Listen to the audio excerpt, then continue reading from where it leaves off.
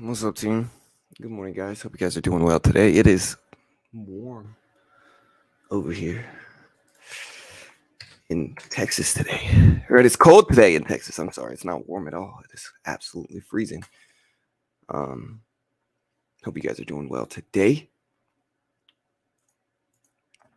Oh man. My Amazon trade's going pretty well. I mean, we did bought Amazon. We made money on it. We're holding 15 shares left. Another swing trade that made money. What's up, Kevin, Dijon, Asan, DS, Fire, Solstice, Particle, Fireworks. What's up, team? Good morning. That's cold, Asan. That's cold for me. SPY over 400, though, yesterday, man. That's amazing. Today, we got the Fed minutes report as well. So we got a lot of stuff happening, too.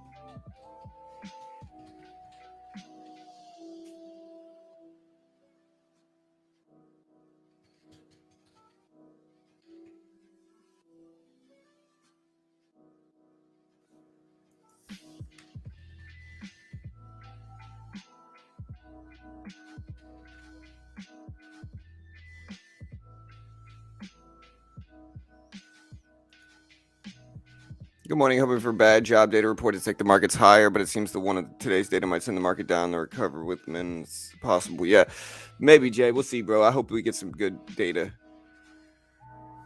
Today we also have mortgage market data, if that's what you're referencing.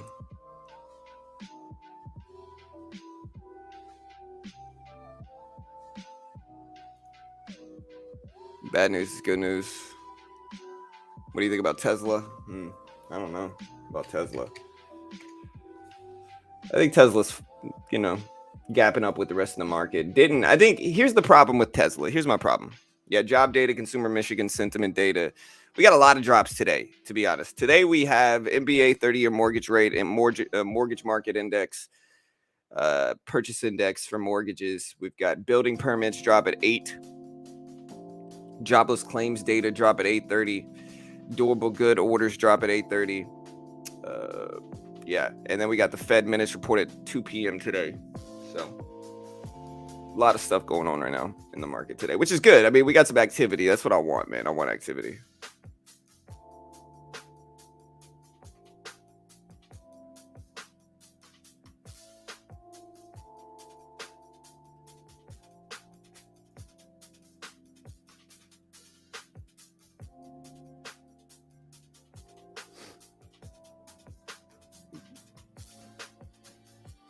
No, Fed minutes is at 2 p.m. fireworks. So the Fed minutes report is just a PDF file that goes live at 2 p.m. every day. It goes. So it goes live at 2 p.m. It's a 2 p.m. report. It's just a PDF file that goes live at 2 p.m. That'll give some indication on what they might do with the next Fed rate hike and kind of why they did the last rate hike decision that they did last few weeks ago. Today's the biggest day of the month by far. It's also an interesting dynamic where we might get a slower day too, depending on what jobless claims data shows up as.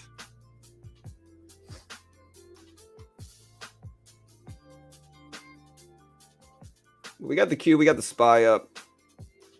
Again, we are holding Amazon from yesterday. If you guys remember, we bought Amazon. And this is another one of my examples of kind of getting into like a buy zone for these specific stocks. Like if we look at my Amazon trades here, again, a great example of me kind of starting to scale in on buy zones. I got in at 91.43, so I got in this one right here. So I got in right there, wrote it up. If we zoom out, I wrote this one up from there to where we're at now, which is up here. Or no, I took profit here. I'm sorry, I took profit there. I got in down here. I actually got in a better average. So I got in this one at $91 even. So I actually got in right here. I got in pretty close to the bottom of Amazon.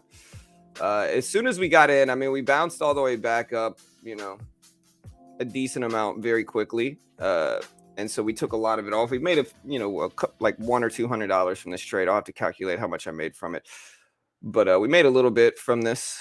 And we're still sitting on the rest here. And so it kind of shows you a great example of one of my buy zone plays that I get involved with. Again, my swing trades have been on point, man.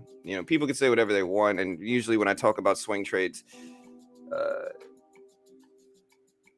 nobody can really criticize it because they've just been so accurate. It's just so easily provable by me. And it feels good, man. Honestly, my swing trades have been ridiculously accurate. Honestly, this is probably the most accurate trading system I have developed in trading as a whole. Is the swing trades I've gotten involved with. I can't guarantee you're going to make money with it. Nobody can. Everybody's different. But the accuracy involved with my swing trades, and again, the swing trades that I've been getting involved with are on the long side in a bear market. And so people can say, hey, you're just riding the trend down. Anybody can make money when shorting when the market's going down long term or buying when the market's going up long term. But we are in a bear market and I'm making money on the long side in large cap blue chip companies. And so just been a really powerful system, to be honest. It works incredibly well.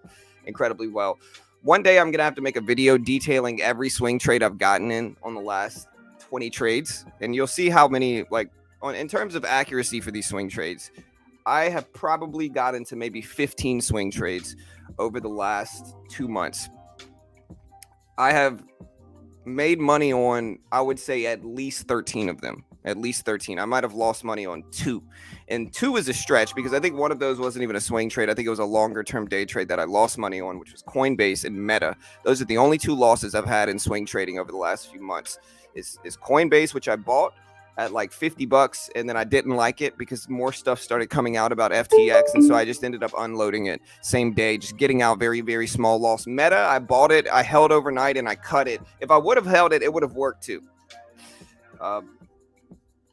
And so, yeah, like I said, one day I'm gonna have to make a video detailing how, what my swing trades have been, what my theses were with these swing trades, like why I got in these, and if I do that, I think people will really start to understand kind of the broad system that I'm taking with these swing trades and just how big the edge is with it, because it works ridiculously well. And yeah, we'll have to see about doing that one day. Hey, thank you, Stocks. Nice, Kieran.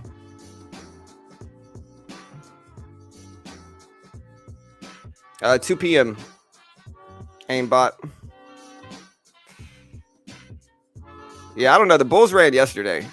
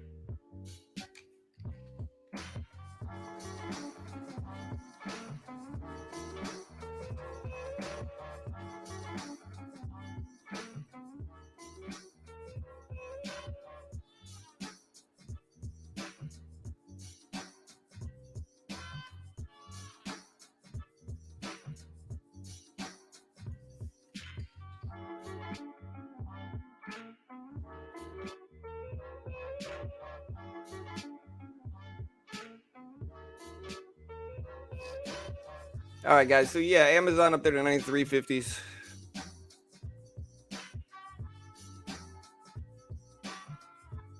Do you have a philosophy for your swing trades? Yeah, I'll go ahead and explain them. First, I'm going to log into TD Ameritrade. Now, I want to show you guys my graph for TD Ameritrade. And you can kind of see my graph here of like how I do it. Like this is my long-term graph for TD Ameritrade. But this is with me depositing and taking money out and depositing and taking money out and depositing and taking money out. And so this is my long-term graph, but the website says I lose money if I withdraw money. And so you kind of see I take it at 30K. Sometimes I keep it at like 26, 27. You know, sometimes I keep it at 33 or 34 where it's at now. But this is my chart. But this is with me withdrawing and taking money in and out of the graph, right? But this is my TD Ameritrade graph.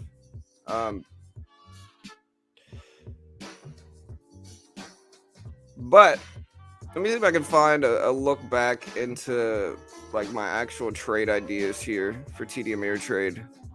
I'd like to see if it gives me an actual true P&L in the last 2 months since October.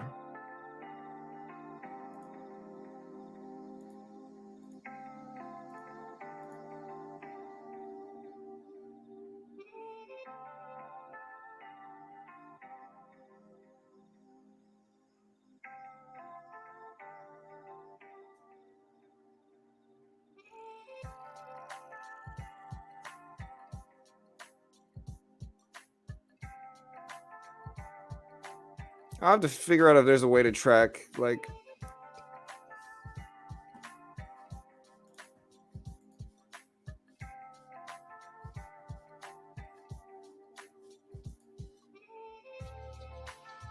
okay, I can track it. Hold on, I'm gonna move this from the screen. Bear with me, guys. Hold on 1 second. Let me do something real quick.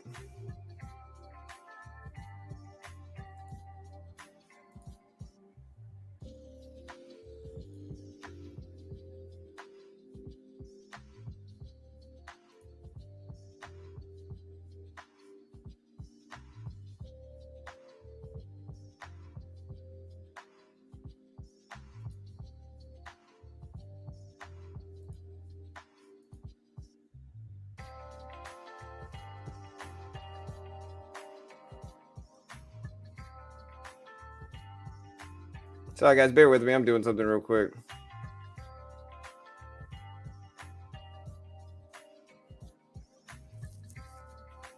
Okay, so yeah, so here's my P&L. Nice. Okay, so it does actually show it.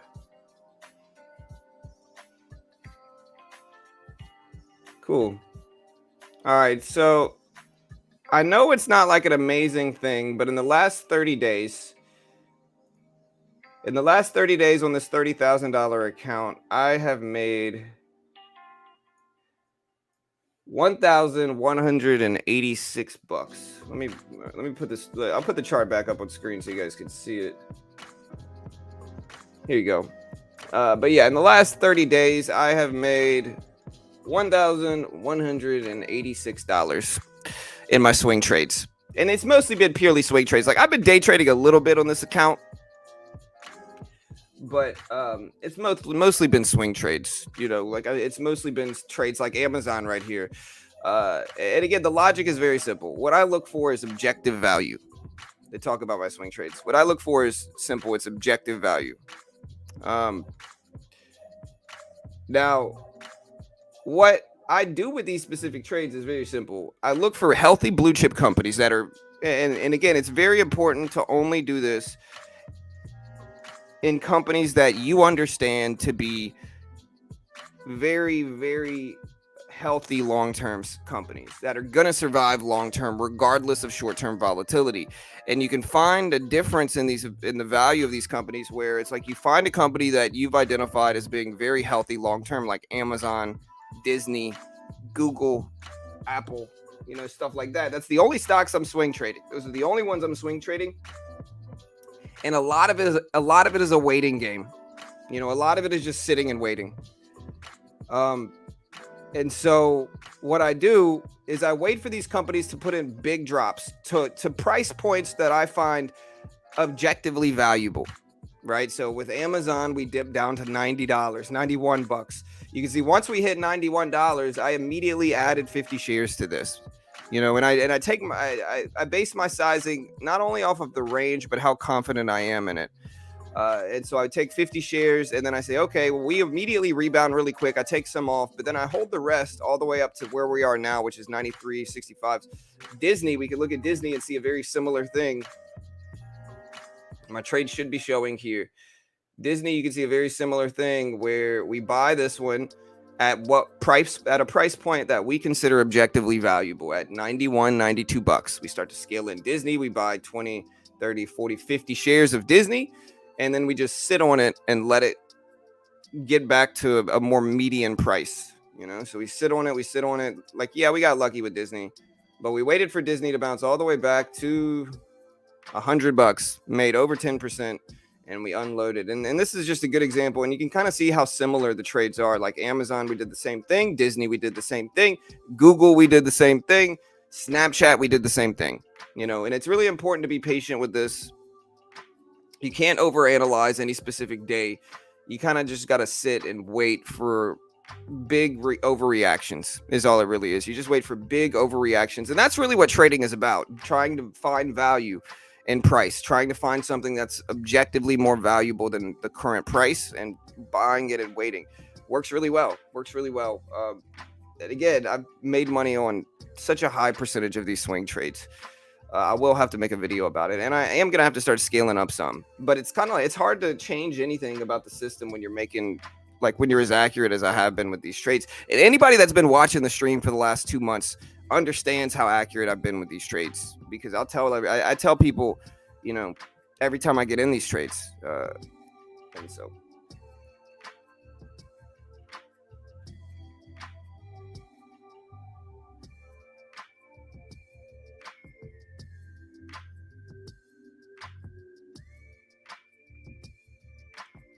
Yeah, all good. Santos, no worries. Yeah, and again, I mean, it kind of goes to show, like, people could say I'm not profitable. They could say I'm a bad trader. Like, they could say whatever I want. A lot of the time, it's just because they want their, like, they wish they were doing what I'm doing. You know what I mean? And so you tend to be a hater when that happens. But just ignore them and understand, like, we're making some good money doing this. But yeah, man, look at the SPY all the way up to over $400. What a crazy day, man. Honestly, it's one of those days where I didn't trade much. The market was, I think it's great. Even though I missed this day yesterday, I think it's great that the market did this. Regardless of whether I was able to capitalize on it at day trading, I think it's great that the market did this. I think the market has been so choppy and neutral that a trending day, especially a big bull day like this, is very welcome, especially with the SPY being over $400. That's great.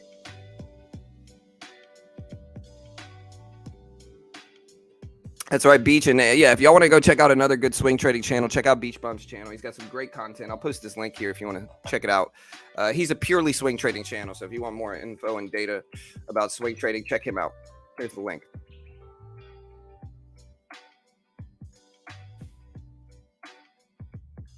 So my SPY calls at the end of the day yesterday. I have no luck this year.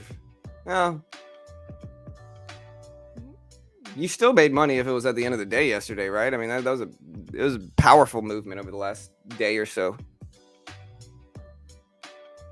Do you think because it's shot up yesterday, today morning, it's going to flush? I think that's possible. I think it's possible. I think it also depends on what the jobless claims data shows up as.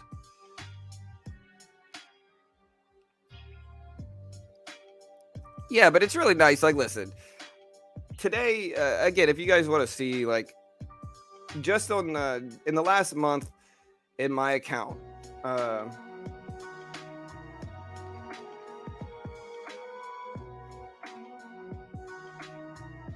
in last month of my account, like I said, I made a little bit under $1,200. $1,200 on a $30,000 account is roughly 4% a month. If I could do that every month with my swing trades, if I can make 4% a month, then we're gonna make 48% a year.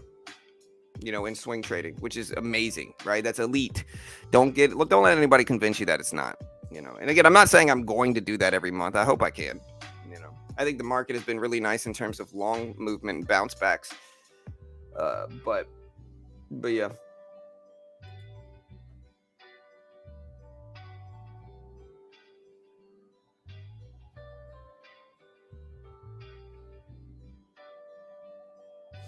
Bro, you good, but you need to take more risk. I don't think so. I think, no offense to you, I'm not saying you're brainwashed, but I think a lot of people that push people who might make 50% a year in profit to trade larger are brainwashed to a certain degree. And I'll explain why. Is because outside of the day trading, penny stock marketing, like guru culture of day trading penny stocks or whatever it is, 50% a year or anything like that, like making $1,200 a month on a $30,000 account in all different circles of trading, unless they're sleazy trying to sell you a course, is going to be seen as elite.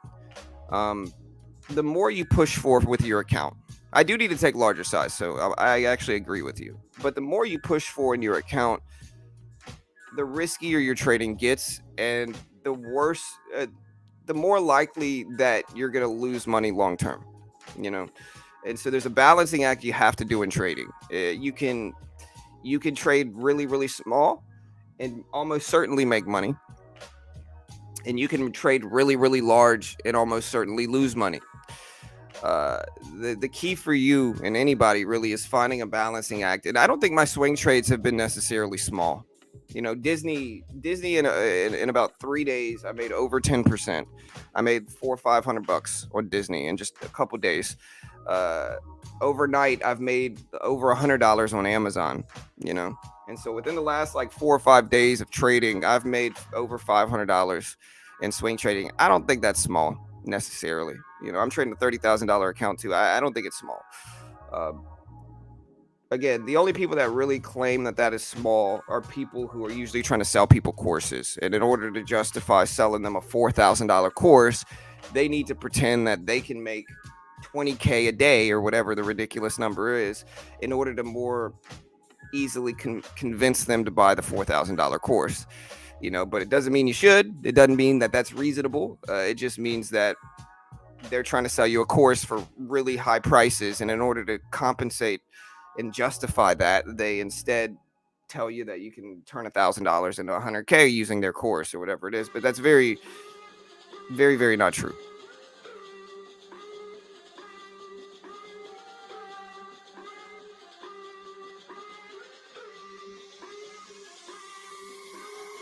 Yeah, Kieran, that's still good, bro. Even if you made money on the long side, brother, you're still doing good, man. Yeah, we're not up a ton right now in pre-market or after hours or extended hours trading in the SPY. So it's not like we're up huge. The real moves were during market hours yesterday.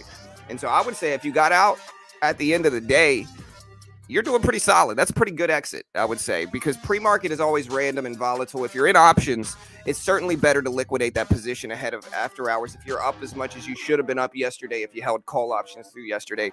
And so in that regard, I think that's a great time to exit. I think it's actually a much smarter exit than holding out all the way through jobless claims this morning, durable good orders, NBA market index orders that could all influence the market negatively and turn that trade around on you. I think getting out where you did at the close of day yesterday was smart. I think that's the right move.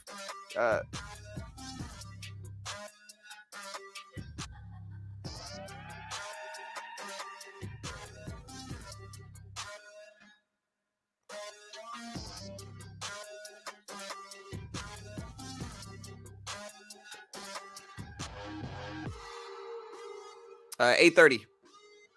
8:30 market time is when the data comes out. But yeah, I'll take my little, $1,200 a month, in swing trading profit. If I could do that every month, I make about 50% a year in any trading circle that's going to be seen as elite. The S&P 500 does 8 to 12% a year. If you can make 50, I'll put it this way: if I can make money like this in swing trading consistently, I'm gonna hit up some hedge funds and see what they say. And if I have that proof in my account, then we'll have to wait and see if they'll hire me. What do you guys think? I don't think they will. I think nowadays with big hedge funds, they require too much out of people, but we'll try.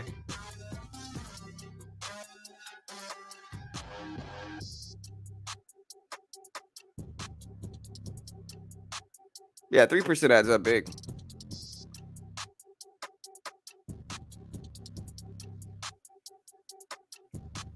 Y'all do me a favor, run those like counts up. We're also going to do a poll today, bullish or bearish on jobless claims data.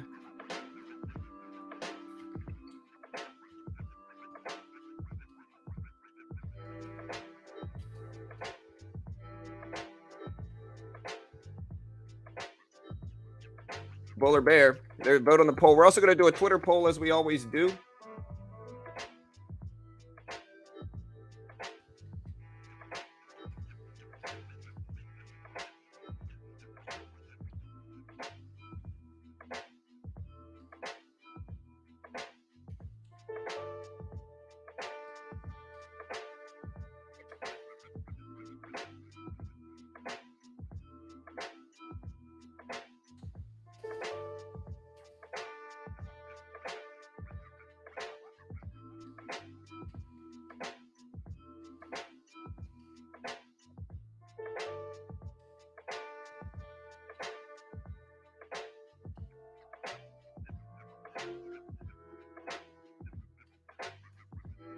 All right, guys.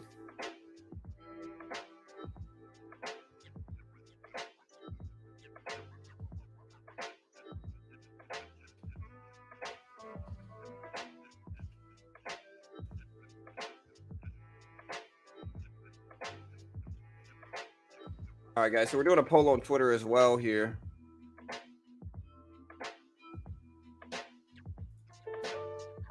Again, y'all smash that like button, hit that subscribe button. We appreciate you all. Doing our Twitter poll right now. For once, it's actually pretty warm in here. Oh, yeah, we got a new puppy. We did get a new puppy. I would take Cindy for my mom, but my mom wants Cindy now. I think her and Cindy are having a good time, and I think Cindy...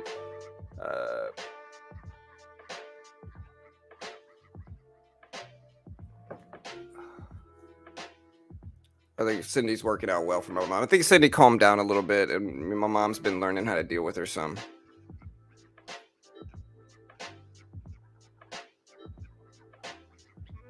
Y'all want to see the puppy?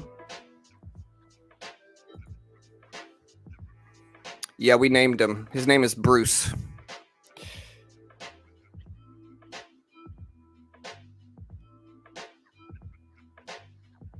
Yeah, today we got a lot of big data coming out. Today's big. All right. I'll show you guys the puppy.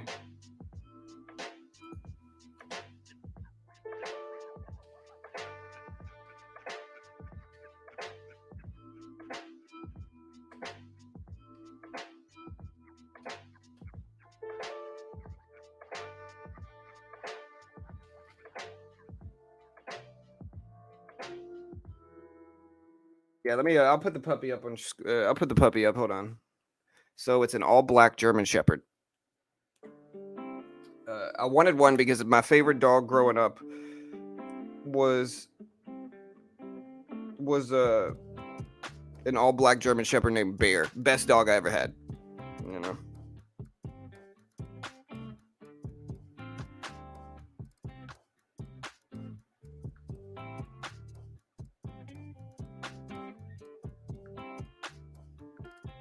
And this one looks just like it. And I can kind of see why my parents called him Bear. Because this one looks exactly like him. This is him.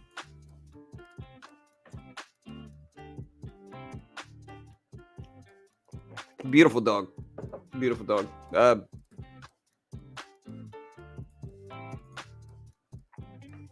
He's sweet though, man. Super friendly, super nice. Pretty ears, you know.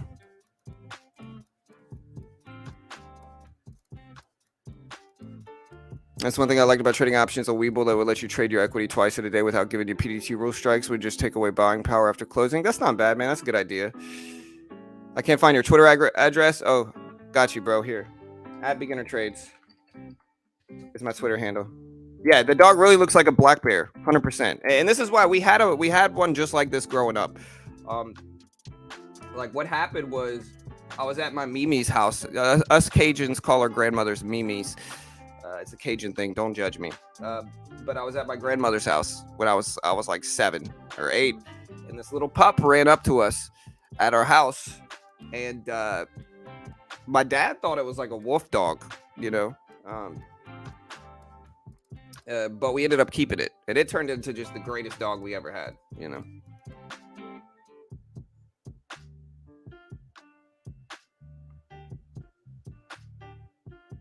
Yeah, right. Bruce, first of his name. Yeah. Yeah, thank you guys. Yeah, it'll be fun, man. I told my daughter here, this is kind of my Christmas present to my kids. I told my daughter, I was like, look, you know, I'll get another dog just because I want Rosie to have a friend, you know. And Rosie's not the biggest dog, and so I wanted him to have a friend. Um, I would have got him from Rick, but I don't think he's has any. Hey, thank you, Hassan, my guy. Thank you, brother. I appreciate you, bro. Thank you, man. But yeah, I saw the parrots.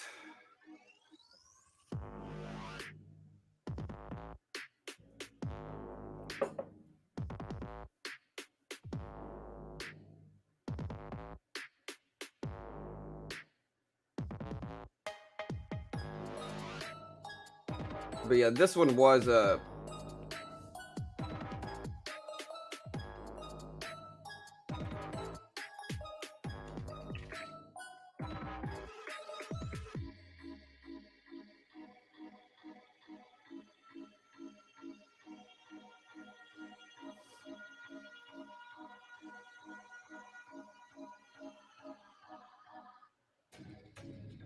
right, guys.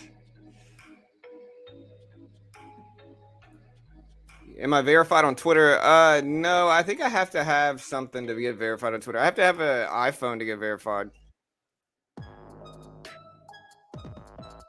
From what I understand, but I'm not 100% sure. But I'm pretty sure I have to have an iPhone of some sort to get verified. Not 100% sure though, unless they change that.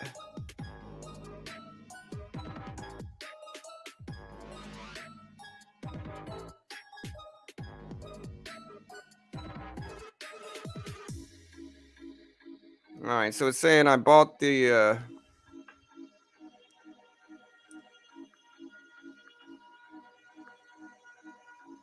Yeah, vote on the Twitter poll here. We got our Twitter poll here. Vote on that poll. Let us know what you guys think. We got our poll going live on this stream as well. Bullish or bearish on today's jobless claims economic data. We got about 87 votes, 59%, 60% are bullish, 40% are bearish.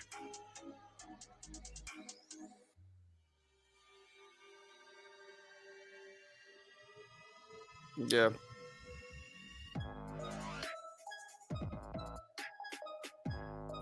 But yeah, Amazon doing really great today, man. I hope it rips up too. It depends on what jobless claims numbers are going to show. I'll probably cut at least a little bit more from Amazon and just sit in maybe 10 shares before the stuff happens from it. Just because I don't know if I want to.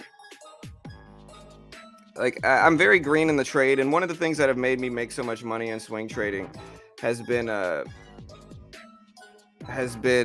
taking profits fast, man. I don't sit on these trades for long at all. I don't need to, you know.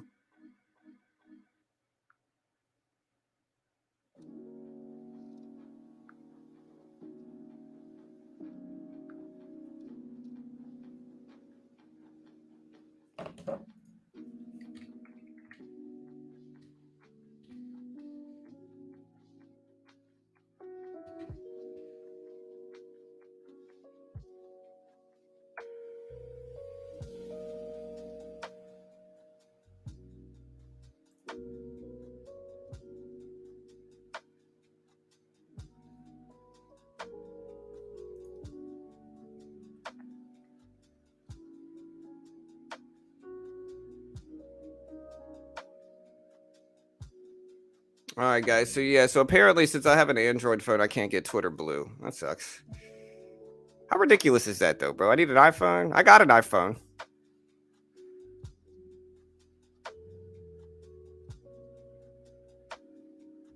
All right, so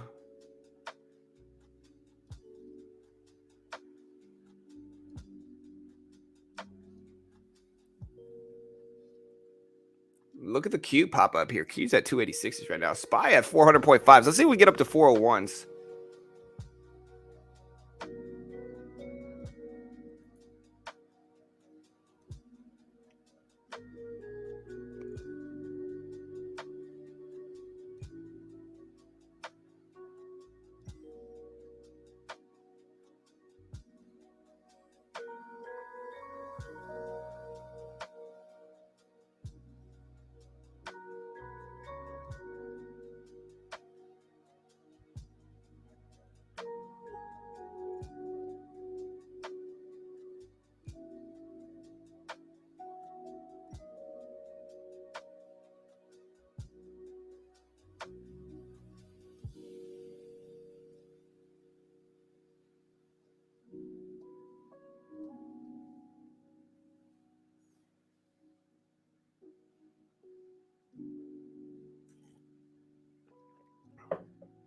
All right, guys. So the SPY up to 400.5.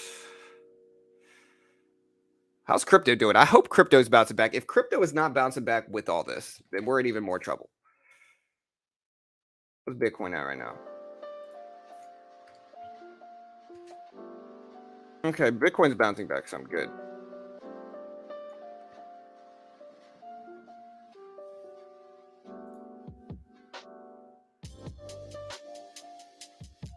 I'm trying to look at how accurate, like,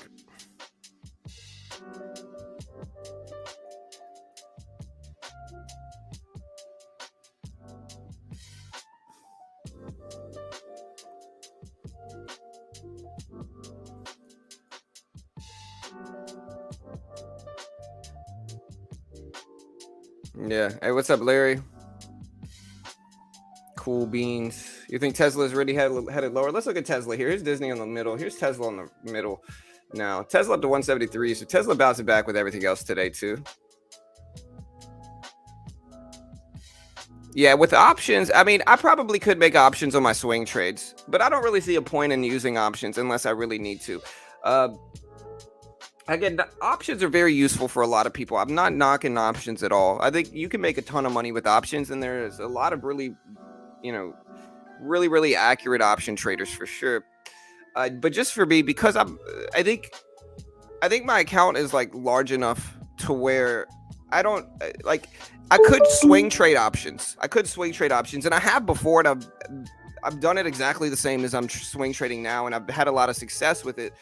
Um, I just think the big thing for me with options and swing trading is that I can't sell in pre-market. I can only sell at market open, and I think with the way I swing trade, that's not going to work. It'll work, but it'll be less effective. So I still think I'd make money doing it, but I think it would be noticeably less effective because I can't cut my trade when I want to cut my trade. Now, the good thing about these swing trades is that you don't need a ton of equity to do so. You need like 5K maybe to take the swing trades I'm trading, maybe 5 to 10,000 to take the swing trades I'm trading. And it works really well. It works really well. Again, last month we were up about $1,200. I'll take that all day. And yeah.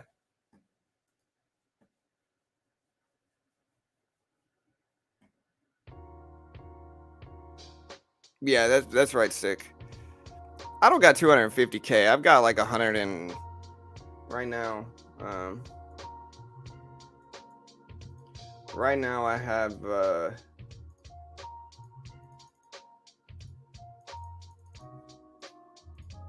now I've got 132,000 in buying power.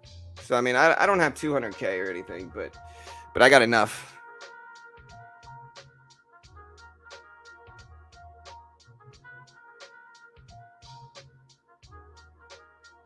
Yeah, the trading hours are what really kind of hurts options in my opinion. All right, guys, jobless claim numbers today, man. Big day. Big day.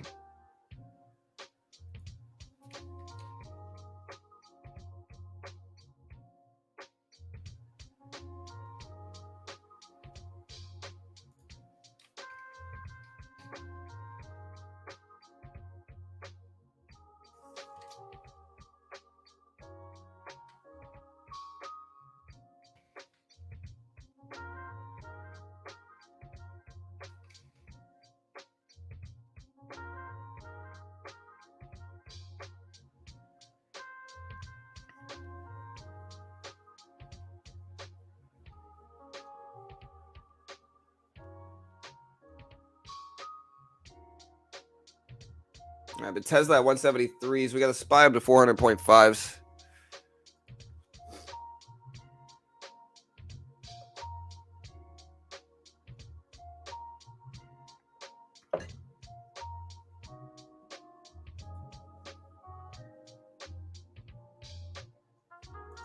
Yeah, and I don't necessarily need a blue check mark, because everybody kind of has a blue check mark. You know.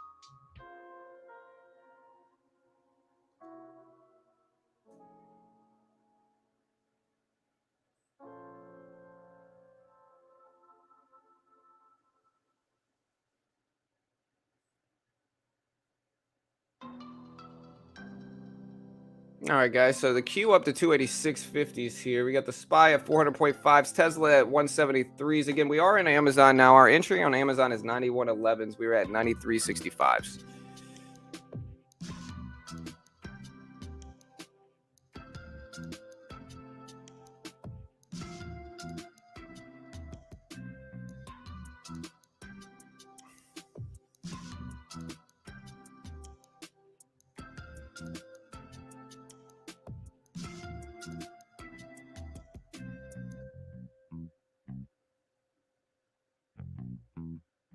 Hmm.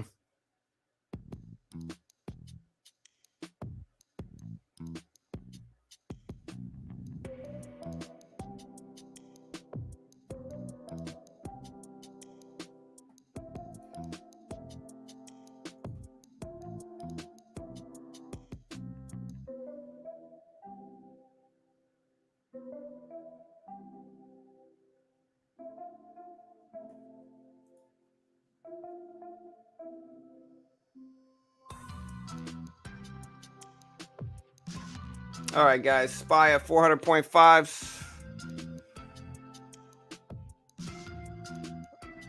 All right, so they're saying that Mark Z is going to resign next year. Basically, and I understand it. I think Mark Zuckerberg should resign. I think he needs to resign, not even because he's doing a terrible job. I mean, I think he spent way too much money on the metaverse. I think he spent way too much money on the metaverse. I think it's too early for that. I think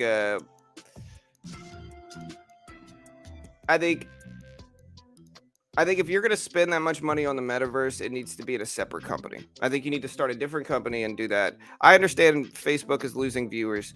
I understand. But I think when you're a public company and you're spending $10 billion on the metaverse, what's the best word for this? I don't think it's going to hold. But I think people eventually going to be like, let's get this dude out of here.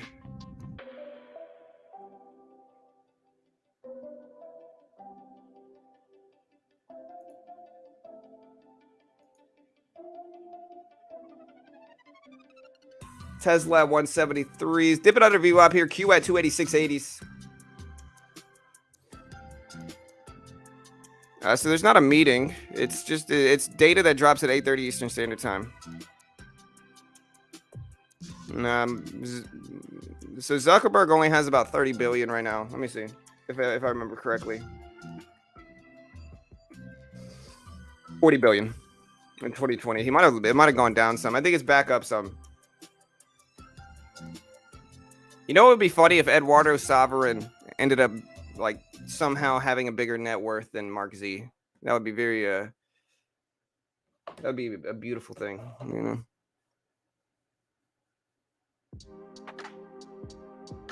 So 38 million is what his net worth is. Net worth is according to Bloomberg. Year to date, he's down 83 billion, 66% of his net worth.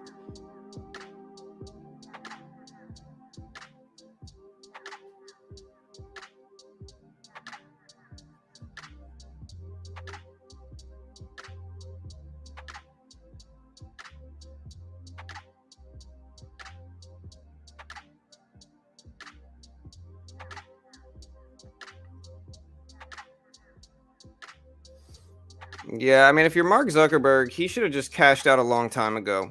Like if I'm Mark Z and my net worth is hundreds of billions of dollars, I am going to cash out my stake, most of it, maybe keep 25% of it as a passive holder and just kind of sit, you know. The longer you sit, especially with social media companies, I mean, the worse it generally gets.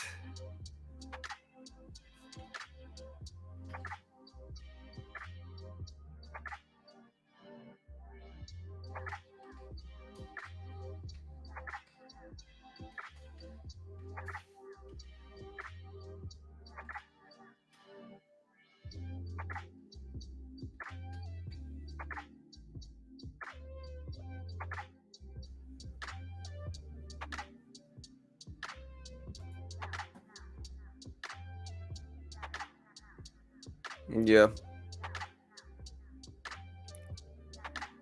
Where will the jobless claims live be? Right here, Brandon. We're going to cover it live right here. The jobless claims numbers drop at 8:30 Eastern Standard Time. We did just have mortgage market data just dropped, though. So mortgage market data just dropped. Let me cover it real quick. I'm pretty sure we just have mortgage market data. We also have Michigan. All right, so mortgage data came in higher for the 3-year Treasury gilt auction in England. 30-year mortgage rate went down to 6.67%. That might be seen as positive, but we're actually getting a negative reaction from this here. So we're actually responding negatively. Mortgage market index went up. Mortgage refinance index went up. MBA purchase index went up. MBA mortgage applications are at 2.2%. 30-year mortgage rate is at 6.67%, so less than last time. So mortgage rate went down, but all these numbers are making the market drop a little bit. We'll put these numbers up on screen. Mostly the number as well as the applications.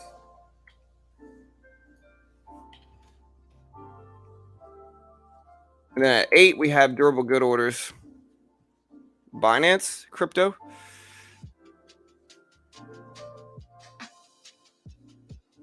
Who? Ronaldo.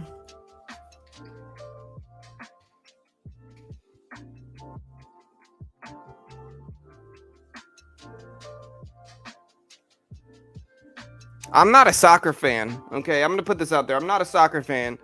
But the only thing I know about Manchester United was that it was in Euro Trip, the movie. It was in Euro Trip, the movie.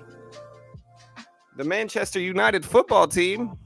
That's the only thing I remember about Manchester United. And then they go to the bar, and it's like everybody's there about Manchester United. Again, as a non-soccer fan that's never watched a full game of soccer, of professional soccer in my life, that's the only thing I know about Manchester United.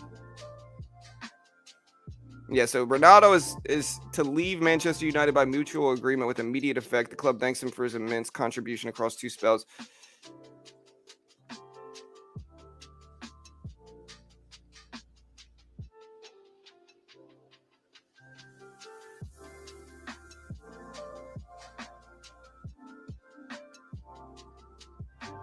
Yeah, jobless claims data is going to be the biggest stuff. Yeah, it's about an hour and a half.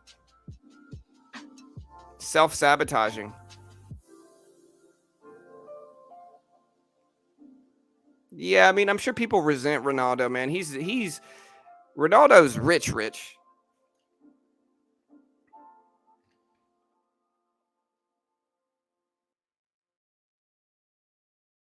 Yeah, Cristiano, isn't he like one of the richest athletes in the world?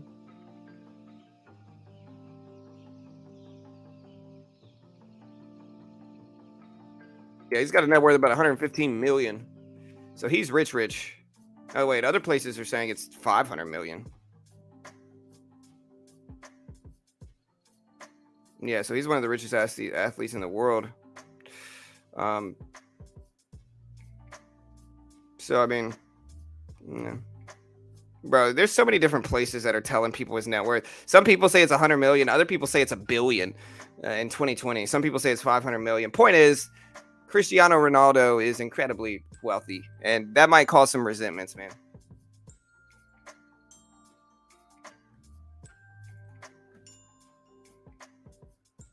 Yeah, for sure.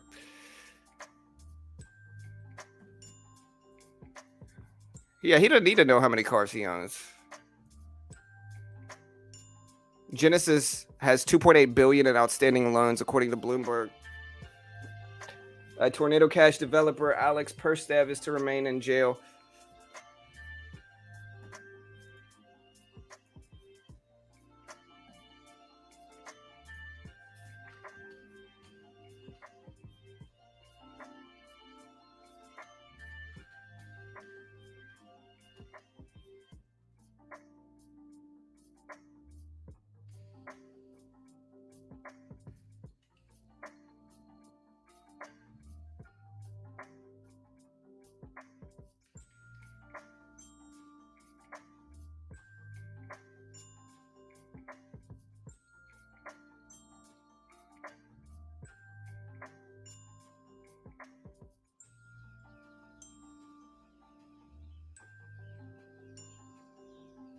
All right, guys. So Tesla's popping up, but yeah, you can see the NBA data.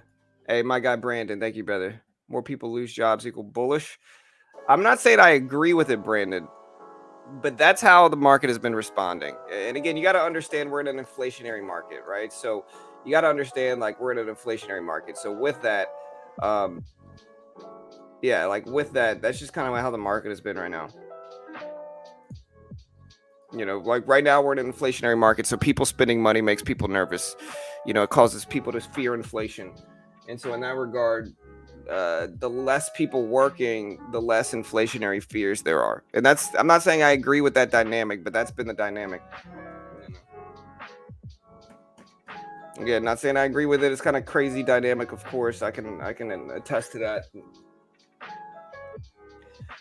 But yeah, just a weird dynamic.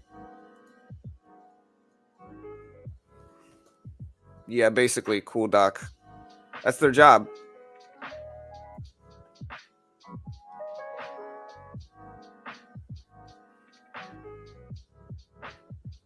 Y'all do me a favor, hit the like button. Let's break 100 likes real quick if we haven't already. Hit that like button, guys. Hit the notification bell.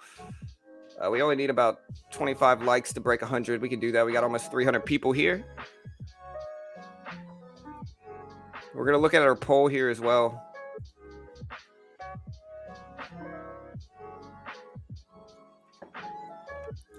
So it is 7:10 right now, 7:10. At 8 o'clock, we got durable good orders. We got jobless claims numbers drop at 8:30. Building permit data dropping too.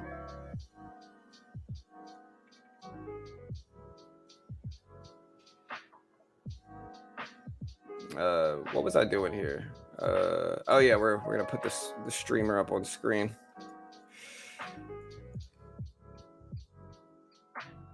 So the timetable for all this stuff. We got building permits at 8, jobless claims and durable good orders at 8:30.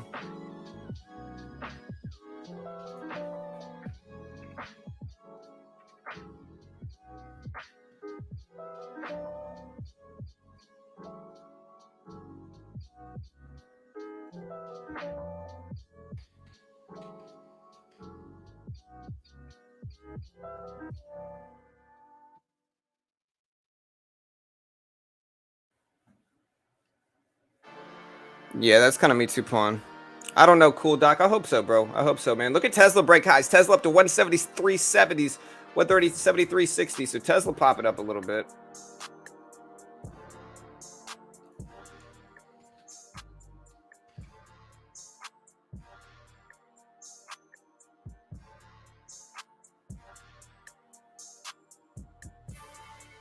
Tesla up to 173s, 174s.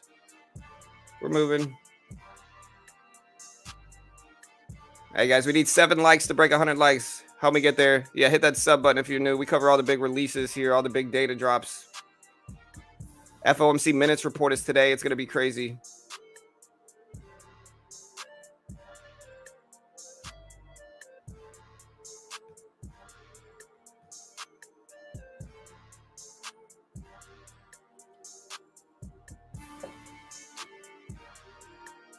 Amazon popping back up, almost up to $94 a share. Again, we bought it at right around 91 bucks. We're riding this back up. You can see we bounced it right off the 200 moving average here for the SPY here.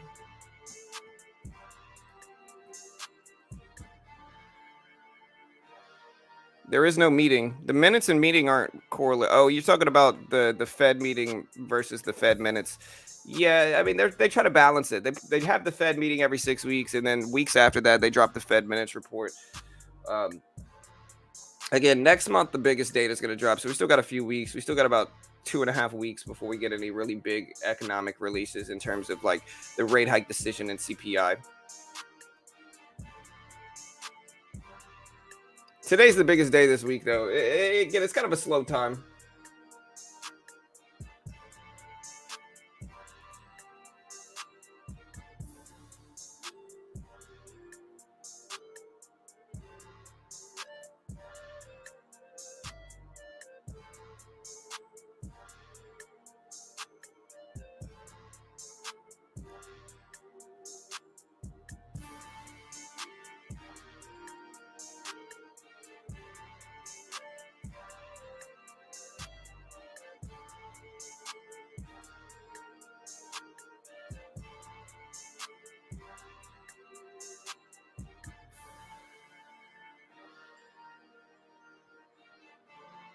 All right, guys. So SPY back over 400.5s over the volume weighted average price. You can see the Q, which is a little bit more tech heavy, up to 286.60s here. Tesla at 174s.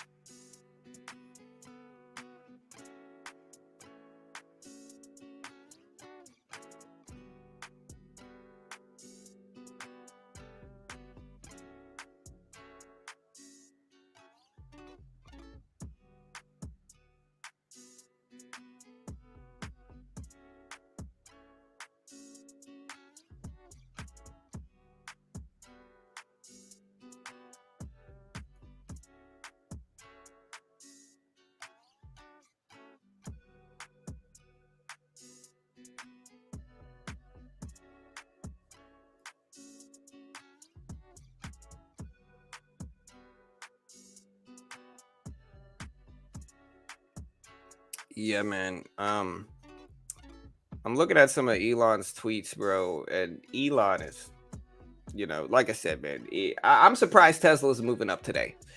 That's all I'm saying. Tesla up to 174s. I'm surprised it's moving up today. You know.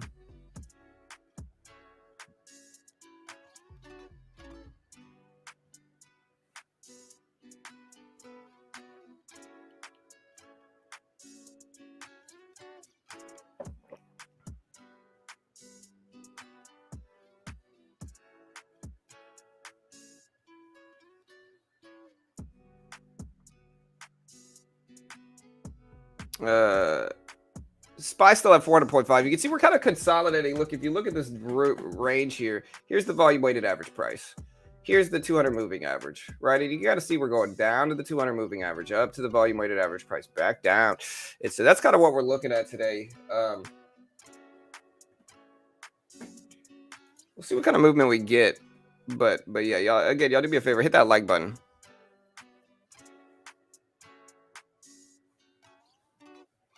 Tesla upgraded. Yeah. Jobless claims is at 8:30. Yeah, basically, again, I'll give you some procedure. Hey, all good, man. Fireworks says, I think some of you can relate to me, but dude, I am so happy I found this YouTube channel and stream. I stumbled on it randomly, and it's been my morning coffee for a week now. Thanks a bunch. Hey, all good, Fireworks. Thank you so much for being here, man. But yeah, basically the way this works, okay? So every month, there's a few metrics that drop once a month, right? That is PPI, CPI, PCE deflator, GDP. And there's a few other ones that I'm missing, like jobless claims drops weekly. So jobless claims drops every week. And there's some other ones that drop bi-weekly. There's some that drop every week. There's some that drop once a month. But the inflationary metrics that drop once a month that are big are CPI, PPI, PCE, and GDP. All of those are relevant to inflation. Those four metrics, they drop once a month. All right. And the Fed uses a mix of those things really to gauge how bad inflation problems are. Every 6 weeks, the Fed meets to determine how much they want to raise or lower interest rates. If inflation is bad, per those metrics, what the Fed does is they raise rates more aggressively. By raising rates more aggressively, the entire point is to discourage spending. All right, and understanding this nuance of it is really important. It's to discourage spending in order to make prices fall. And the logic behind it is that the less people spend, the more businesses must in turn lower their pricing, thus combating inflation, right? That's the whole point of raising aggressive rates. But the problem at the time is when they raise rates aggressively, it usually causes negative stock market reactions. And so the more aggressively they raise rates, while the more optimism people have for the future, the more pain that's felt in the market. In that regard, we've been raising rates pretty aggressively now for months, and we've had a pretty bearish year in terms of movement in the stock market and markets in general, really crypto certainly as well. And so in that, again, by that logic, right now, we have a time of high inflationary problems. And so when we get something with jobless claims, it drops at 8:30 a.m. It drops on the dot. It's just a data release. Every major news source will have it. We'll cover it within seconds of it dropping. And you can ask anybody that watches these streams. We cover it very fast, usually. And so you'll know it as soon as it comes out, and we'll also cover the stock market reaction for it. But we are at a part of time where inflationary problems are big and profound. And so because of that, people want to see less people spending. Less people spending is going to equal positive stock market response, and vice versa. more people spending, and anything that might influence more people spending is going to be seen as a negative in the stock market. Again, I'm not saying I agree with it, but that's just the movement and the nuance of the market right now. And so in that regard, we got jobless claims numbers, which is basically how many people are claiming to be out of work. And if that number comes in higher than expected, we will probably get a positive reaction in the market. A larger than expected number will equal less spending, will equal less people working, in turn less spending, and a positive stock market response, and vice versa. Lower than expected jobless claims numbers, i.e. more people working, is going to equal more people spending. And when more people spend, people have inflationary problems and fears. And so, in turn, it's going to almost certainly cause a negative stock market response. We also have durable good orders dropping today as well. Durable good orders are basically exactly how it sounds. Food that expires and how much, that goes in. Durable good orders reports the change in the total value of new orders for long-lasting manufacturing or non-expiring foods is what I meant to say earlier. For long-lasting manufactured goods, including transportation items. Again, this might be something where higher is worse. Again, it could be something where higher is worse. We've got core durable good orders. Is expected to come in at 0.1%. The core durable good orders is going to be the most important metric here. 0.1% is what they're expecting. Again, anything under that might evoke a positive response. Again, it measures the change in total value of new orders for long-lasting manufactured good, excluding transportation items. Aircraft orders are very volatile and take a number of months to fill, and so a core number gives a better gauge at identifying the relevancy of this metric, if that makes sense, right? And so again, a higher reading indicates increased manufacturing activity, which might be interpreted as a negative right now in an inflationary market like we're currently in. And lower than expected reading might be interpreted as a positive right now. Again, 0.1% is what the expectations are for durable good orders. They drop at 8:30. We also have building permits scheduled to come out today. Building permits are very relevant as well. Building permits measures the change in the number of new building permits issued by the government, and they're a key indicator in projecting future housing data and starts. Again, this is real estate, how much this is going to, affect it. Again, less could be more, less could be seen as more, but this is a little bit more nuanced than normal, I think. That drops in 40 minutes at 8 a.m. on the dot.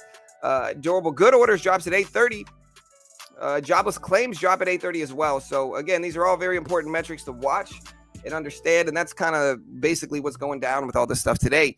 Again, generally, jobless claims numbers drop on Thursday, but since the market is closed tomorrow, they're kind of consolidating all these data releases to one specific day. We got the Fed minutes report later as well. And so as I mentioned earlier, every 6 weeks, the Fed meets to determine how much they want to raise or lower rates.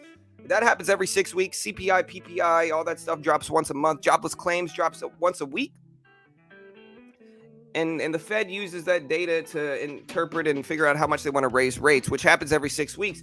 The last rate hike decision, if we look at the FOMC calendar, I think it was like early November, right? It was like November 2nd, if I remember correctly, right? So November 2nd was when the last Fed meeting was going to be.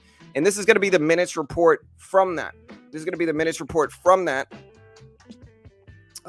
PDF file that drops at 2 p.m. And we're going to stream it live here. We're going to watch the stock market reaction, which is generally profound.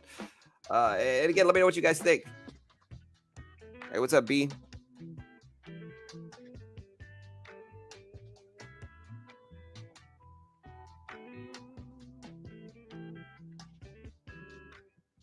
Yeah, I mean, I certainly agree, Jeff. I certainly agree that is definitely influencing the economy and leading to part of the reason we are where we are now, for sure.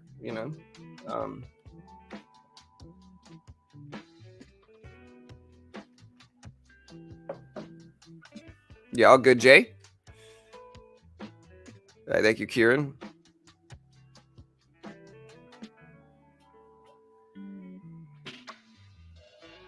Hey, what's up? What's up, Brandon? Hey, I appreciate the sub, brother. Thank you, man. Thank you for the donation earlier too. What's up?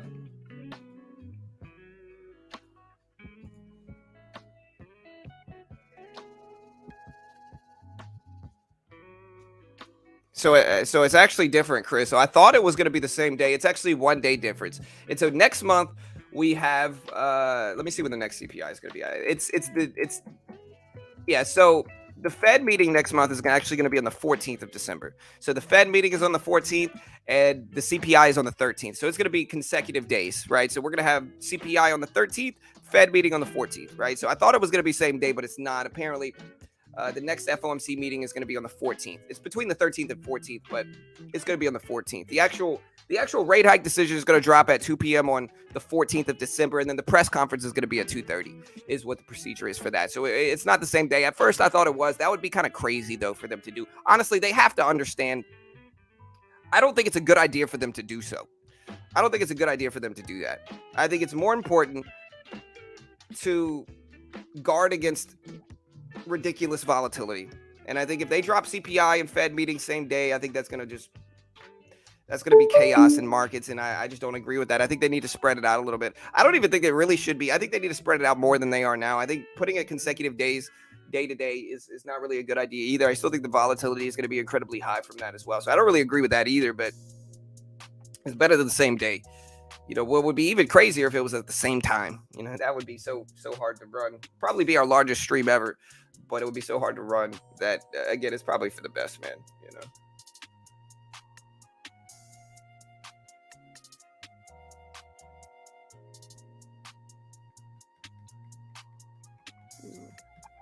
Yeah, all good, Chris. No, yeah, man.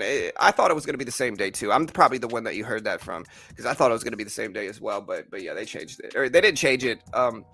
The FOMC meeting is just going the 13th and 14th, and CPI is on the 13th, right? So the Fed meeting is always on the last day, which would be on the 14th. So yeah, but today's the Fed minutes, right? And so again, every 6 weeks they report the rate hike decision and press conference, and then weeks after that, they drop a PDF file at 2 p.m. called the Fed Minutes Report, which drops today, detailing why they chose to make the last rate hike decision, as well as giving you a little bit of understanding into the nuance behind the decision, as well as potential foresight into what they might do in the next Fed meeting.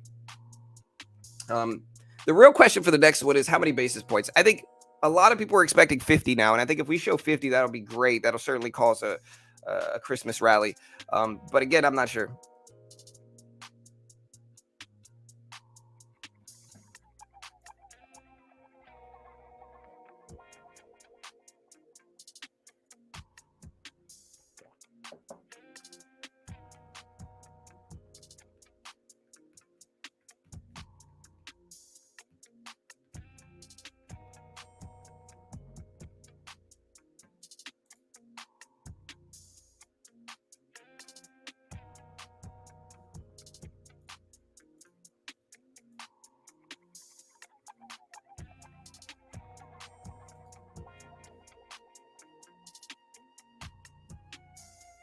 Some talking heads also misses the Fed never increased rates during the market downtrend, has always been on the way up. Yeah.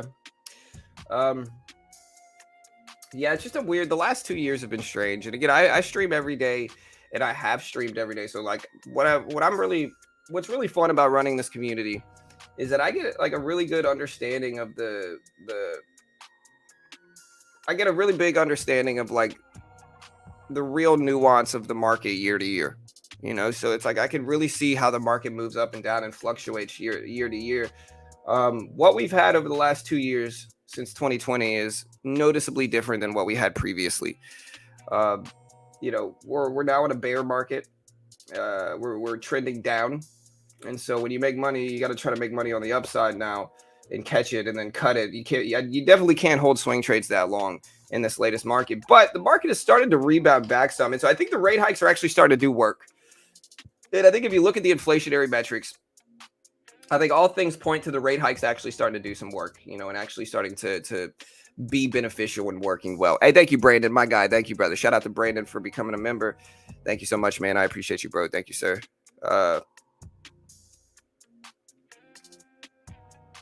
Yeah, 25 is probably not going to happen, I think, but it could. I mean, 50. I don't even think 50 will happen, to clarify. I think they'll probably do 75.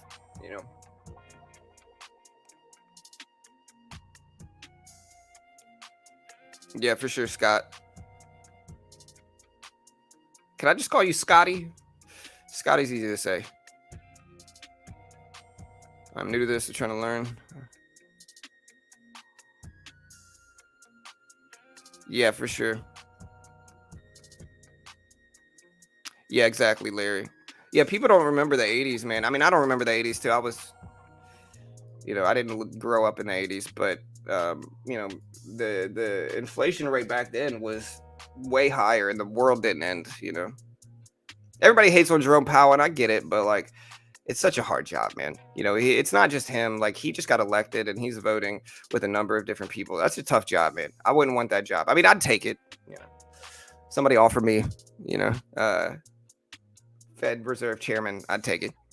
But it's a hard job, and if the market does well, nobody credits him, and if the market does poorly, everybody blames him. Like it's only him making these decisions, and it's not. It's a very difficult job. Uh, I wouldn't want that smoke. uh,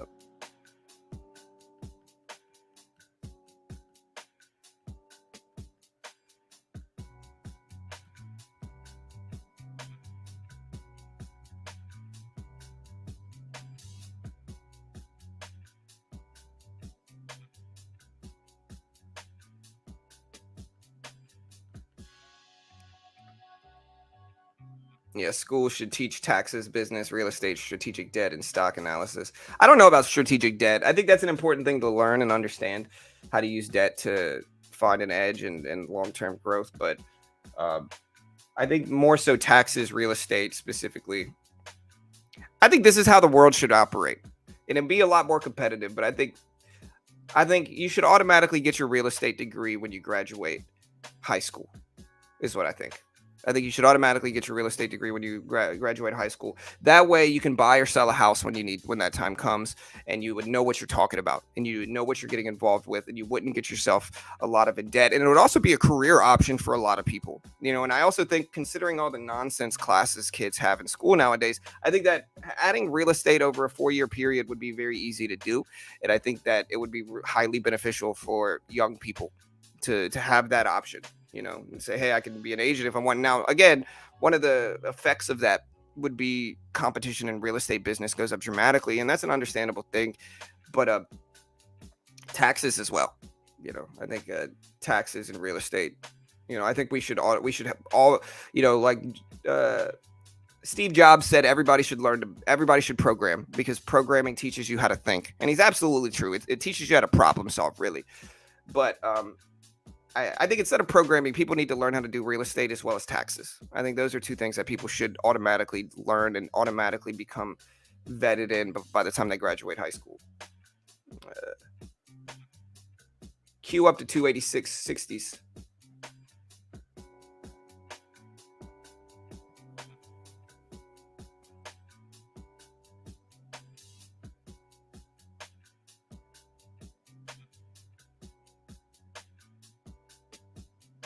All right, nice, Chris. No, I didn't see that, man. Home economics class and balancing the home budget. Yeah, I mean taxes are important, bro. Like people like taxes, man. Like the tax system is just like doesn't work great here, in my opinion. And so I think taxes over everything else are the most important thing.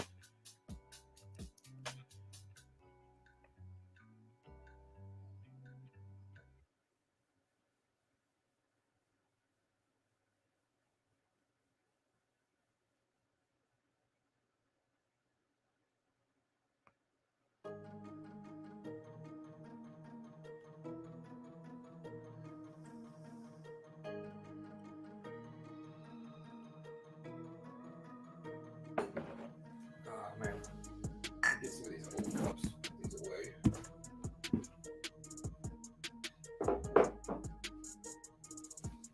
Did I show you guys my slippers yesterday, bro? Check my slippers out. Dude, these things are honestly really warm.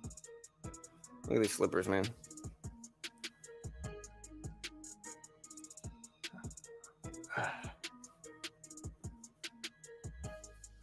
What is VB?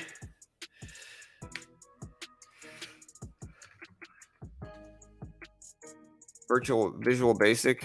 I mean, I don't know Visual Basic. I'm a front end mobile developer mostly, so like JavaScript and React Native. React Native JavaScript. Um, specifically like my specialty is mobile application and APIs. You know, JavaScript. mostly mobile application. React Native is what vanilla JavaScript, React Native. I know Python as well, which is it's kind of what traders use, but I've never actually used it for trading data. So I know Python because it's just the first language I learned years and years ago, but I've never actually used it for machine learning or AI like a lot of people do. I'm more of a front end mobile developer building mobile applications mostly. You know. Hey, what's up, Horatio? Hey, what's up, brother? Yeah, Big Short. Yowzer. Oh, you want a countdown timer? I got you, bro. Hold on.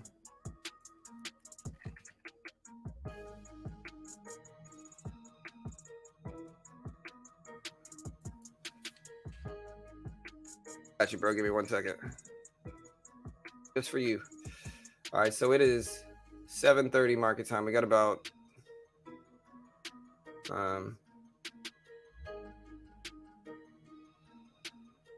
we've got about 55 minutes.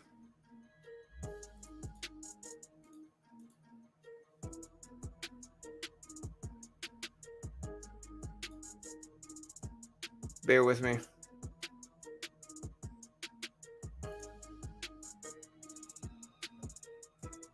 All right, here, I got you. Here.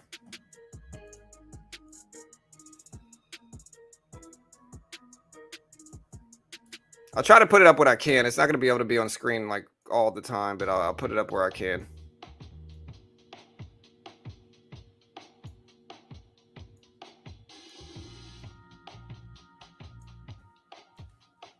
There's the timer.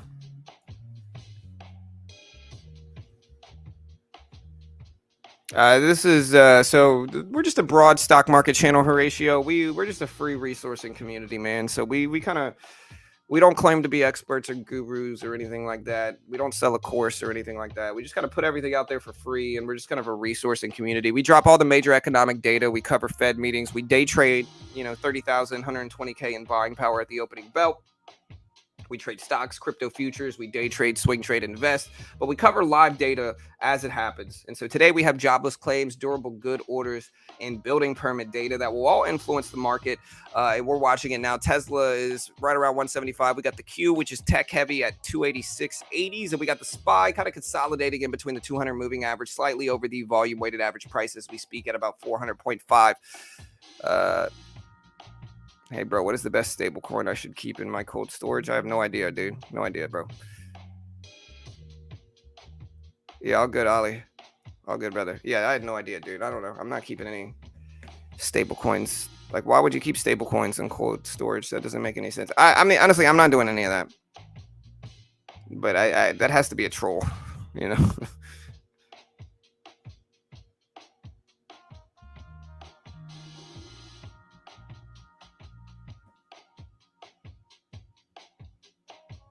All right, but yeah, there's the timer. Again, we got about 53 minutes until jobless claims numbers drop. We did make a bunch of money on Amazon, Disney, Google over the last few days. I wish TD Ameritrade gave me like a full list of my trades. They have to, right? Let me see.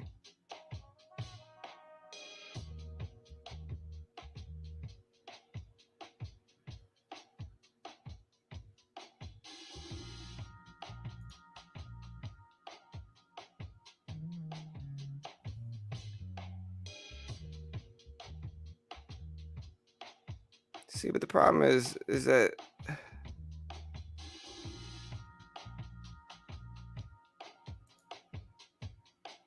okay, cool.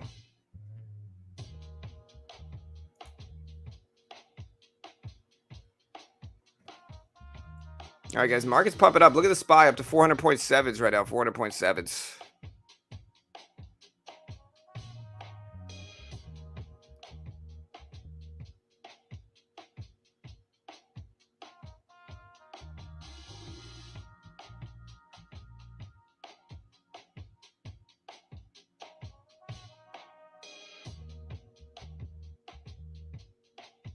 Bro, is it? I see the transactions. Does it show me?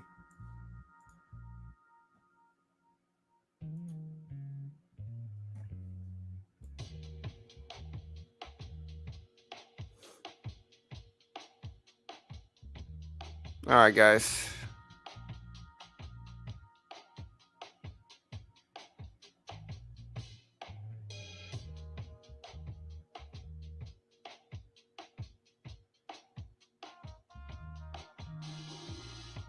Yeah, I'm trying to look. It doesn't actually show me my P&L on TD Ameritrade. That's one of the flaws. Not on the website, at least. But yeah, SPY pumping up. It's at 400.6 this year. Let's zoom out a little bit. We got this high up here that might be relevant right around 401.10s. Tesla moving up there, testing these highs up there. The Q, which is, again, a little bit more tech heavy, up there at 286.80s. Let's put the timer back up if we can find it. Here we go. Do you think crypto bottom? I don't know. I hope so.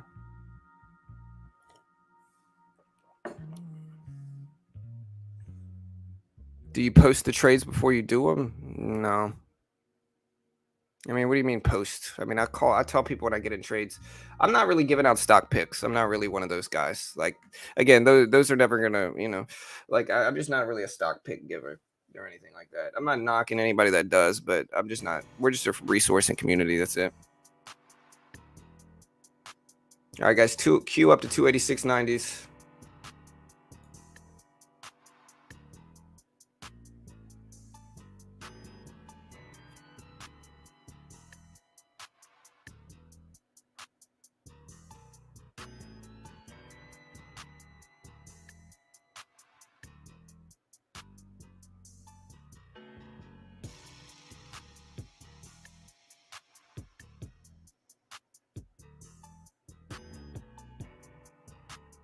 All right, guys, we're up to $50.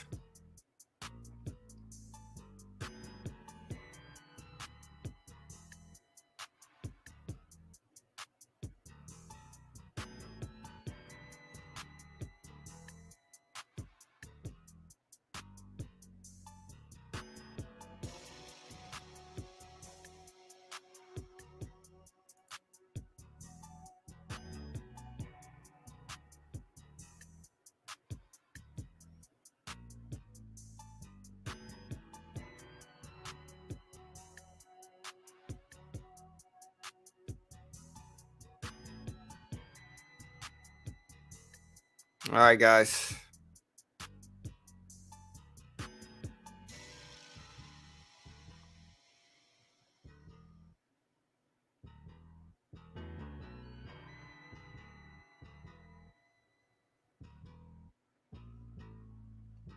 Q, so tech just ripped all the way up to 287s here. Amazon popping back up too, which is great. Tesla still at 174.60s.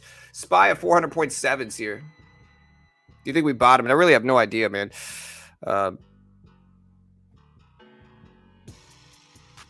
Maybe Jeff. The only reason you keep any,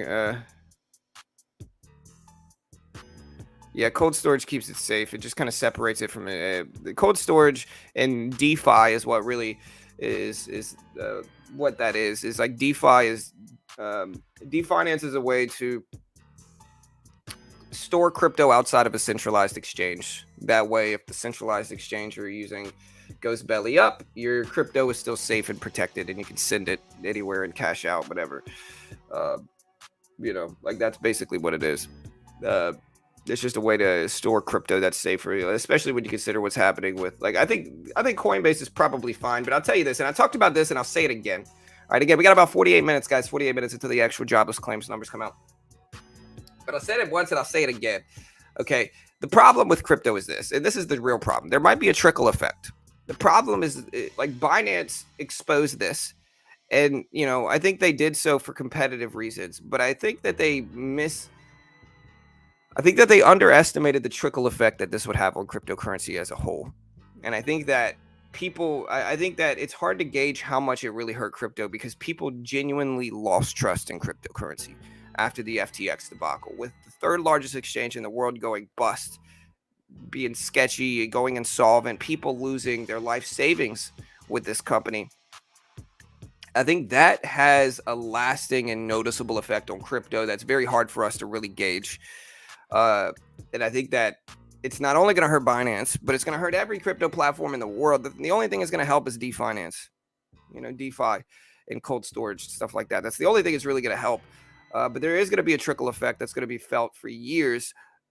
I'm pretty flat in crypto because, frankly, I just don't trust it right now. I just don't trust it right now. I don't think, and I think that should be an understandable thing. Like, I have a crypto channel, and we talk about crypto and cover the news on crypto and all that stuff. But I simply do not trust crypto enough right now to sit on any significant positions in anything. And again, I'm waiting for this to stabilize. And if we start to go on a bull run, sure, maybe I'll jump back in. I probably will jump back in if we start to go on a bull run. But I don't see any point in sitting on my crypto during this, because I think there is a small, but there is a chance, although it is a small chance, that crypto keeps coming down and that it essentially crashes, down to very low levels. And again, I'm not saying that's likely. I don't think it's likely. I think it's unlikely, but I think it's possible. And I don't mind just kind of sitting here if we start a bull run, jumping back in it. But for now, I'm not sitting on any major crypto positions. And the only people that are really telling you to hold are people that are holding themselves because they're stuck.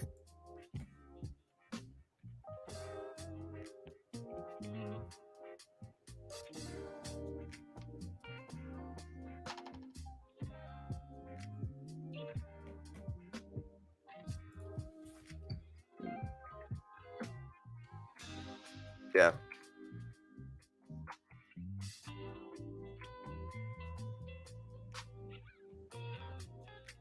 Yeah, what DeFi is a way to trade crypto without using a centralized exchange, is what it is. So like Coinbase or FTX was a CEX, a centralized exchange. The problem with centralized exchanges is that when they go bust, you lose everything. If you're trading and if you have crypto on a centralized exchange and they go bust, then you lose everything. If you have your crypto in a decentralized fashion, like storing it in a decentralized way, or if you have it on a decentralized exchange, then regardless of what happens, you still have your crypto. And that's the difference. Uh, that's what I meant by storage. I just meant, it's not sitting on a centralized exchange, vulnerable.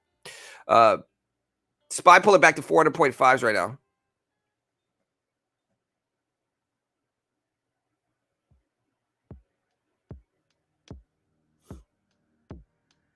I'm wondering if crypto could be a leading indicator. I don't know.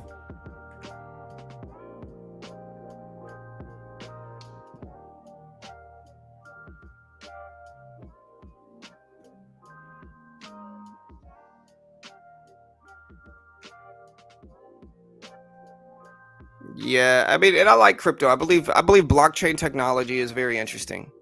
Um, but it depends on how long you're willing to hold. You know.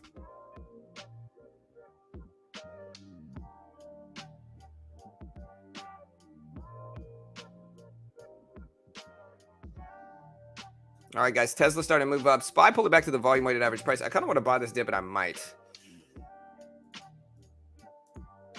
I'm gonna buy 50 shares of this. See if we get a pop at the VWAP.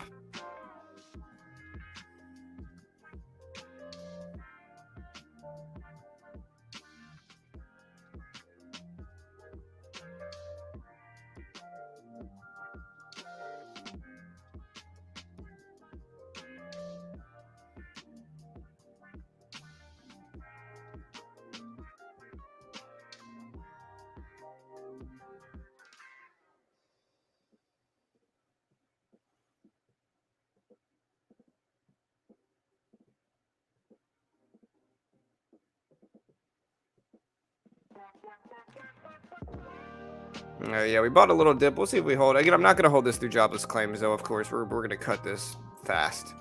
Looking at our poll here,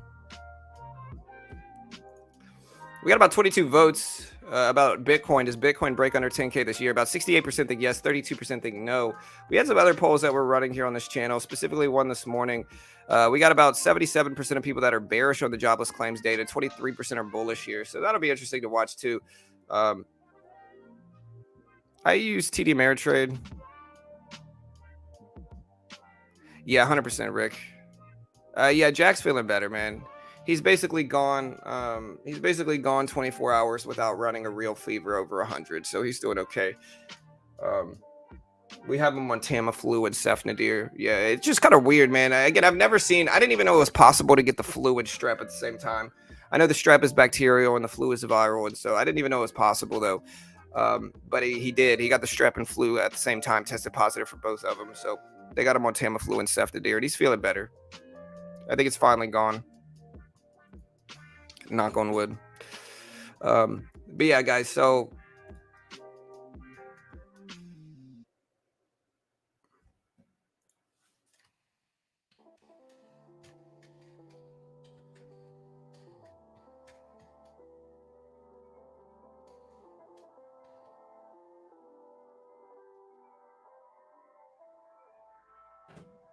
And we're in Amazon right now. What do you think? Should I cut my Amazon trade ahead of jobless claims numbers?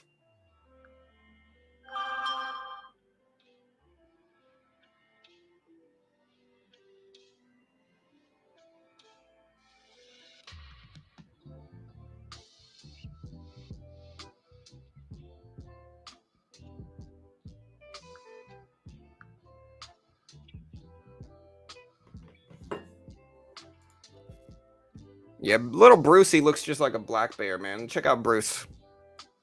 This is our new pup. His name's Bruce. First of his name. That's Bruce right there. All black German Shepherd. Beautiful dog, man. Beautiful dog.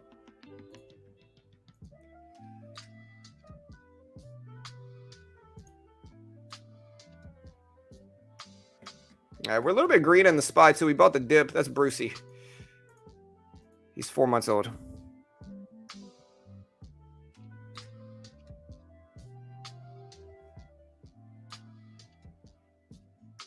Unless you like to lose money. Yeah. I mean, I'm in Amazon right now. Like I said, I'm holding on Amazon overnight. And again, understanding this Amazon trade will give you a real understanding into. I'll probably cut most of the Amazon trade. But understanding this Amazon trade will give you an understanding on why, like how I swing trade and how I make money from them. You know, again, I look for extended dips. We bought Amazon at 91 yesterday. We sold a lot of it at 91.60s, almost 92, and then we're still holding the rest up to 94. And I'll probably cut it pretty fast here. I'm not going to hold on to this forever, you know. We'll see.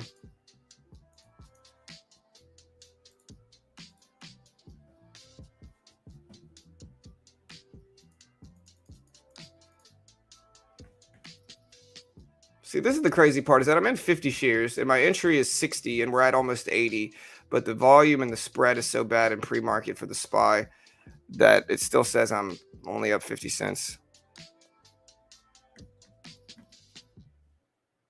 Yeah, I'll probably just cut the rest of this. I've already made so much that we'll just take the rest off here, get out the rest and lock in our profit. We made about 100 plus, like about 130 bucks, I think, on that trade.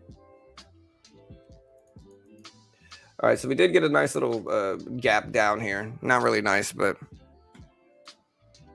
yeah, Fed minutes today as well.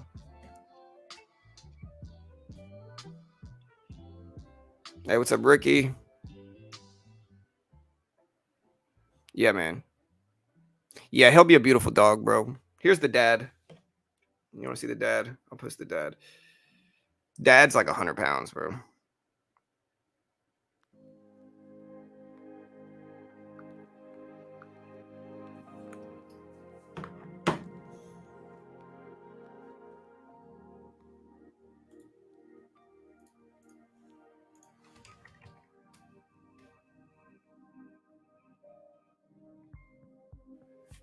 Here's the dad right here.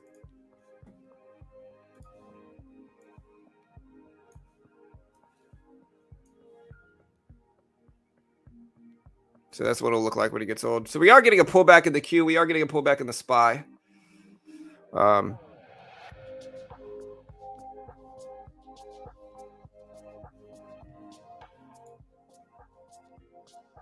Hey, what's up, Brad?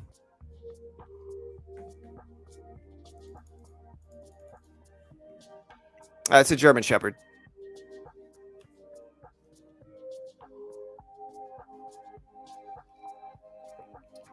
Yeah, we have Rosie, the German Shepherd. So Chris Bruce says, on that Amazon trade, why did you decide to go long? As seeing the stock was trending down a couple days, just curious to see the mind state.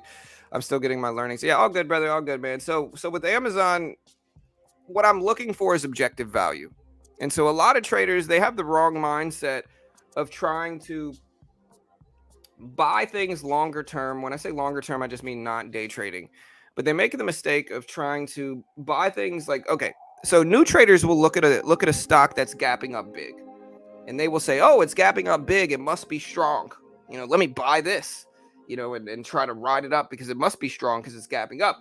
Experienced traders will immediately identify a gapped up stock as extended. And they say, okay, well, I'm not buying this now. It's too high. It's too extended. It's not objectively valuable to me right now. And in that way, I look at swing trading's the same thing. I look at swing trades the same thing. I bought Amazon yesterday. Number one is because I think into the 90s and 80s is objectively valuable for Amazon. Amazon, an incredibly strong long-term company, will probably go up over the next 5 years, and in that regard, buying it around $90, $80s to $90 is objectively valuable to me. And I can hold that long term if I really want to. I can hold that as long as I really want to. So when I see Amazon start to dip down here, I bought it at $91. I bought it literally at the bottom right here. If I pull the actual trade up, you can see I go to show trades here. Yeah, I literally bought this at 91.07, 91.08. So I bought it very cheap. And again, it's just objectively valuable. It's just objectively valuable to me right there. It's extended. We have this big drop right here. And I can say, okay, Amazon is extended. It'll probably bounce back short term, and I can take a little bit of profit off. And so again, I base it off of extension. Regardless of the long-term downtrend, this is a swing trade, but I will hold it long-term if I want to as well, if I need to. In 6 minutes, guys, we got building permit data drop, 6 minutes. So why not short Amazon? Why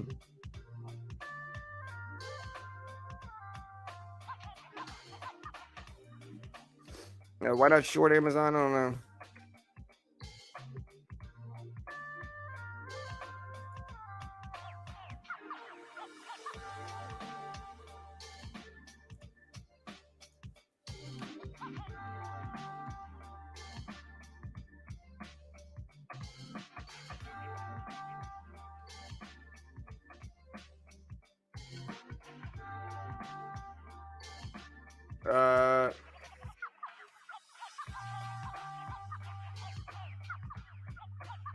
All right, guys. So again, we do have building permit data dropping pretty soon.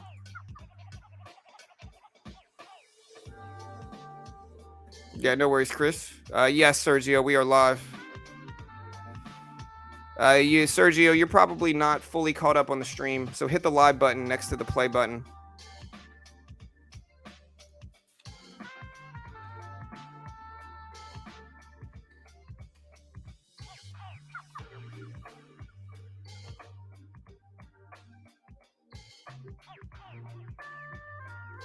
Yeah, so Sergio, you want to hit the live button next to the play button on your screen.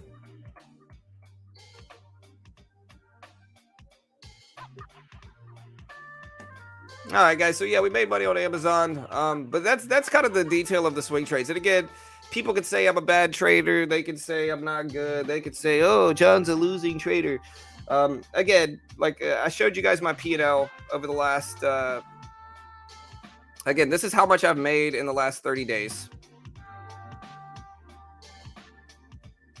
And this now includes the added money I made with Amazon. So this is how much I've made in the last 30 days, which is about 3 to 4% of my account. 3 to 4% of my account. And so we're up about $1,200 in the last 30 days in actual swing trading. And a majority of this is swing trading. It's not all swing trading. I got to do a few day trades, kind of like I did now on the SPY, but a majority of it is swing trading. So we make money in swing trading for sure. We probably got into like 15 swing trades over the last couple months, and we probably made money on at least 13 out of those 15. The only 2 swing trades I've lost on that I can remember are Coinbase, and that was actually a day trade, but I'll count it because it was a swing trade idea. It was like something that I was planning on doing for a swing trade. I just cut it early. And Meta. Those are the only 2 stocks I can remember losing on, and every other one I've made money since then. All right, guys, building permit data drops. Building permit data drops. And again, building permits building permits are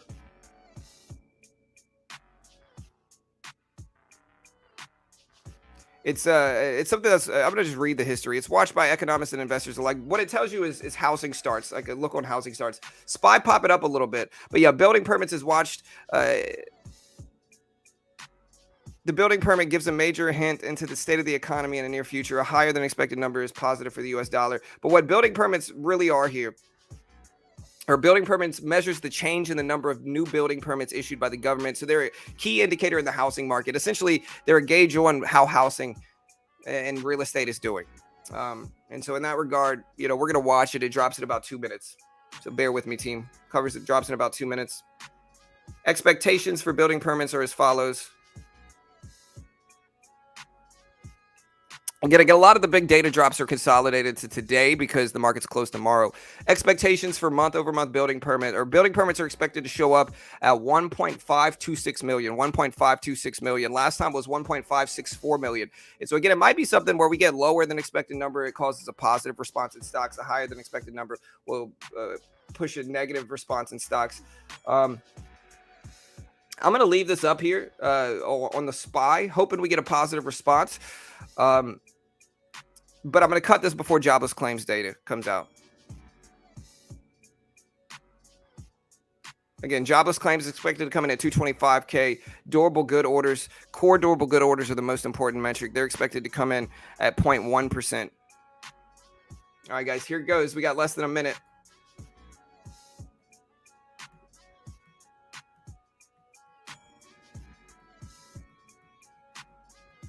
No, I swing trade on a 30-minute chart, a bunch of different ways. All right, guys, here's the data. 30 seconds, really about 20 seconds.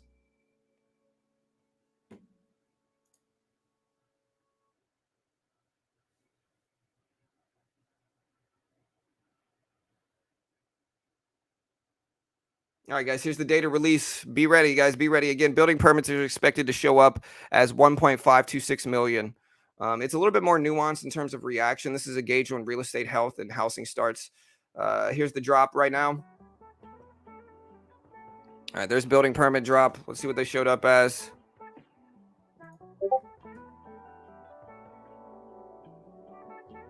All right, so waiting here. Not really getting much of a response yet. Still waiting.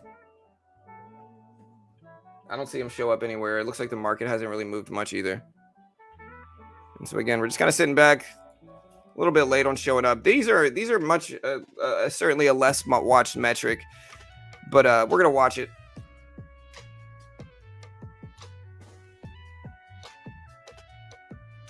Yeah, they haven't released it yet, so we're still waiting on the building permit numbers to come out. The real numbers drop in 30 minutes here. You can see our timer up on screen. 29 minutes. These numbers are late, it looks like.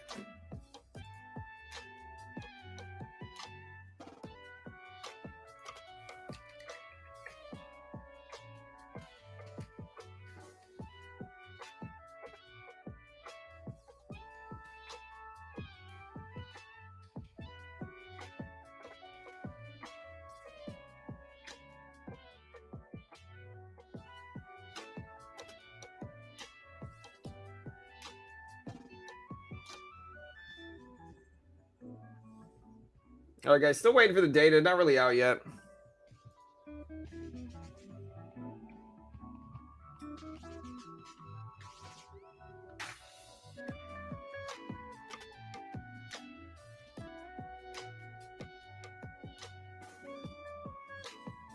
Yeah, these data is a little bit late coming out. Just nothing out yet. Building permits might be lagging here. I'm looking at some other spots, but I don't see anybody reporting these yet, so it looks like they're just late. I'll refresh the screen to make sure I'm not missing it, but Bloomberg hasn't reported it. TD Ameritrade hasn't reported building permits yet. So it looks like it's just slow to report.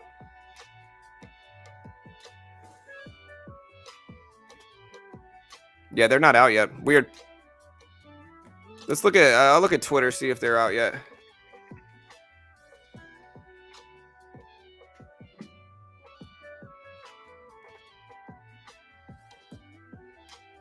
Yeah, I guess we're waiting for building permit data to come out, but nothing yet.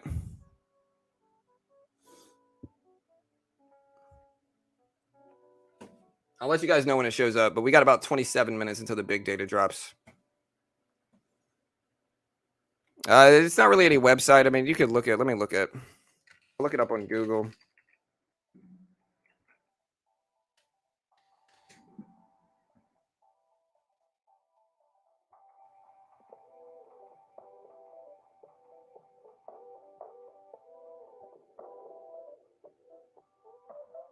Yeah, so it says it's supposed to schedule to come out at 8 a.m. today, but it just hasn't dropped yet.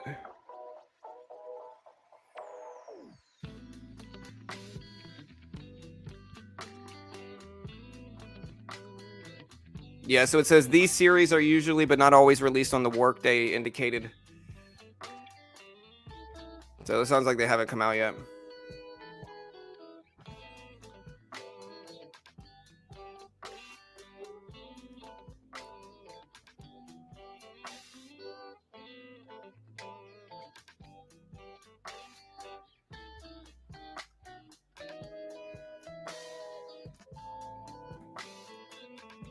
I'm pulling up an Excel sheet, but I don't think it's out yet.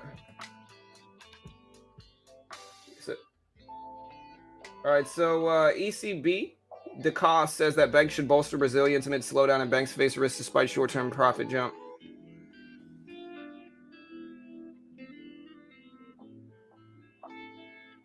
Yeah, I don't see anything out for building permits yet, unfortunately. Crypto started to move up some. That's great. We got 25 minutes, guys. 25 minutes. The real big data drops at 8:30, though, so it doesn't matter what building permits show up as.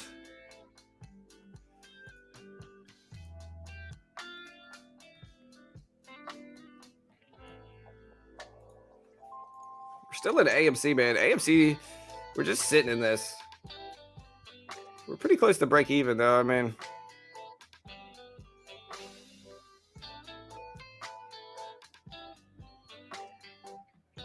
yeah, we will cut this trade before.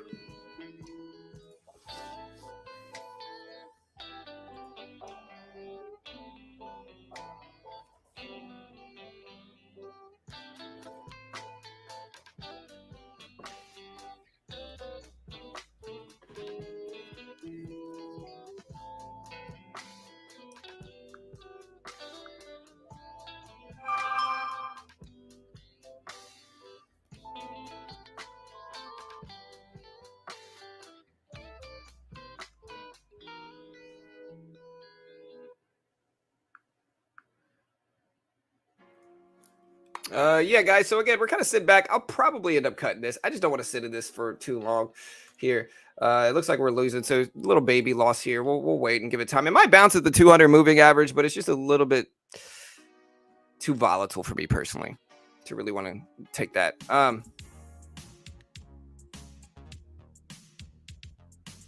Just a little bit too volatile.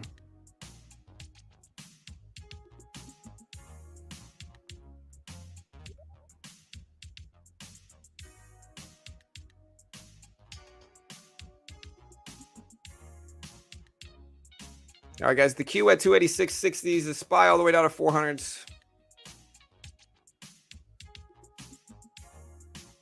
Okay, thank you, Hammer. Yeah, I don't see them out on my end yet, but they might be out. I don't know. I'll put that up on screen.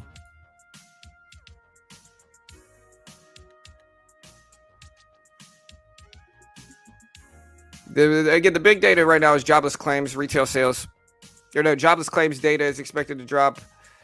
Building permit's still not out yet, which is rare. 25 minutes or so until about 24 minutes or so until the actual numbers drop. But yeah, nothing out yet for anything.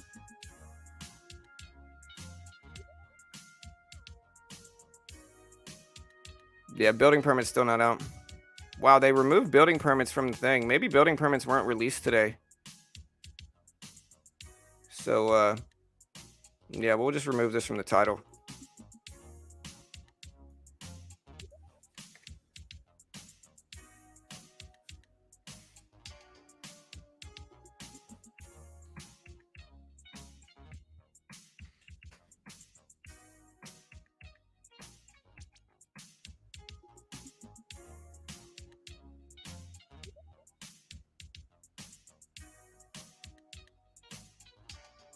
So maybe they changed the schedule for building permits.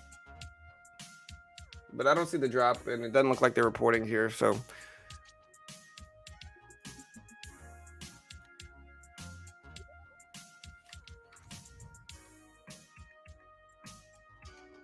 there we go. Jobless claims numbers higher than expected will cause a positive response in markets. Lower than expected jobless claims numbers will cause a negative response in markets, is generally how it's going to go. So higher than expected jobless claims numbers, positive response. Lower than expected jobless claims numbers, negative response is kind of what we're going to get. You know.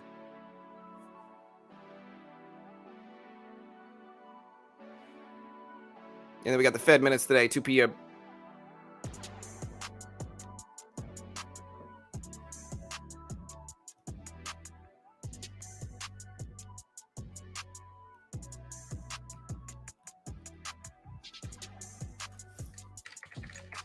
Market's pretty sloppy. Again, we got pretty flat right now. We just got pretty flat. We just didn't do too much.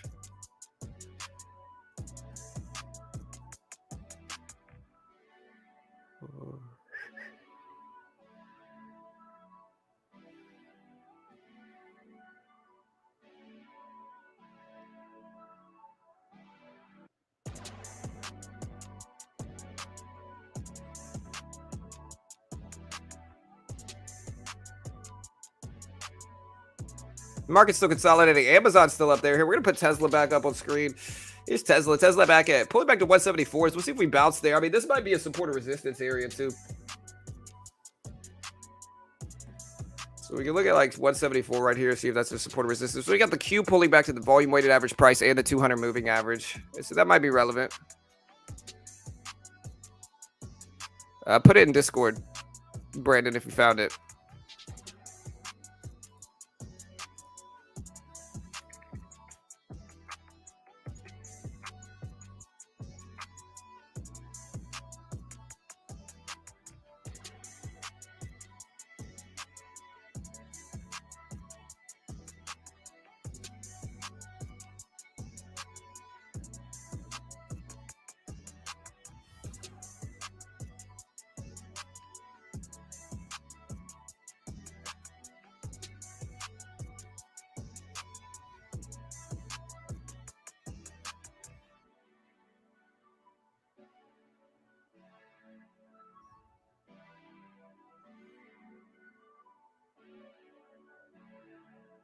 Yeah, I don't see anything about the building permit data, so we're just going to patiently wait.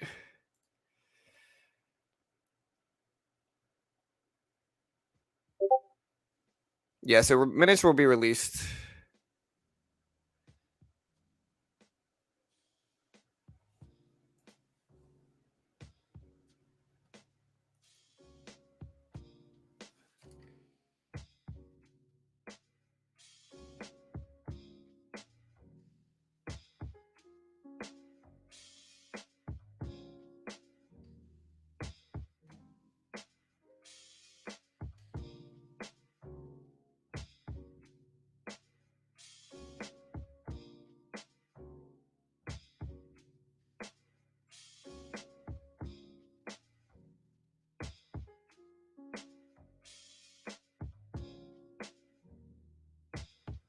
All right, guys. So again, we're pulling back to 174. SPY did bounce. Remember, I told you guys we might pop right at that 200 moving average here. So look at the 200 moving average. We did pop right exactly at that spot. Again, guys, we only have about 18 minutes. 18 minutes. We are going to put it in sub-only mode, team, like we always do. So if you haven't already, hit that subscribe button, hit the notification bell. We are going to put it in sub-only mode during this report. And so if you want to chat, hit the sub button, hit the notification bell. We certainly appreciate it. All the subs, announce yourself. Show us that you're subscribed. I don't know. I ended up selling Amazon ahead of the job release just because I just don't think there's a point in holding it through this. I could jump right back in if I need to. I don't care about what my average is. Instead, I'd rather just kind of hang out and just maybe take a position outside of that. The Discord link is right there. Fed minutes report is a PDF file that drops at 2 p.m. on the dot every weekday, or every weeks after the Fed meeting. They have what's called the Fed minutes report. So every 6 weeks, the Fed raises or lower rates. They do their press conference regarding that. And then weeks after that, they drop what's called the Fed minutes report. Again, a PDF file that drops right at the same spot, right at the same time every time. And so today's is at 2 p.m. on the dot. You'll get the PDF file. We'll cover, again, we'll go over exactly what's in the PDF file as well as watch the stock market reaction. The PDF file is important, but it more so just influences the market heavily.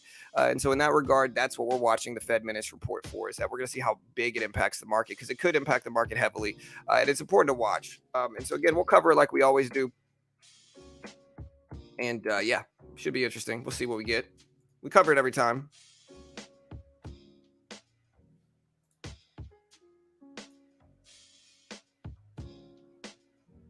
You know, it's probably the biggest thing about the stock market today. The Fed minutes report will actually be larger than the jobless claims release, probably in terms of influence over markets. The last Fed minutes report dropped on what was the date here? Sorry, bear with me. I'm trying to find the date of this. Here's the report. It dropped. Just tell me the date. October 12th was the last report here. So if we look at the SPY, we could actually go back to October 12th. Here we go. So yeah, here is October 12th right here. And you can actually see how slow the market was leading into it. Fed minutes report dropped. Look at the volume tick up.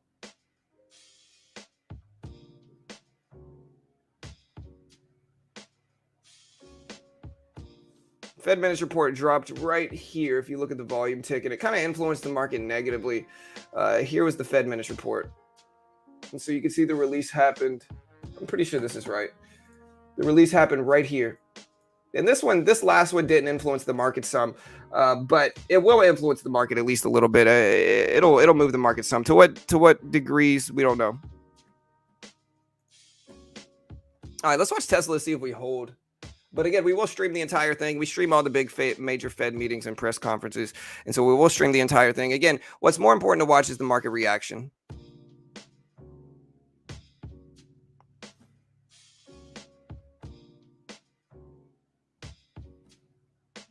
Yeah, I'm looking for the... Yeah, I don't see the building permit data.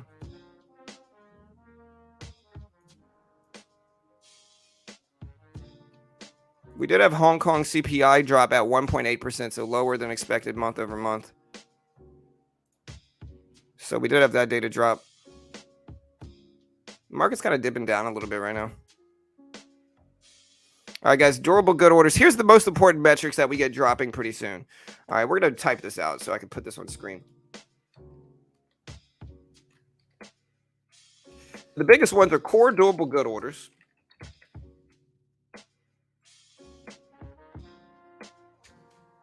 That drops at 8:30.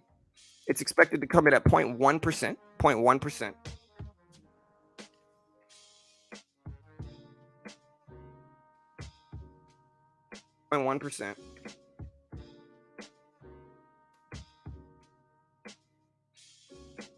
We have initial jobless claims, which is the biggest metric.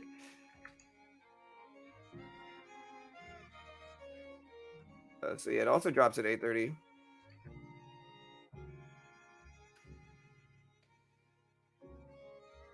Expectations are for 225,000.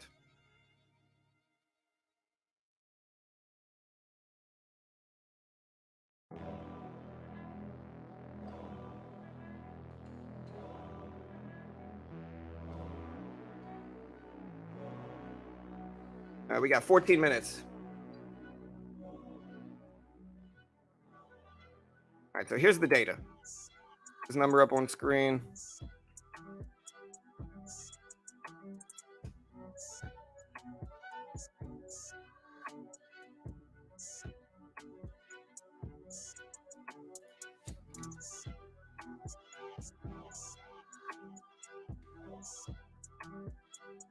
All right, guys.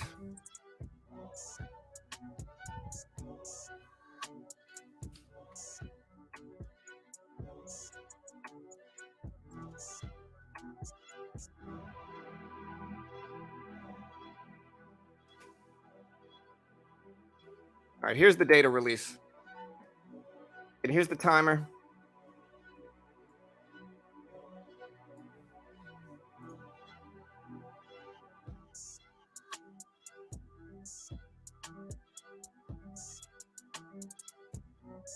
Number of permits higher, month over month lower.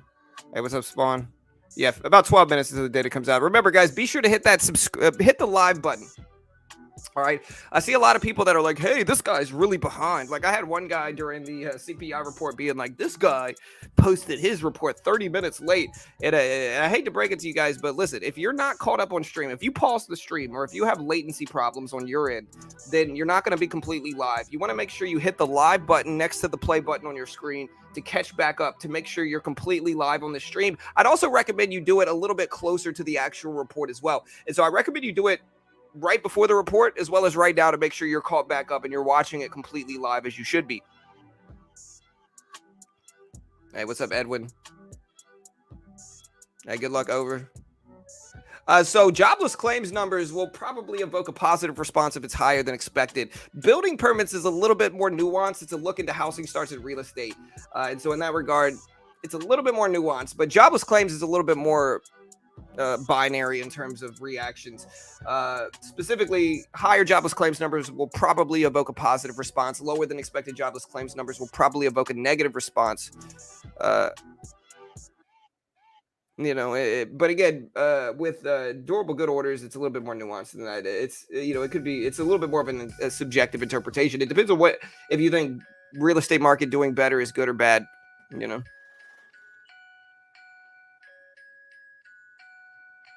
Hey, what's up, human? Yeah, all you have to do is click the live button. Like, I'll show you guys. Like, you don't have to do any of all that stuff. All you have to do is click this button here, and it'll bring you completely live. Hold on, give me 1 second. All you have to do is click this button, guys.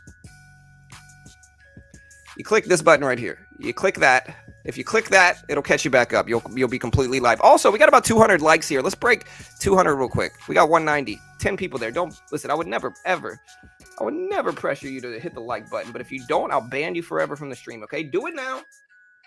Hit the like button. I appreciate you guys. I'm just joking, kind of. But yeah, hit that live button. Make sure you're completely caught up. The data does drop in about 11 minutes, guys. 11 minutes drop. Yeah, Colin. All you gotta do is click that button, bro.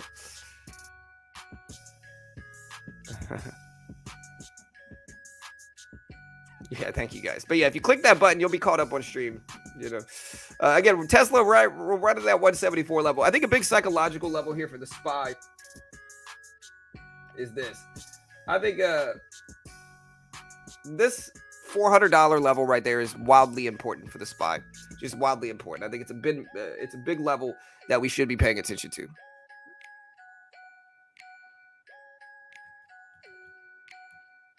Yeah, I'm just joking about the ban thing.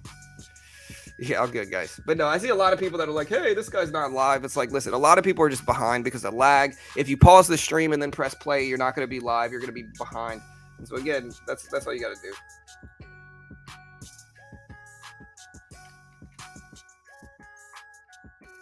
You expect big volatility? I expect some volatility from jobless claims. Durable good orders, while it's a big metric, the volatility that we're going to get from it is arguable, but generally we get pretty good volatility from jobless claims. Jobless claims, again, guys, remember, jobless claims does drop once a week. And so once a week, this number drops. And so, it is a weekly metric. The Fed minutes only drops once every 6 weeks, though. And so the Fed minutes this afternoon will be big and important.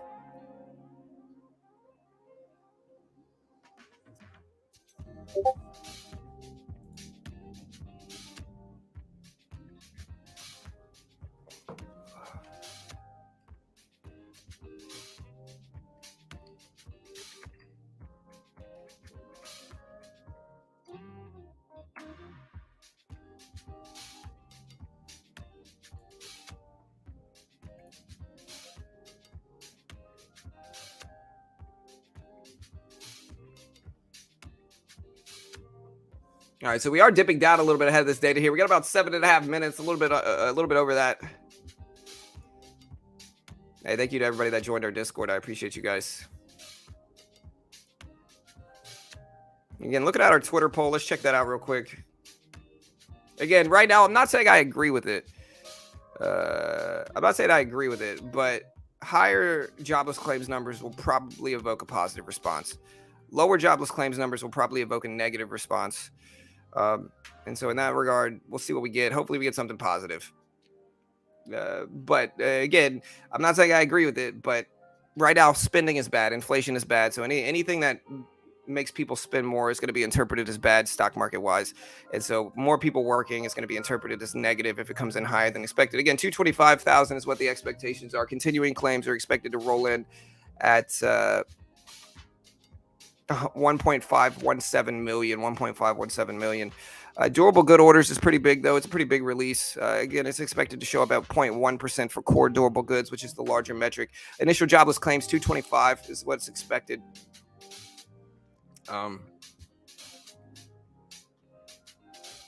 New home sales drop at 10 a.m. That'll be big, too. We got to watch that.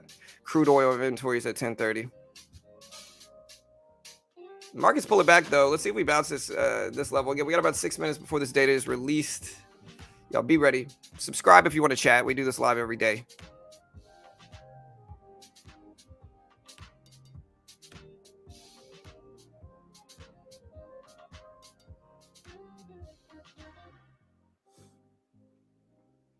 Also, guys, y'all check out Top Step. Top Step is a funded account program for futures. So, like, if you want to trade these big economic releases, look at the E-mini in the middle and then look at the SPY on the right. You'll notice something here, which is that this is the same price action. Even the previous closing price is pretty much the same. And so you can trade this middle side, which is the S&P 500 futures contract with no PDT restrictions. You can buy market, buy bid, sell ash, just like regular stock trading, but there's no PDT rule. So you can short, you can go long with the margin account. And if you want to get your feet wet in the futures market, try out Top Step. It's a funded account program for futures. What they do is they give you a demo.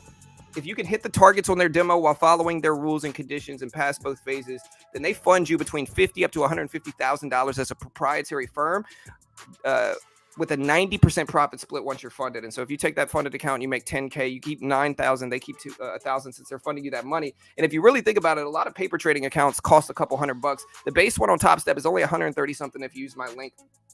Great way to help support the channel. And it's just a lot cheaper to get your feet wet in the futures market through something like Top Step than put 10K or something like that up yourself and lose thousands, which you could potentially do. Even if you get eliminated on Top Step, you're going to have some pressure. It's going to make you a better trader. If you lose, you're only down $100, 130 something bucks. And so again, if you want to check it out, here's the link. You can also find the link in the description. They are a sponsor of mine, so I'm certainly biased in their favor. But yeah, check them out. There's the link. I'll also pin it to the top of the page if you're interested in it.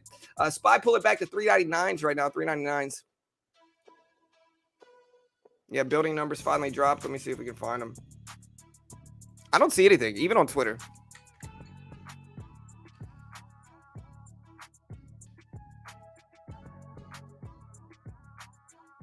Okay, yeah, I saw them.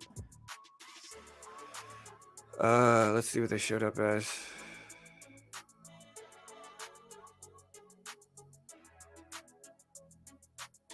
We get durable good orders dropping, guys. That's big.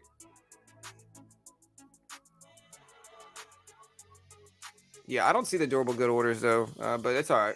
Or I don't see the building permit data, but it's okay. Again, right now we kind of got to focus on the jobless claims and the core durable good orders, which are the biggest metrics here. Again, expectations for core durable good orders are expected to come in at 0.1%. Jobless claims expectations, initial claims expected to show up at 225,000, continuing at 1.517 million. Month over month durable good orders expected to come in at 0.4.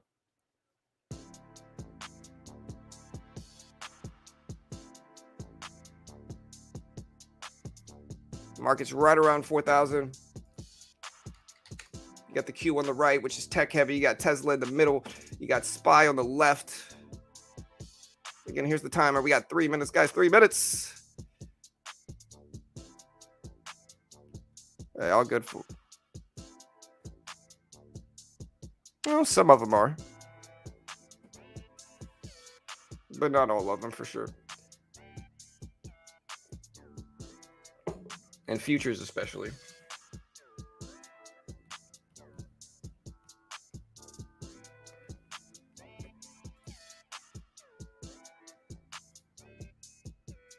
Yeah, they didn't drop already. The jobless claims numbers didn't drop already, Ali. They're not out yet. Yeah, I have no idea what we're going to do. Hey, thank you, Fu. I appreciate it, brother.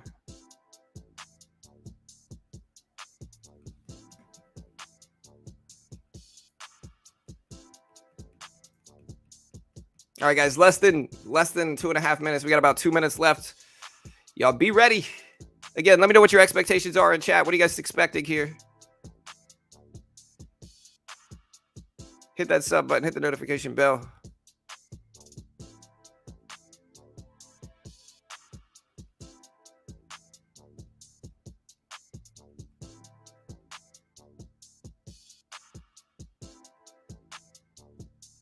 Yeah, let me know what you guys think. Yeah, building permit data is already out.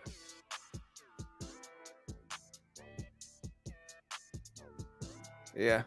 Yeah, I don't know if we're gonna hit 100K by the end of the year. We'll be close, but I don't think I think we're gonna be close, and I'm gonna just speak it into existence. I'm gonna say we are gonna hit 100K before the end of the year, but if not the end of the year, it's gonna be early January regardless. So I'm excited about it. Again, remember, guys, again, just a friendly reminder, if you're behind on stream, hit the live button right here, or you're not going to be caught up. You're not going to see the data when it's released. Hit the live button next to the play button. You'll be completely caught up, so you'll be able to watch this data drop when it comes out. Hit the live button if you're not completely caught up, guys. All right? Just remember your daily reminder to hit the live button next to the play button to make sure you're not lagging behind the stream. Yeah, building permit data just dropped. It dropped late, but here's the building permit data. It dropped about 5 minutes ago. Here's the building permit data here. Again, 45 seconds. Hey, what's up, Emmanuel? How do we feel about the Dixie? Here, I'm going to put the Dixie up actually instead of the Tesla chart to see how it's affected by this. Dixie is moving up a little bit on the day here. But here's the release, guys. We got 40 seconds.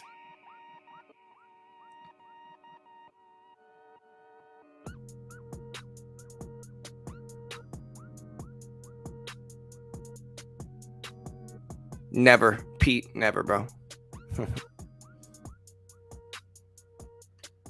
I would say a sloth. Skateboard. All right, guys. 10 seconds. About 5 seconds. Ow. Go away, man. Ow, that hurt. All right, here's the drop. Sheesh. All right, guys, durable good orders came in at 0.5%, 0.5%, so higher than expected, noticeably higher at 0.5%. So durable good orders came in at 0.5%. Jobless claims have yet to be released. Jobless claims numbers came in higher, way higher than expected. That's going to evoke a positive or negative response. Jobless claim numbers came in at 240,000 versus 225,000 expectations. Continuing claims came in at 1.551 million. Durable good orders came in at 0.5% versus 0.1% expected here. And so that is the data release. Again, durable good orders came in. Core durable good orders came in at 0.5%. Regular ones came in at 1%. Jobless claim numbers came in at 240,000. Continuing claims came in at 1.551 million. 1.551 million. We're going to put these numbers up on screen. Again, core durable good orders came in at 0.5%.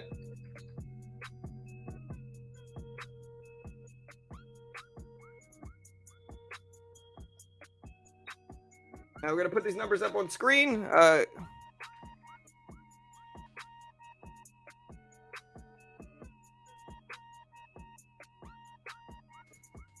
right, we're going to put this up on screen here. But yeah, this is the data released. Again, core durable goods came in at 0.5%. Jobless claims came in at 240,000.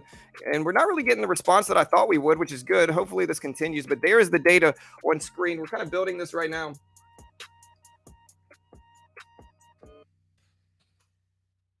Continuing claims came in at 1.551 million. I told you guys we dropped this data fast.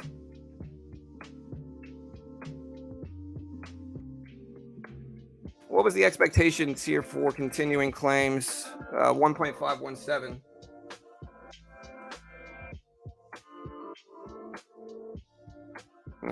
So yeah.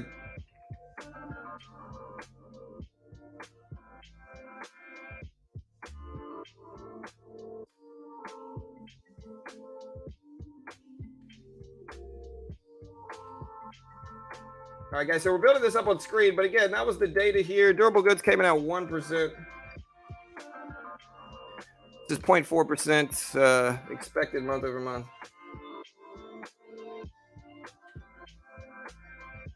All right, so here's the full list. We're going to put the full list of numbers up. But yeah, that's the market. And there's the, we got a little bit of lag, but kind of what I thought would happen here. But yeah, there's the data. It's probably going to be interpreted as a negative response. Again, I mean, here's the thing, right? We don't really know how the market's going to impact this. We don't know how the market's going to respond to this.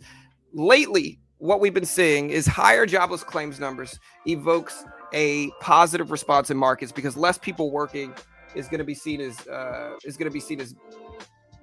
better, right? Okay, so I'm sorry. Jobless claims numbers came in higher than expected, which is good. All right, it's going to be interpreted as good, and that's kind of what we got, right? Durable good orders is the one that's a little bit more nuanced. Jobless claims numbers came in noticeably higher than expected, and that's good. My bad. I forgot it was jobless claims. Durable good orders is a little bit more nuanced, but we did evoke a positive response initially as the 240,000 versus 225 expected jobless claims numbers came in.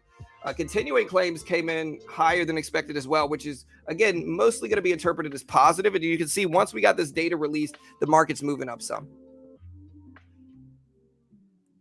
Yeah, so a lot of people think, hey, well, more people working is better. Not right now in a peak time of high inflation, right? More people working is going to be interpreted as worse, which is why we have higher than expected people claiming to not have jobs and the market's responding positively. Because again, more people spending means worse inflationary problems. Less people spending, i.e., more jobless claims, is going to evoke a positive response. It means less people spending, hopefully lower pricing is kind of the interpretation of this. And that's exactly what we got. We got up to 400.25s.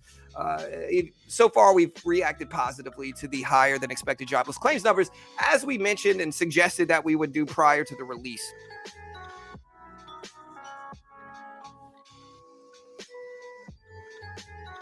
And so again, higher jobless claims numbers is again seen as positive, as we suggested before the release. I think we were looking at it a little bit too fast after release, but we said numerous times a higher expected jobless or higher than expected jobless claims numbers will evoke a positive response, and that's exactly what we got. We moved up from about 400 or so where the data dropped. We're up about 30 cents a share, starting to creep up. The dollar is falling down too, which is again going to be seen as positive.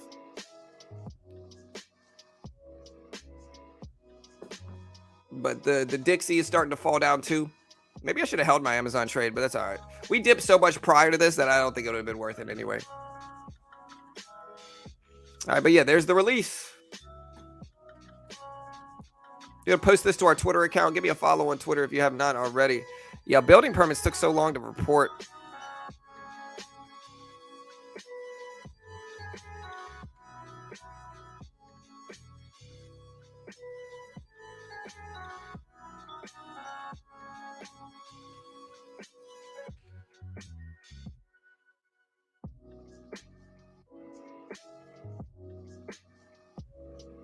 All right, but yeah, so far we've reacted positively as we suggested we would. Core durable good orders came in pretty decently higher than expected as well, which I guess is being interpreted as positive. The only nuance here is that if having more durable good orders is going to be seen as negative for the market, this would technically be split. In the same logic as higher jobless claims is better, higher durable good orders could be seen as worse because it could be seen as more problems for the economy in terms of like what the Fed's trying to do by raising rates is to discourage spending. And by having more durable good orders, that could be seen as the opposite of that. And so in turn, this data could be seen as split because of that, as opposed to like a lower than expected durable good orders and a higher than expected jobless claims, which I would think the market would interpret it as both being positive. In that regard, we're kind of seeing as these could be seen as both one negative, one positive in terms of jobless claims being higher than expected, which is positive, and durable good orders being higher than expected, which is negative, by the same logic, if that makes sense, right? So in that regard, we could be split, but who knows? We'll see. What do you guys think?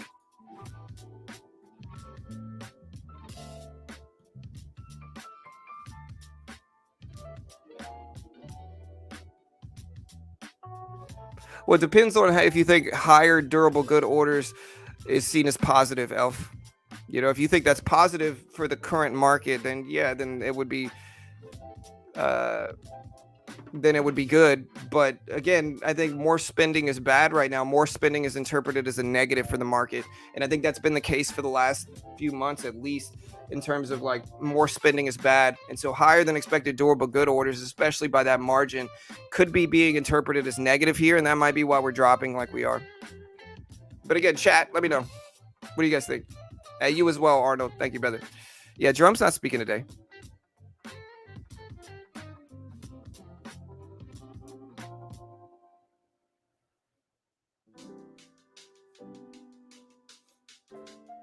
Yeah, Fed minutes today at 2 p.m. We're going to cover that, stream that live. So y'all hit that subscribe button if you haven't already. Hit the notification bell. We appreciate you all. But yeah, I mean, again, I'm not saying I agree with any of this logic, right? But convention goes out the window right now with high inflation. Like while low unemployment and more people working and higher orders and is conventionally going to mean a thriving economy. Right now, because of high inflation, it's kind of backwards, right? So more spending is seen as worse. More people working is going to be interpreted as worse in the stock market, like we're seeing here, and more durable good orders could be seen as a negative, right? And so jobless claims numbers came in lower than expected, and so of course we had initially a positive response, but with durable good orders being 500% more than expected, that could be seen as a spending problem in terms of inflation. And in that regard, these could be interpreted as mixed results. We could have one that was good and one that was bad. And in that regard, we're kind of neutral. Again, I'm not saying I agree with it. I'm just speculating here. And I think it makes sense if you really think about it. This is how the market has responded the last few months.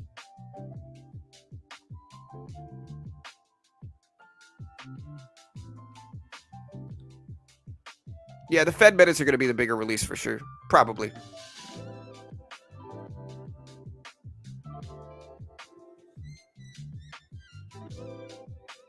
Yeah, Fed minutes are at 2 p.m. today. We're going to stream it live, so y'all stick around. Hit that sub button if you haven't already, guys. Again, we're going to stream it live as we always do.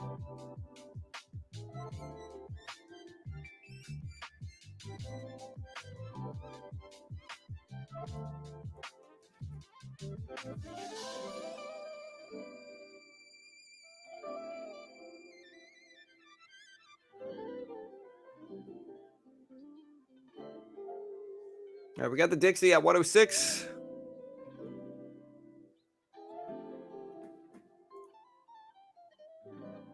All right, so this is so continuing claims came in the highest since March 26th. And again, you can kind of see why we're neutral. Again, durable good orders coming in higher than expected is going to be seen as negative, and jobless claims being higher than expected is going to be seen as positive. Again, I'm not saying I agree. People get mad at me like it's my fault. Again, I'm not saying I agree, but this is how the market has been acting the last few months, at least. So we're completely neutral since this release. We're basically neutral. We're back to square one as people started interpreting the data.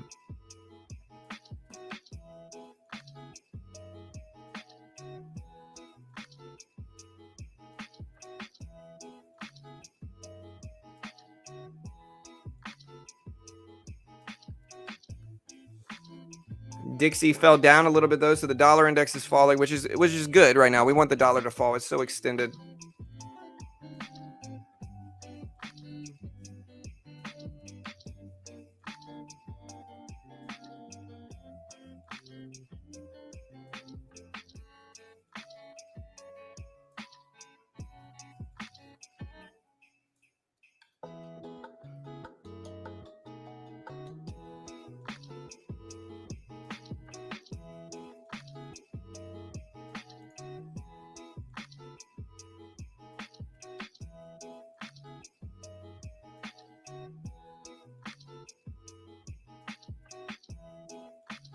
Yeah, so the Dixie's starting to pop back up. It's at 107s.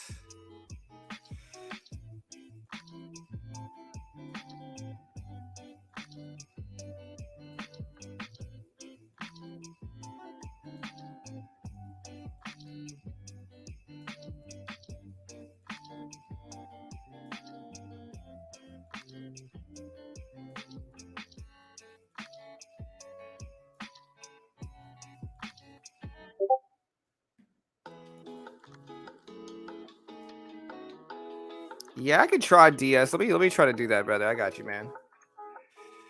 All right, guys. So again, we're right around 400. The Dixie started to bounce back sub. The Q is at 286.30s.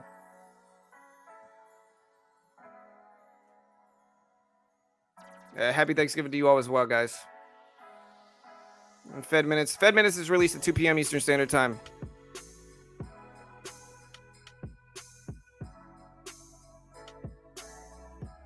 Yeah, I mean, we get it, Larry. You don't have to tell everybody how small of a release the Fed minutes are. The Fed minutes does influence markets. To what degree, we don't know, but it is certainly a watched metric that a lot of people pay attention to. And again, it's kind of, again, I've said it before, the way it works is every 6 weeks, the Fed meets to determine how much they want to raise or lower rates. If the inflation is bad, they raise rates aggressively.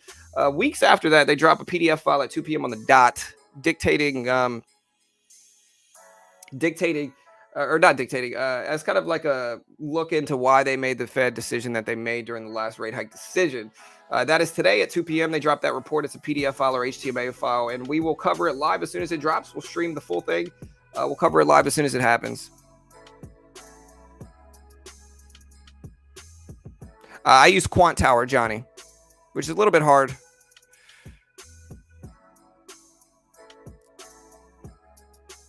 All right, guys. SPY dipped under 400. All the way down to 399.50s here. Q started to dip as well. Dixie started to pop back up. It's at 107s.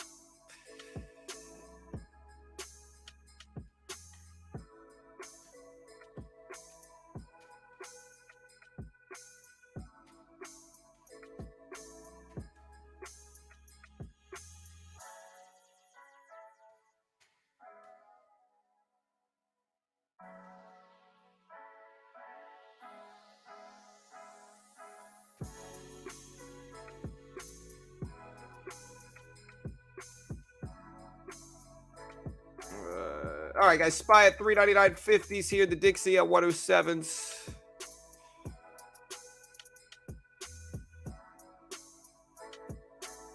Yeah, so we'll see. Dixie right around 107s. That's going to be a big level to pay attention to, I think. Bull trap. I don't know. We'll see. Yeah, I'll try to do the Nightbot thing where we can do the Twitter thing.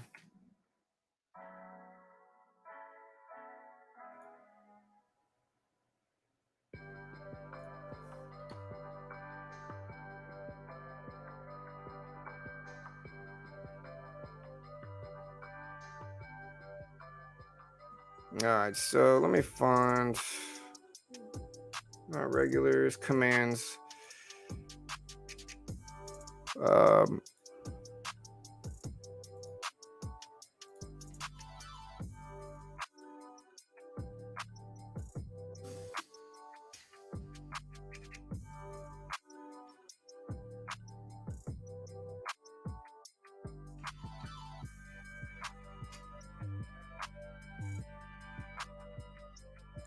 All right, so I'm building the command now, DS.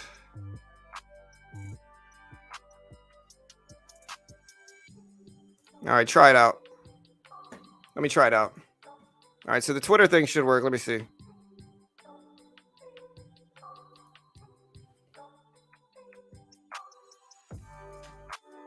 Yeah, if you want to follow me on Twitter, that's my Twitter handle. Remember, we do have a PlayStation and Xbox giveaway for Twitter. We're going to pick one person on our Twitter page. Yeah, there we go. It works. We're going to pick one person on our Twitter page who follows me on Twitter, likes the post, and then posts their favorite stock market or market-related meme.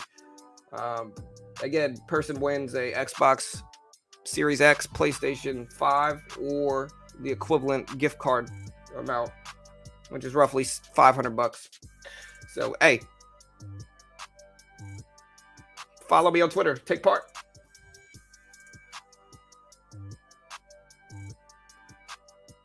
I mean, 50 basis points is possible, Mello. I think right now everybody's kind of expecting 50 basis points. I get it if people are bearish. They kind of, we've had a lot of people come out and say that, a lot of Fed members come out and say that 50 basis points is a possibility this next Fed meeting. I think when you look at all the inflationary metrics, what we're seeing right now is we're seeing stock market upward movement. We're seeing lower than expected PPI relative to expectations, as well as relative to the last release, lower than expected CPI, again, relative to expectations, as well as the last release. Also, we're getting prices going down, and so I think by all intents and purposes, when you look at inflation, while it's still conventionally high, we are seeing signs that the rate hikes are starting to do damage to it, which is good. And in that regard, a lot of people are guessing we might do 50 basis points. I still think we'll show 75, but I think by all the metrics that the Fed uses to gauge inflation, we are seeing lower than expected numbers. And of course, people that are betting doom and gloom and a stock market crash, of course, they kind of ignore logic sometimes. But maybe I'm wrong. Maybe we do 100. I don't know. But I think 100 is very unlikely. I think we'll almost certainly either do 75 or 50 this next Fed meeting. I don't think we're going to do 25 either. But I think that, I think 50 is a possibility. 75 is a possibility too. If it's 50, the market will go up, almost certainly.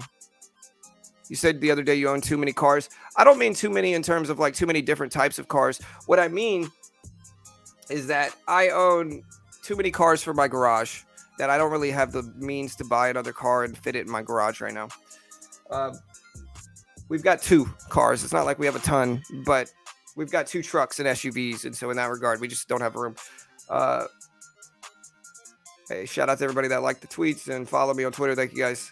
Also, y'all check out Chart Prime. Again, one of the cool ways that I've been trading lately is by Chart Prime. And again, this is just a TradingView indicator service, right? And on TradingView, you can use it in stocks, crypto, futures. Just to give you a glimpse into crypto, this thing's actually really useful in terms of like identifying bottoms in the crypto space, tops and bottoms in the crypto space. Like if you look at this here, this is pretty solid at identifying tops and bottoms here. You know, so top, drop, top, drop. I like using it on the SPY as well. So here's the SPY chart. Here's the SPY chart. You can see it's actually pretty accurate in terms of identifying tops and bottoms just with their candlestick indicators here. Again, it's called Chart Prime. Here's the bearish engulfing candle. We get a nice drop. Bearish engulfing candle lately. We've gotten a drop over the last 5 minutes or so as well. And this is just a little piece of the data that they release usually. So this is just a little piece. If we look at this, they are a sponsor of my video. But to zoom in here, you can see if I put up the market oracle, there's a ton of other stuff that you can use on this chart. Again, they automatically document support and resistance. Just really, really valuable. And again, you can see how accurate this is, right? So like if we look at these four examples of it, this is just pulled from the recent price action. Possible reversal up, nice bounce. Possible reversal down, and a bunch of bearish indicators here. Nice drop. Remove that. Bearish engulfing candle and possible reversal down indicator, nice drop. Possible reversal up indicator, nice bounce. And so this is a predictive algorithm as well as identifying candlesticks. I can't guarantee you're going to make money, but really, really useful. It's called Chart Prime. If you want to check it out, you can use promo code BTRADE, get 20% off. They are a sponsor of my video. And again, it's one of those things where I try not to plug a lot of different stuff. Like I try not to do too many commercials, but we're a free resource and community. And so we don't sell a course or service ourselves. So we do have sponsors, of course. We kind of try to keep it like the radio here. Like we try to do one plug every hour, you know, and that's a very reasonable expectation of this channel. One plug every hour when we're not trying to sell anything, any course ourselves, and we're not having any paywalls behind our content. You know, we're free just like the radio, but about every hour we have a plug. Every hour or 45 minutes we do a plug. And again, if you want to check them out, great services, you can find the link to Chart Prime in the description as well. But yeah, jobless claims numbers, we're getting a negative response right now, a big drop in markets.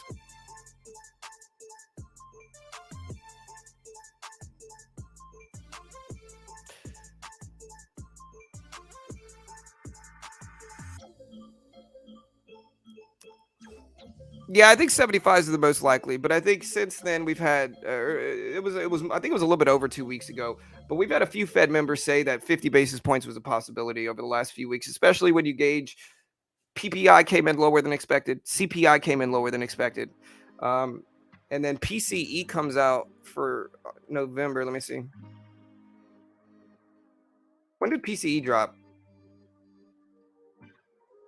Okay, so December 1st, we get PCE data as well, right? So again, all of these things are what the Fed uses to gauge inflation. If PCE comes in better than expected also, which is the personal consumption expenditures, you know, it's arguable that they might go with a 50 basis points. Again, I still think 75 is the most likely, but we could do 50. And I've been right about everyone over the last 3-4 months. Every rate hike decision over the last 3 or 4 months, I've been right.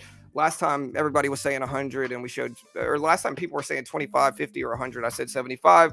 Last time before that, I said 75 as well.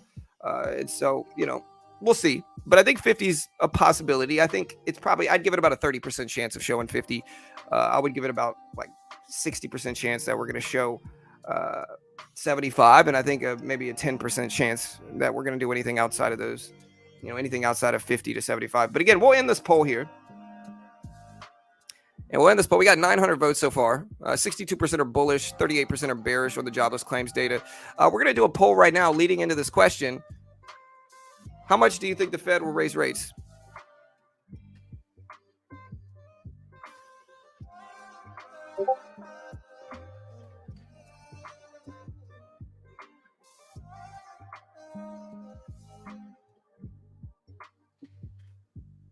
All right, so we got 100 basis points. We'll do that as an option in the poll. 100 basis points is an option.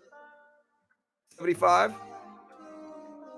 is an option. We'll do 50. And then we'll do something else. And then comment.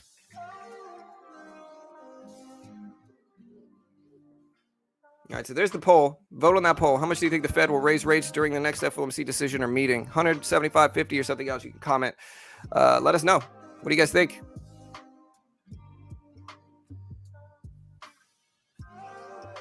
Vote on that poll. Well, there's no such thing as 100% chance, you know. Again, we have had surprise like rate hikes.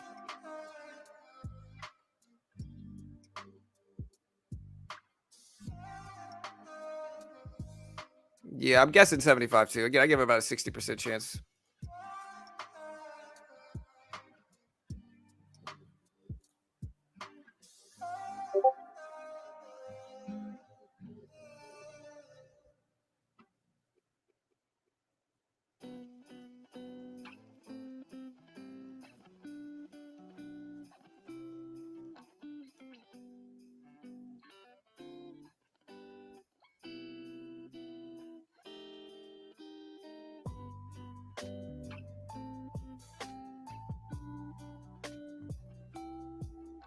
All right, guys. SPY at 399.60. So SPY started to bounce back up. I think we got to watch the previous closing price at 399.90 at $400 as a psychological level. I think that's the biggest things to watch, and we'll see what happens.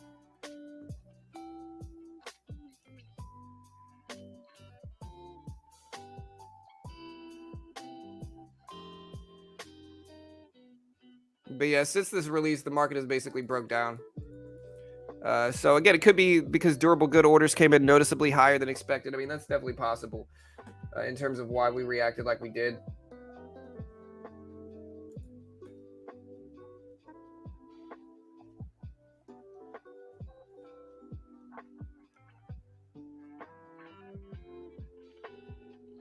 Yeah, maybe. I don't know.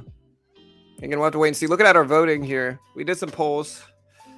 We got about 104 votes in the last 2 minutes or so since we started this poll. 54% think 75, 39% think 50, 6% think 100, and nobody voted for something else. Where's my contrarians at?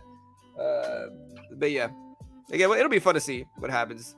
I don't think anything's 100% guaranteed. The dollar is kind of sideways today, slightly losing, but sideways since the open of it. Q bouncing back a little bit, tech bouncing back some.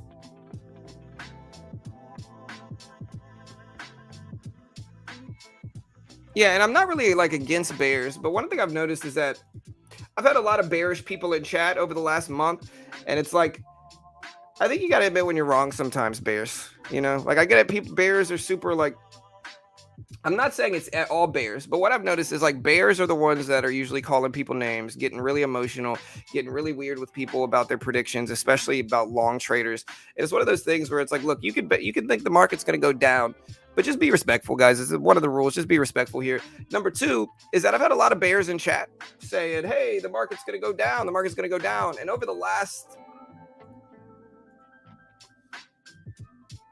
since early October, the market has been flying up basically continuously. You know, nice little upward trend since early October. Right now, it's almost December, and the market has been moving up nonstop. We've gone from 340s all the way back at October 13th, all the way up to $400 plus. You know, we're slightly underneath that now. And so I think at a certain point, we might continue down, but like, I don't think telling people that, you know, again, I kind of see it like AMC, right? You get a lot of traders that are like, oh, the market's going to go down. The market's going to go down. And then when the market does not, they say, oh, manipulation. It's not necessarily manipulation here. Like CPI came in better than expected. PPI came in better than expected. Those are two very important metrics. A lot of people cover those very important metrics. Again, CPI came in lower. PPI came in lower. The inflationary gauges we're using came in lower. And so in that regard, that's what's pumping the market up. Prices are going down. That's causing people to have some confidence. Again, I'm not saying it's going to continue. I'm not saying we found a bottom yet. I don't know. I really don't know. But what I am saying is that market looks good. You know, market looks good. And hopefully it continues. I don't know if it will.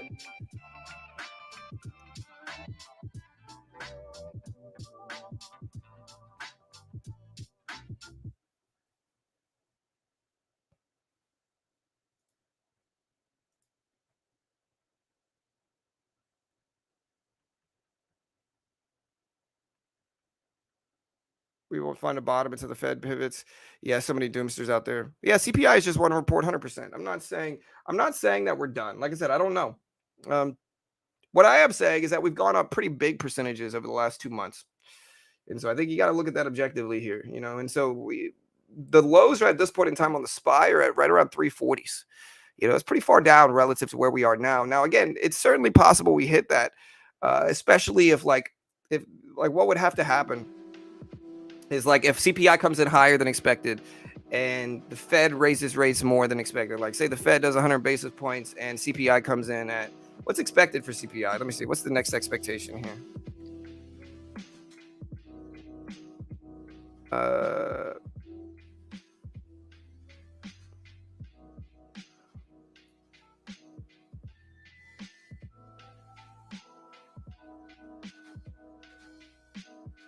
I'll have to look up when the next CPI report, what the expectations are. I know last time we came in at 7.7%, and I think we were expecting 8%. So we came in at 0.3% lower than expected here. For October, it came in at 0.4% month over month.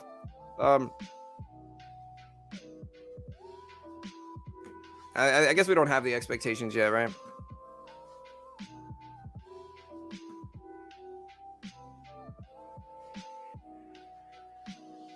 Yeah, but regardless of the CPI report, I'm talking about the actual movement up, Elf. I'm talking about this right here. Again, I just think at a certain point, like, I think this is the reason that I've been pretty bullish this whole time. Like, look, I'm talking about that big movement up over the last 3 months, man, 2.5 months. And again, I think the reason we're up here is simple, right? Like, okay, the last year we've been feeling the effect of 2020 for sure with inflation, right? So the last year, here's a yearly chart on the SPY, right? So the last year we've been down dramatically. We've gone down. This is not going to continue forever. And the more we go down like this, the more many people are going to consider us extended on the downside. We're not going to go down forever. And so because of that, as inflation starts to drop and as prices start to drop, it's a logical assumption that as the Fed starts to ease in their rate hikes, we see inflation going down with CPI and PPI, that the market's going to hopefully start to bounce back. That's what the Fed's trying to do here. Again, I'm not saying that we're not going to drop more, but I think the logic makes sense. My point is, I don't think we can call it manipulation because I think it's a logical move. Better than expected CPI, better than expected PPI, extension on the downside over the last year. Prices lowering, prices starting to fall. I think those are all very optimistic signs, and I hope we go up. I don't know if we will, though. We could drop. I'm not saying we don't, but I think that those are optimistic signs, and I've been saying this for a while now.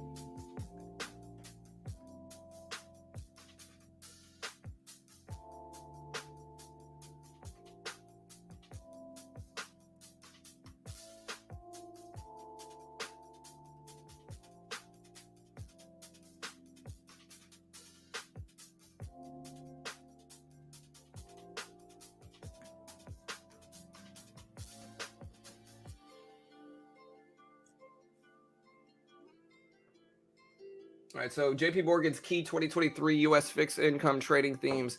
They see U.S. 10-year yield falling to 3.4%.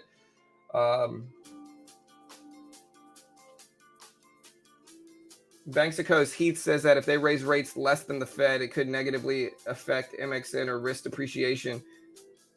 JD Power forecasts new vehicle retail sales for November 22 are expected to be relatively flat when compared with November of 21. All right, guys, market's starting to bounce back a little bit here. Hopefully it continues. The Dixie's starting to drop as well.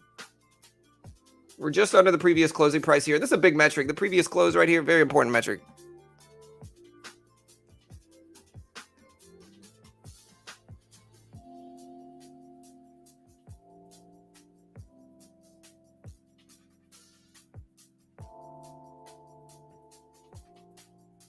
Yeah, the S&P 500 4K line. Yeah, it's a big level for sure. We're slightly above it right now. If you look at the SPX here in the middle.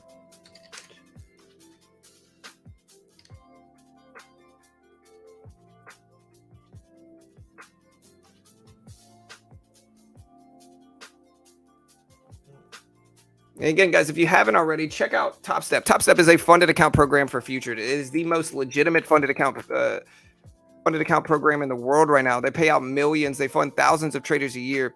They're regulated by the Chicago Mercantile Exchange. And basically, you can trade the S&P 500 here. So if you look at the S&P 500,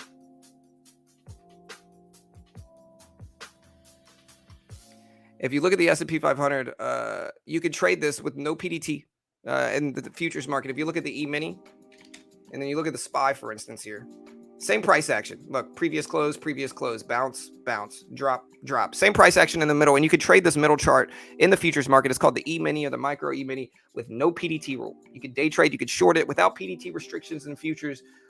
And Top Step Funds Traders, they're the most legitimate funded account program in the world. They give you a demo. If you can hit the target on demo while following the rest of their rules and conditions, they fund you between $50,000 up to $150,000 with a 90% split. Again, the most legitimate funded account program in the world. If you want to check it out, here's the link. They are a sponsor of my video. I am certainly biased in their favor because they're a sponsor of mine, but legitimate funded account program regulated in the US. Check it out.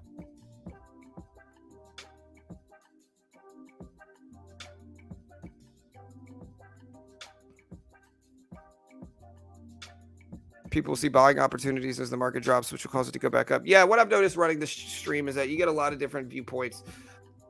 Everybody's 100% sure that they're right. And then when they're not right, they usually just kind of double down on it until it's just kind of, you know. So who knows? I don't know what we're going to get. That's why I always, like, I try to run this community in terms of, like, I have no idea what's going to happen. Nobody does. And we can only speculate. Which is how I'd rather have it. As long as we keep it respectful, it's all good.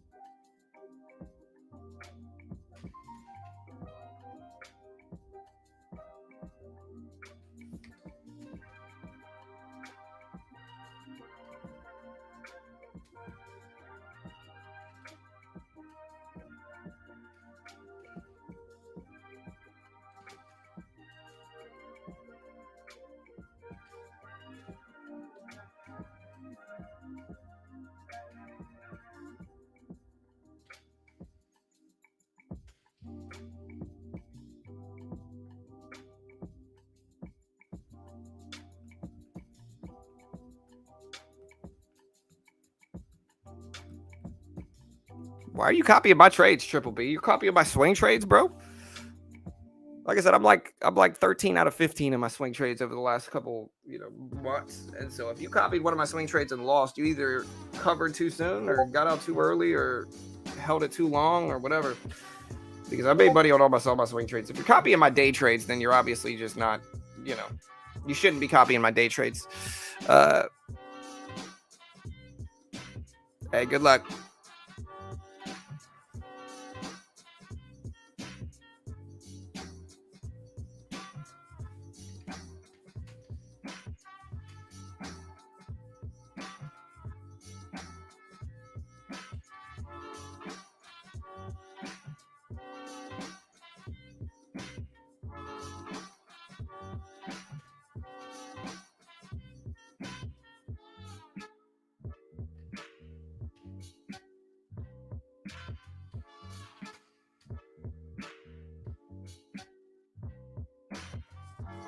All right, market started dip again. That 4K level. Here's the E-mini, right around 4K. If you look at the S&P 500, the price it doesn't equate exactly, but the E-mini follows pre-market activity too.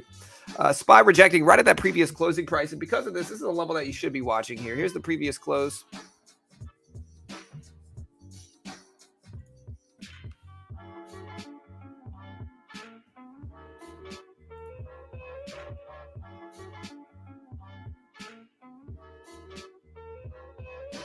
Q back it up. So again, tech is a little bit more profound in the Q. Thank you. Yeah.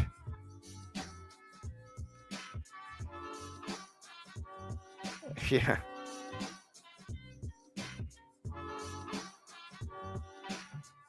Yeah, I don't know what's yeah, I mean COSM is a obscure penny stock. So it's just not my style of trading. I don't really trade penny stocks. I think that most of them fail, and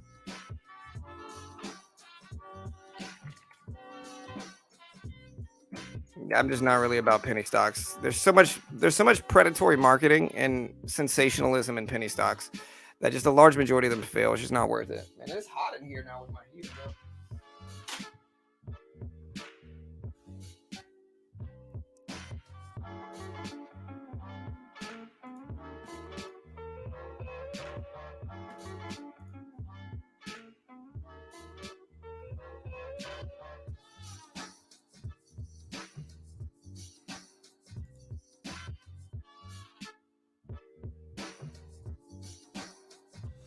But yeah, it is a holiday week, man. So the market activity again has been pretty boring.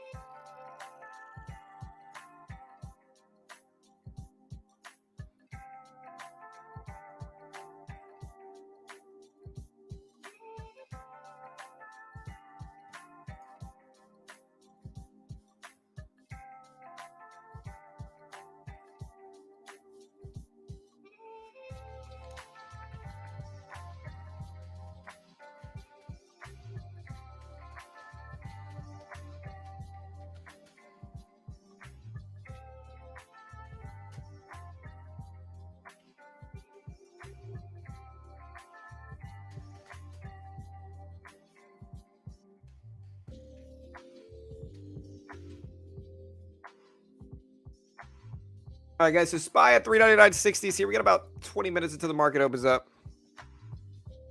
Yeah, here, I'll just mute whoever's talking to me on Discord. Sorry, I got a bunch of people reaching out on Discord, so sometimes you'll hear my Discord notification. I'm not really doing anything right now. I'm just kind of managing stuff. I'm pretty flat right now. The only thing I got into Amazon yesterday, made some money, sold it before the jobless claims data, which looks like it was the right move. And now I'm sitting pretty flat on everything. I'm still holding a little piece of AMC that I've been holding for a while now, but aside from that, it's pretty slow. We're just gonna wait for the opening bell. Fed minutes report today, though. The Fed minutes report will be interesting. Oh, we do have some other echo data getting released today, too. I forgot. At 10 a.m., we got manufacturing PMI for November dropping. And we also have, what else do we got? We got new home sales. So,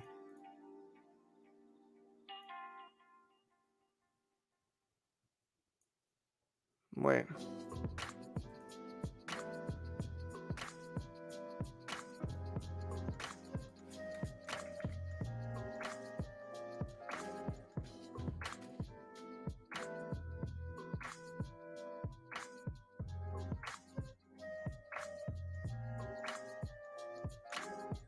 Oh, 9:45 a.m. All right, so yeah, 45 minutes. We do have manufacturing PMI and new home sales. Crude oil inventories at 10:32. All right.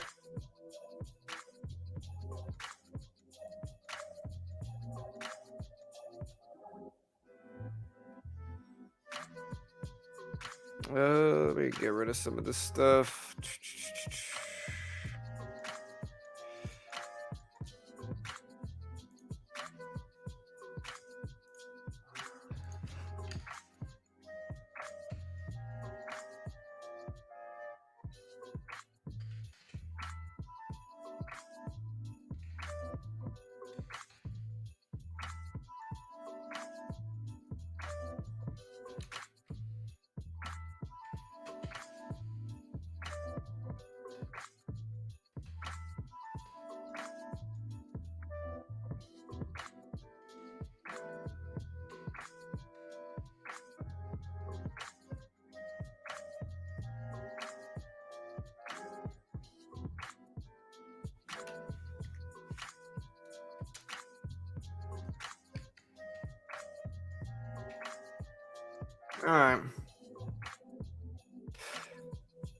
All right, guys. So we got the data out again. Most of this data come out. So remember, guys. So this data drops specifically at. Let me see.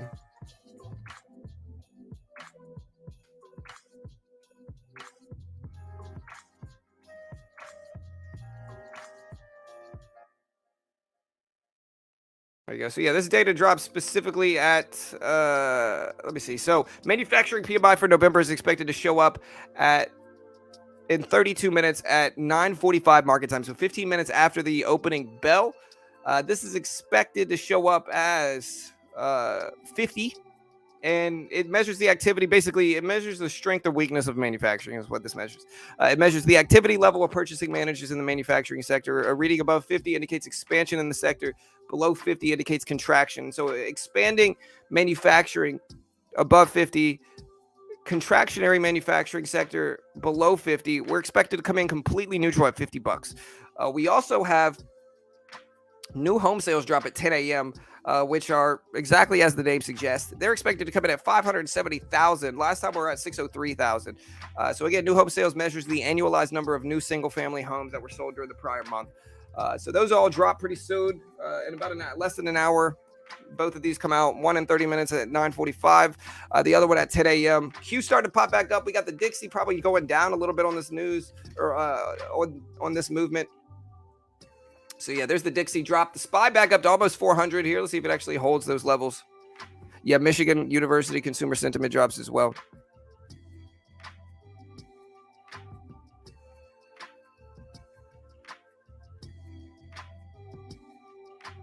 Crude going down.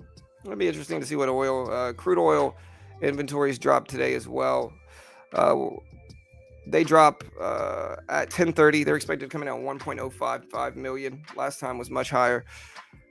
So measures the weekly change in the number of barrels of commercial crude held by U.S. firms. So crude oil inventories does drop at 10:30.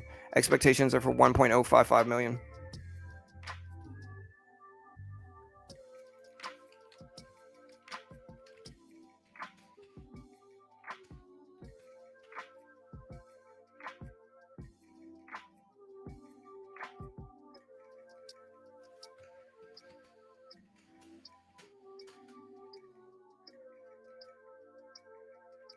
All right, market's starting to pump back at 399.80s here. 399.80s. Dixie starting to bounce back a little bit here. Q starting to test that VWAP 200 moving average. I hope you guys hear me. I'm saying it VWAP now. I used to say VWAP. Most people say VWAP. But people got mad. The abbreviation is VWAP. So VWAP is what we're now saying. Where's Cardi B at? So yeah, the Q at 286.20s. SPY at 399.80s.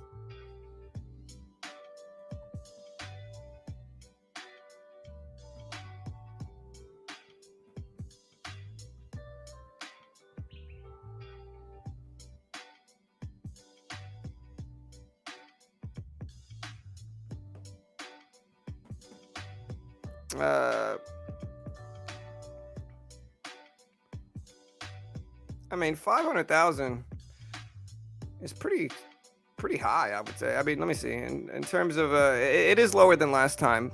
But I mean, you got to think about it. Like over 500,000 people buying homes in the country. It's still a lot. Like if you think about how many people buy homes in any particular month out of just the people you know, right? Just using your own sample size out of the people you know. How many people are in the U.S.? What's the percentage of that? There are 330 million people, give or take. So if you look at that and we do 500,000,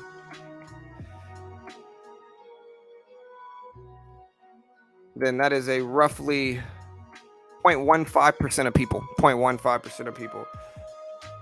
Maybe a little bit low. Like if you really consider it, that means that 15 out of every 1,000 people that you know bought a home, and I think that's a little bit low, sure, but it's not outside the realm of possibility. Last time was 600K. You know, I think my math's right. My math might be right. Yeah. So, yeah, the futures market closes for a little bit every day. Oh man. All right, guys, we got 12 minutes. Oh, let me put Top Step up.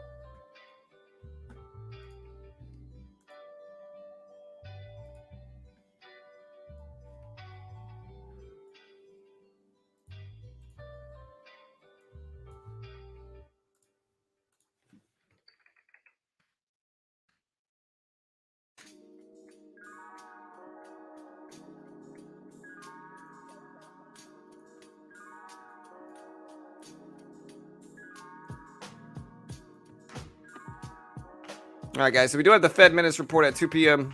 Y'all be ready for that.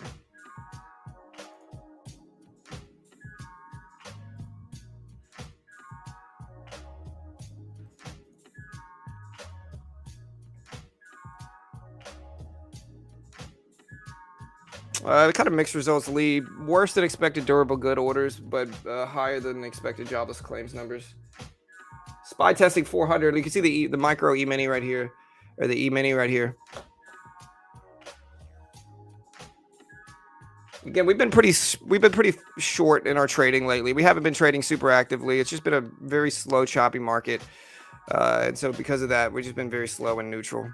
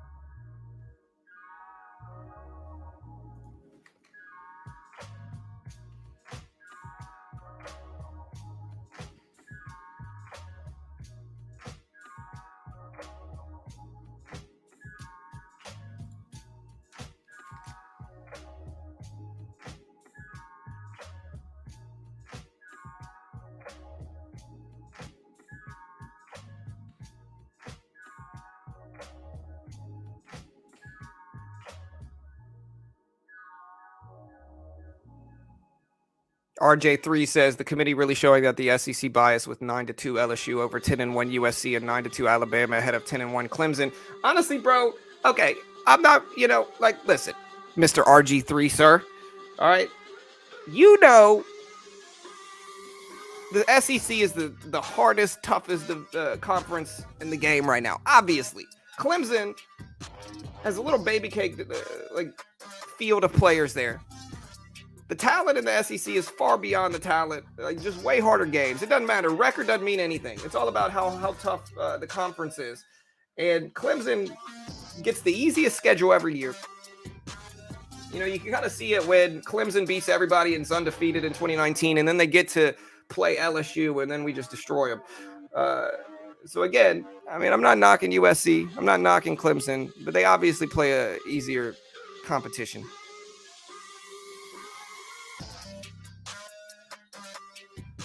Right. Get Clemson out of here, bro. Clemson's schedule every year is a piece of cake, bro. It's so easy, The SEC is where the real, that's where the real competition is, and the people ranking them know it. The Dixie started to bounce back up. The SPY started to dip down a little bit. Here's the SPY drop. Right, exactly, Kieran. Kieran knows. Right. Strength of schedule matters. 10-1 team that beats on chumps isn't as good as a 9-2 SEC team. 100% all day. I like RG3. I watched him when he played at Baylor. He was great. He was great. Didn't get the pro playing experience that he wanted, but dude was great. I was a fan of him when he was doing things at Baylor. Still, SEC is the toughest competition there is.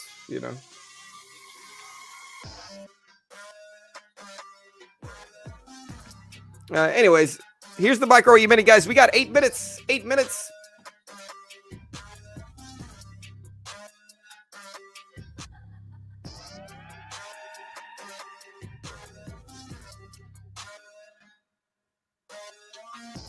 Market starting to dip a little bit again. You can see the S&P 500 starting to fall a little bit here, so we are getting some drops. Let me put up the micro E-mini before I accidentally take too much risk. There's the micro E-mini right there.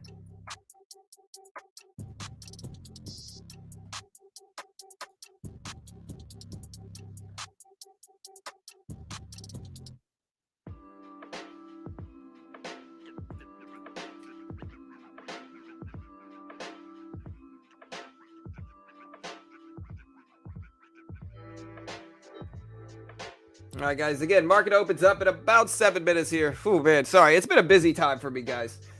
And so if I've been a little bit, not reactive per se, but if I've been in a rough mood, it's because I haven't been getting enough sleep, man. My son has been sick for the last 2 weeks straight, man. He had the flu and strep at the same time. Been running fevers off and on for the last 2 weeks. He had a week where he didn't have a fever, and then he spiked one again last Friday. And it's just been busy. We're not even going to be able to celebrate Thanksgiving here, really, because we basically got to quarantine ourselves because my mother-in-law has the flu. My son has the flu A. My son has strep. And so we can't really go around family right now, unfortunately. So it's just been a busy time, man. It's been hectic. But we are here. We're doing what we can. And yeah, we'll see what we get. Hopefully we get some good stuff. Jobless claims numbers, Fed minutes report today. We are going to be streaming that live as we always do. And so y'all be ready. Hey, what's up, Mo?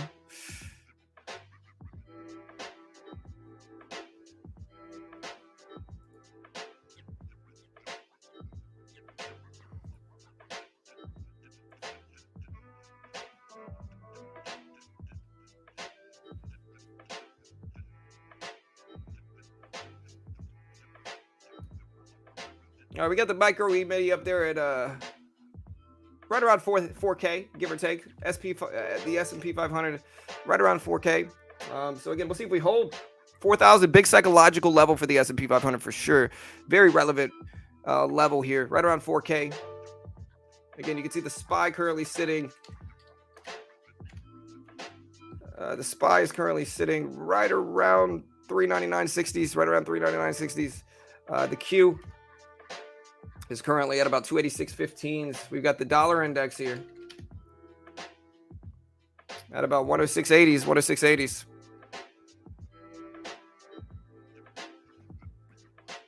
We do have the Fed minutes report today. I don't know why they're dropping the Fed minutes report the day before Thanksgiving, though.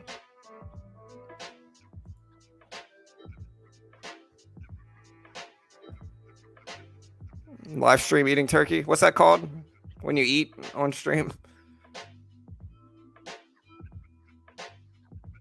Yeah. I'm telling you, Kieran, bro. I'm telling you, bro. I know, man. Listen, there's a lot of risk sitting on. It's not even that I knew which way the market would go. It's that I understand the risk of sitting in pre-market. Because of that, cutting that option trade was probably the better move. You got to wait until the market opens to trade it. You don't know what the market's going to do in that period of time. The market can do a lot of different things in 3 hours, bro. You know, so it's like if you got to wait for pre-market to end before you can cut your option trade, regardless of how much you're up, it's probably the better move to cut it and then just, take another trade during the day. Yeah. Yeah, that's it. I know that's not a curse word, but it sounds like one, so I'm just not going to say it. Market's starting to fall a little bit. S&P 500 dropping down here. You can see a drop. Market opens up in 4 minutes. What's crypto at right now? Bitcoin all the way down to 16.5K. If Bitcoin can get back over 17K, I think that's a great sign. Q just dipped pretty heavily before the opening bell. We got about 3 minutes exactly.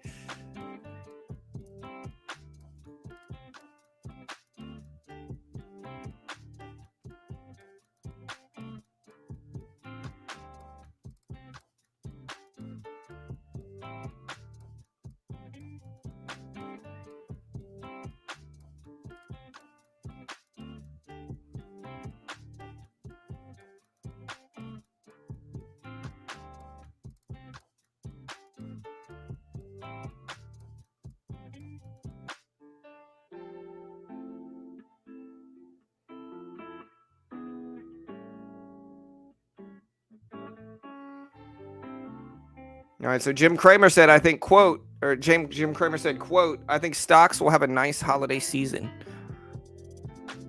Oh, no, guys. That's bad. Market's almost certainly going to drop now. Market actually, while saying that, market's popping up.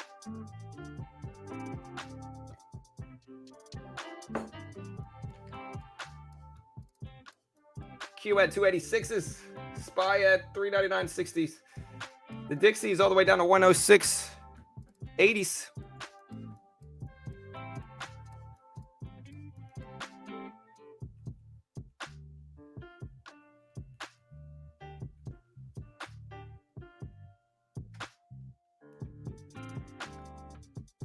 Yeah, thank you, Kieran. Tony Specialty Meats. A fried turkey. That sounds good. I mean, if I was anywhere close to Louisiana, I'd tell you to grab me one, bro. But my whole family's sick, bro. My son's got the flu and strep. I'm not sick yet. I'm taking Tamiflu and a cautionary antibiotic, but who knows if I'll get it. Hopefully, I won't. But my mother-in-law's sick. My son's sick. My daughter luckily already had the flu about 3 weeks ago, which really she was the first one to get it, and then the rest of the fam got it. Or then my son got it, and my mother-in-law got it after that. So I'm hoping, I'm gonna cross my fingers and hope that I don't get the flu.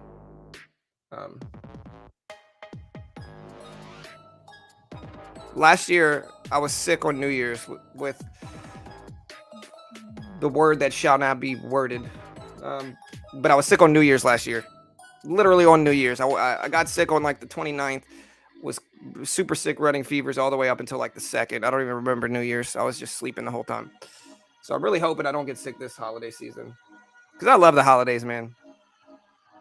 Hopefully we get some good action in stocks too. All right, guys, we got 10 seconds, 5 seconds really. Markets testing previous closing price of volatile 3 or 4 minutes. We got the Fed minutes report today. Let's see what we get. There's the opening bell. Market just opened up. Let's see what we show up. Market's moving up a little bit since the open. Let's see if we pump up and continue.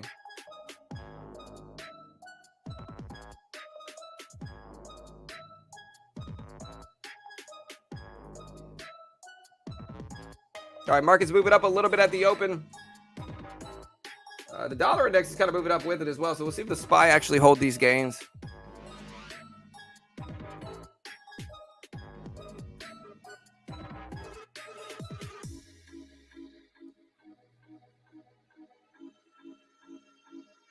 Hey, thank you all. Thank you, Mo. Thank you, Britain. I appreciate it, guys. Market's pumping up. Hopefully it holds. Again, we're not trading yet. We're just going to sit back and wait. You know. All right, guys. Market with a big move up here. Look at this big green move here at 399.90s right now.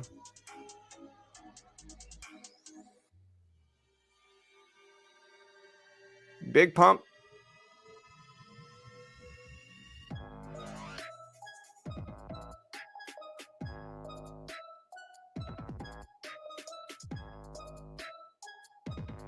Pop it up big, great action. 2 big green candles at the opening bell for the SPY. S&P 500 up to over 4K.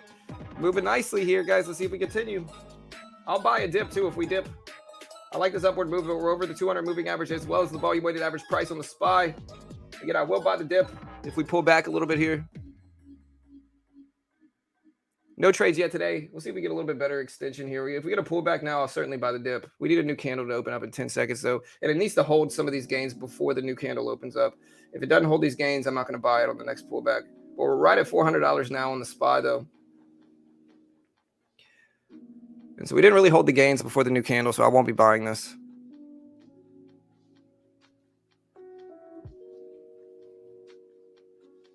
Let's get the VWAP up here.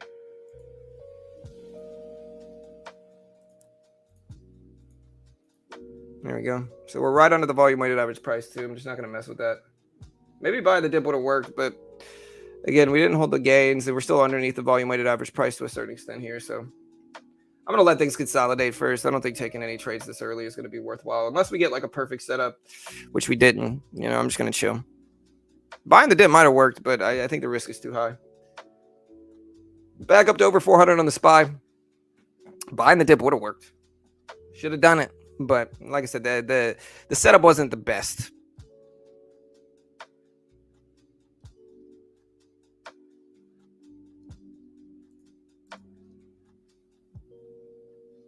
Oh, I'm thinking of Chris's specialty beats, not Tony's.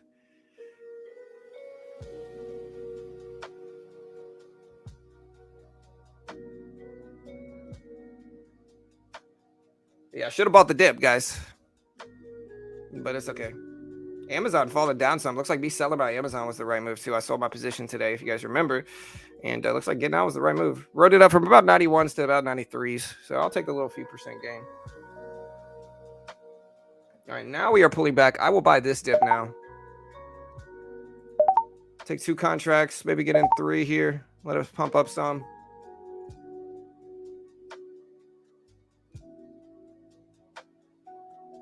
Remember, 15 minutes after the open, we do have crude oil. Or no, we have something coming out. All right, we covered a little piece. We got one contract left. Yeah, so remember, 15 minutes after the opening bell, guys, we do have...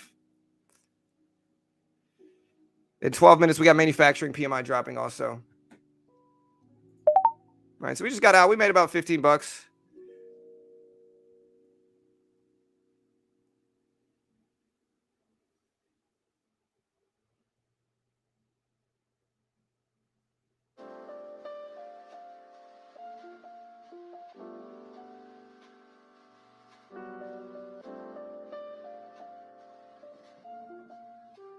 Huge rip up in the market.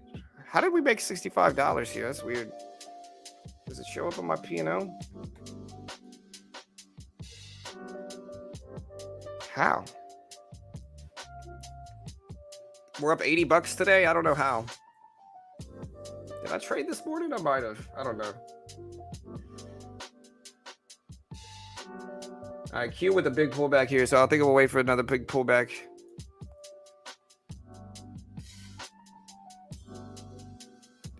Yeah, we have some turduckens here, Chris. We got a few different turduckens.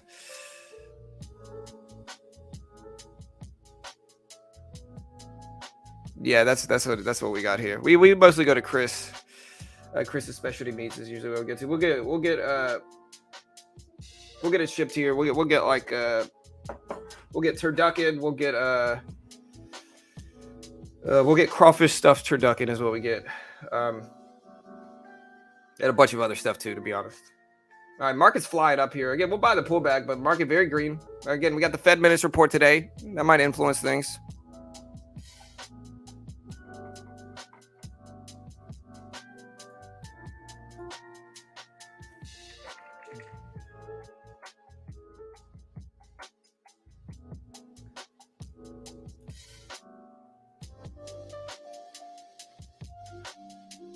Again, a little bit too much green action. We haven't had one red candle yet since the opening bell. We've had one doji candle, 1, 2, 3, 4, 5, 6, 7 green candles in a row. So we're going to let a pullback happen before we buy up anything else. The Dixie also started to bounce back some, so we're just kind of sitting back.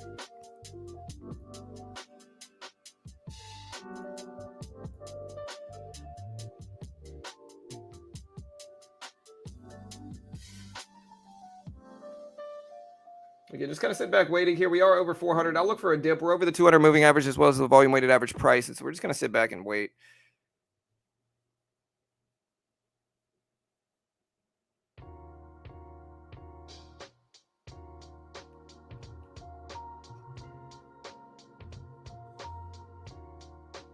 Waiting for a dip. Getting a little bit of a dip. Not enough, though. We need a confirmation and an upward trend. No, they don't have it in Texas, but we get it shipped here. They put it in like dry ice and ship it in like a styrofoam cooler. I'm going to start adding on this pullback. I see the Q trying to test highs again. So we're going to add into this, see if we pop back up. All right, we're testing the high up here. All right, cut out half. Cut out the rest. All right, so we're up a little bit under 100 on the day. Yeah, we're up $95.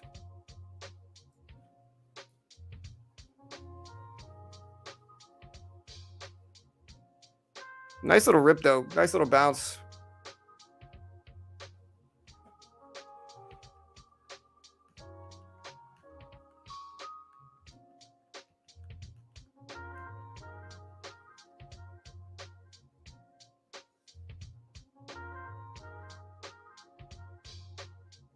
Hey, Mo, no religious stuff here, brother. You know I got your back. I try to keep it religion-free here, bro. You know, it's all good, though. Hope you're doing good, brother. I'm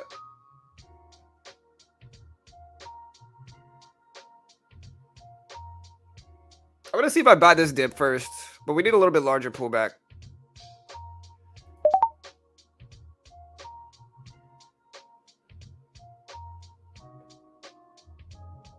All right, about a little dip. We'll add a little bit more to this. See if we get another test of these highs up here. Market's been flying up, though.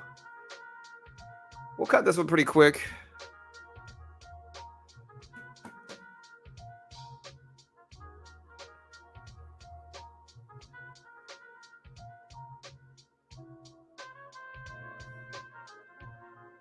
There we go. Another pop up.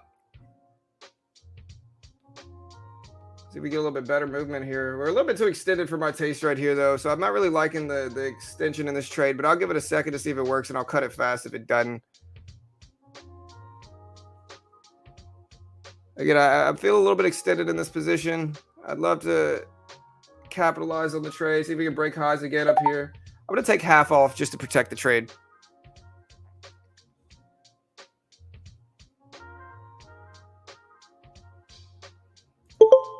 All right, we just cut the rest. We are now up over 100, though. We are now up about 102 bucks. Here's the P&L today. No losing trades yet. Missed out on that pop. It's okay, though.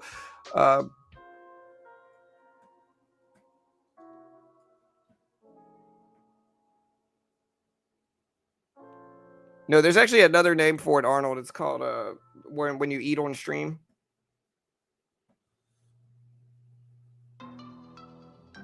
Yeah, I mean, market's looking very strong right now, guys. I mean, we're up to almost 401 right now.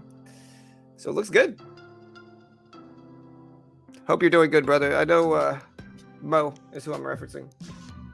How's your trading been doing, bro? Did you get affected by crypto at all, Mo? I know you were big in crypto, bro. You're the one that put me on Cardano a long time ago, and luckily I made money on it and cut it. But how you doing in crypto, bro? Let me know, man.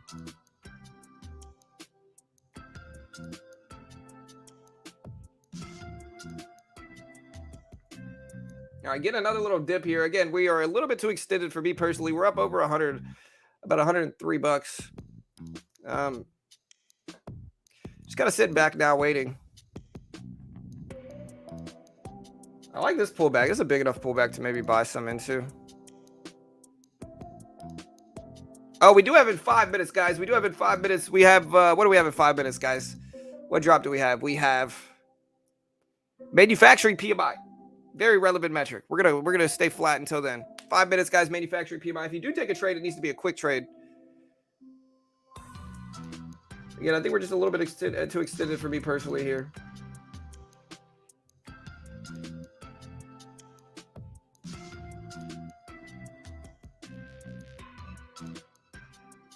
You stop believing in crypto, bro? I mean, I don't blame you, bro. I've been saying over and over again, I'm pretty flat in everything right now. I just don't trust it, bro. I just don't trust it. You know, like everything. The problem with it is that this FTX thing is terrible. It's going to have a profound trickle effect, and it already has. And I hope this bull action in the market is going to make crypto bounce back. But again, I'm not confident in it. I'm not confident that we're going to get a broad bounce back right now, anytime soon. I mean, I think we eventually will, but I don't know how long it's going to take. And so I hope we do. But yeah.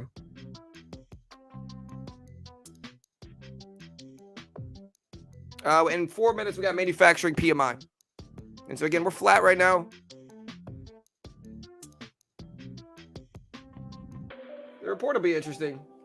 But one thing I always look at is, like, in the next 2 to 3 minutes, people that might either have insider info or people that already know the data might start front loading into what the manufacturing PMI numbers might be. And so I'm watching what the market does right now, and then we'll see how the market is impacted here. But I'm not taking anything yet. Again, we got that data drop in about 3 minutes.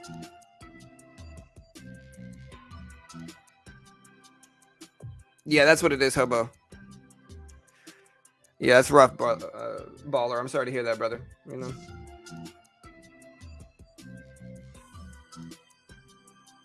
Yeah, Jim. Yeah, I'm just super cautious with crypto. I'm not saying it's over, but I'm not taking any big sizable positions right now. I just don't think it's worth it. All right, here's a big pullback. Again, we got about 3 minutes before the manufacturing PMI service drops. Well, yeah, it's a bunch of different ones, Mello. So right now, we got manufacturing PMI for November. We got S&P Global Composite PMI. We got services PMI. In about 15 minutes, we got Michigan consumer expectations and sentiment, as well as current conditions. We got new home sales in 17 minutes. So that's the data that's dropping. But it's a number of different manufacturing data releases coming out in the next 2 minutes. Again, manufacturing PMI, Global Composite PMI, and services PMI specifically are what's dropping in 2 minutes. Again, no losing trades in futures yet. Again, you can see my graph here. We're pretty green today. I'm trading cautiously, and we do have this data release pretty soon.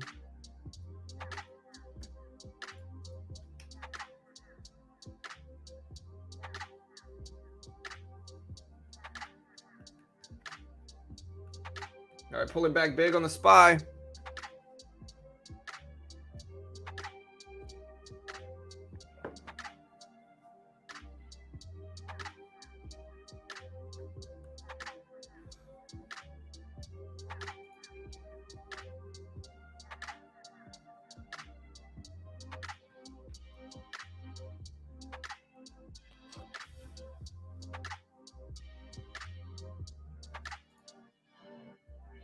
All right, guys. Remember, data drops in less than a minute, about 40 seconds.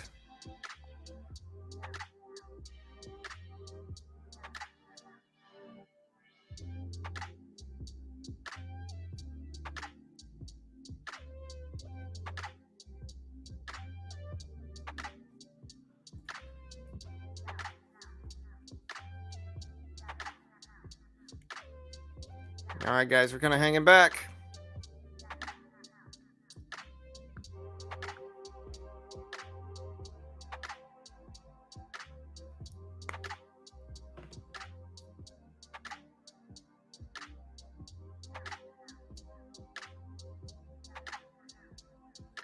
All right, huge rip up of the manufacturing PMI. Let's see what it showed up as. Huge rip up. 47.6 is what we showed. So a contractionary manufacturing sector, which is causing a big bull response here. Again, 47.6 is what we showed up as manufacturing PMI, causing a big bullish response.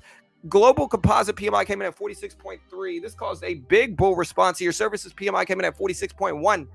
Huge bullish response here in markets, guys. Huge bullish response. Wow.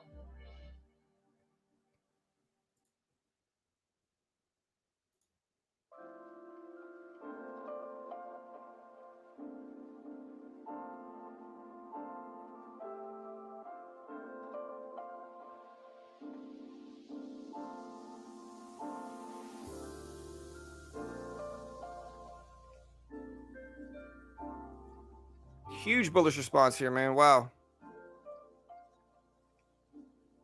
Starting to contract a little bit, though, here. Maybe I should have bought that dip, but, man, big bullish response. We'll put these numbers up on screen so you guys can see them. But, again, lesser manufacturing number, which is, again, it's going to be interpreted as positive here. 47.6. Here's the data right here on screen.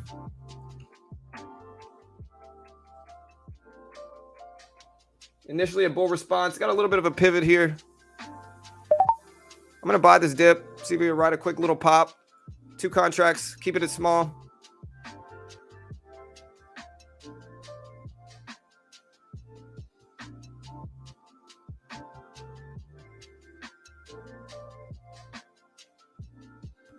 All right, we got a nice little down wick here. We're going to add some more to this. There's 3 contracts.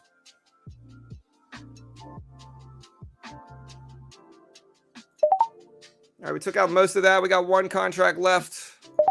All right, we just cut it. Made about 30 bucks there, a little bit under 30. Nice little response. Again, here's the P&L today. We were up about 130, give or take. We'll take it.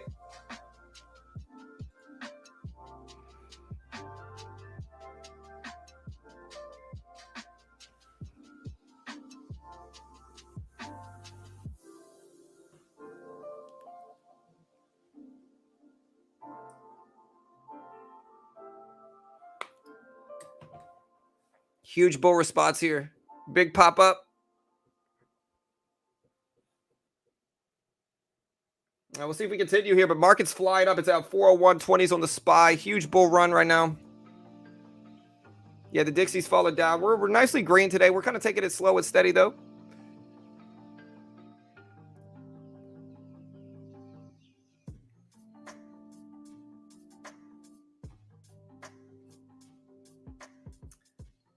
Still pumping up at 401.30s. Market's looking really solid here. Again, we haven't had one losing trade yet.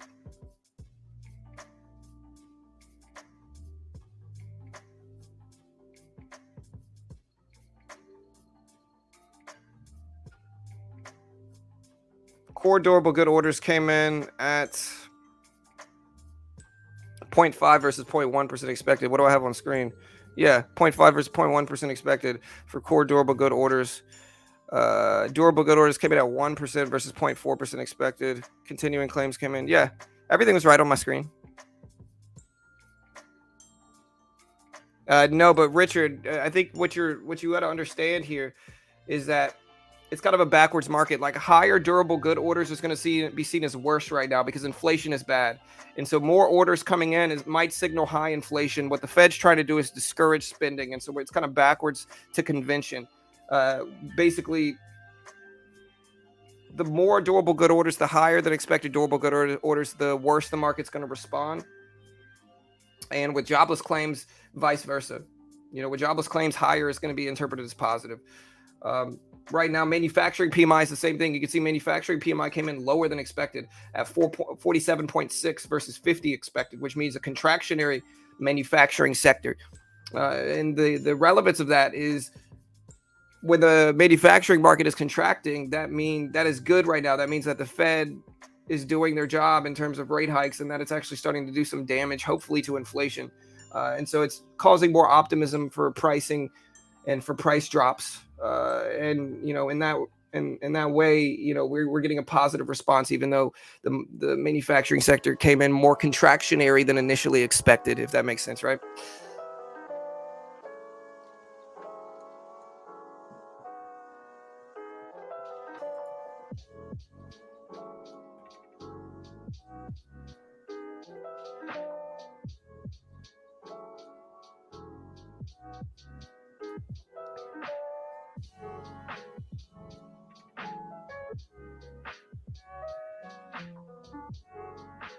All right, guys. Market's been pretty strong here. Nice little trend. We are green today.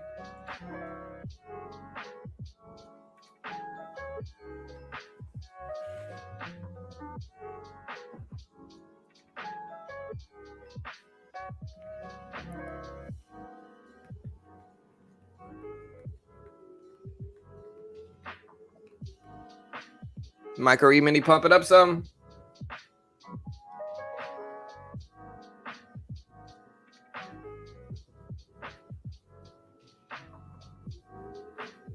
Still flying up, testing highs right now in markets.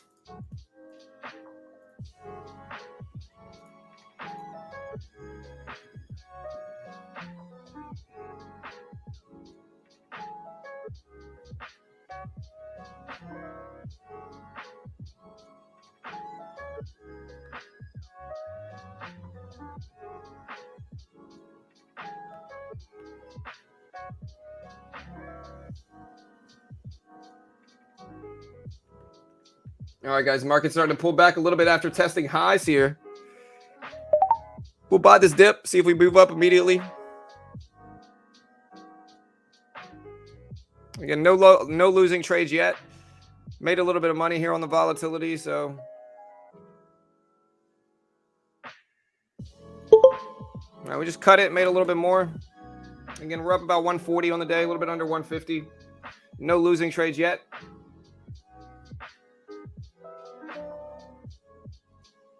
We'll take it.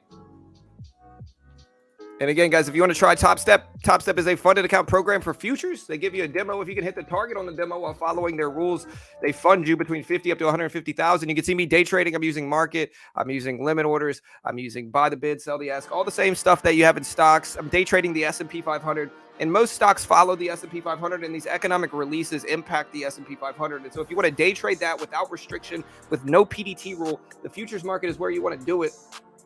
If you want to try out a funded account program for futures where they give you a demo, and if you can hit their target on the demo while following their rules and conditions, they fund you between 50 to 150,000 with a 90% split. A legit funded account program regulated by the Chicago Mercantile Exchange, the most legitimate one in the world, in my opinion. They fund thousands of traders, pay out millions of dollars a year. Check out the link. Here's the link in chat.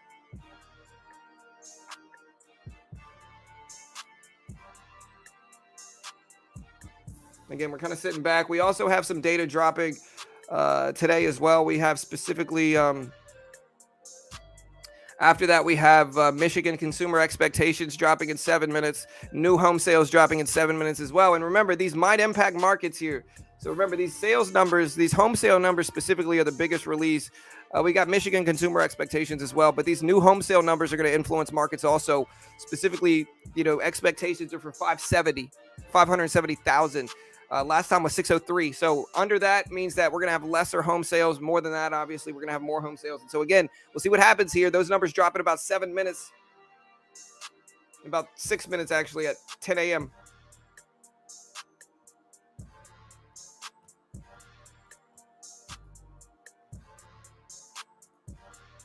We'll put these numbers up on screen as well. Bear with me.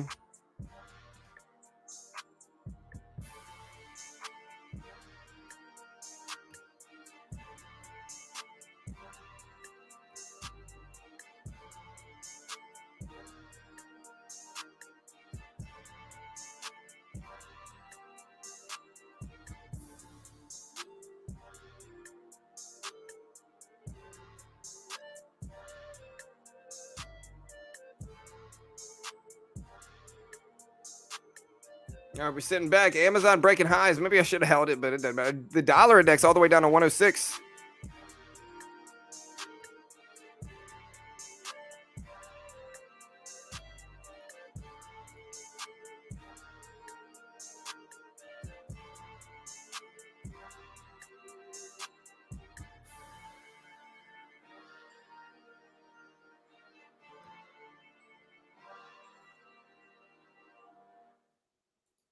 Market's pumping up here, team. Another influence of the market today, guys, remember, is the Fed minutes. Every 6 weeks, the Fed meets to determine how much they're going to raise or lower rates. Last one was November 2nd. And today we have kind of the report on that dropping at 2 p.m. on the dot. We will be streaming that live today as well, so y'all be ready for that also.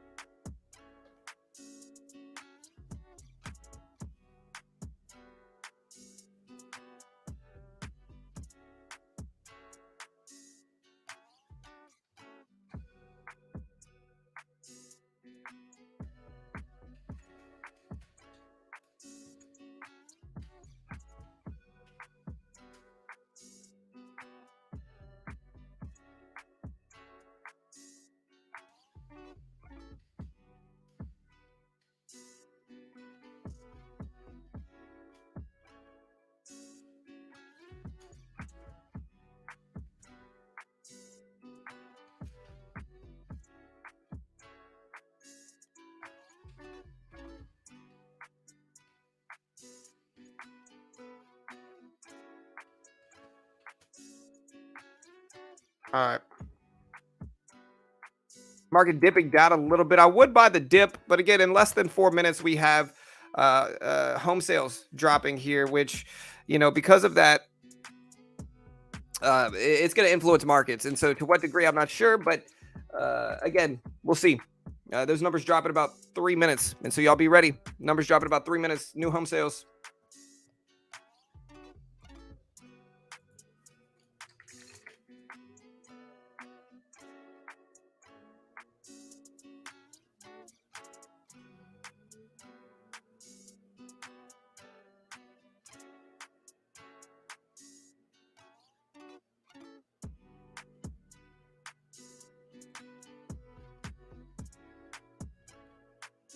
All right, so we're dipping down a little bit. Let's see if we bounce here. Again, we do have these numbers dropping. All right, we got about 500 votes on the poll. 75 basis points has 46% of votes. 13% has 100 basis points, and then 39% of people think 50 basis points. Kind of what I thought. That's kind of the same thing.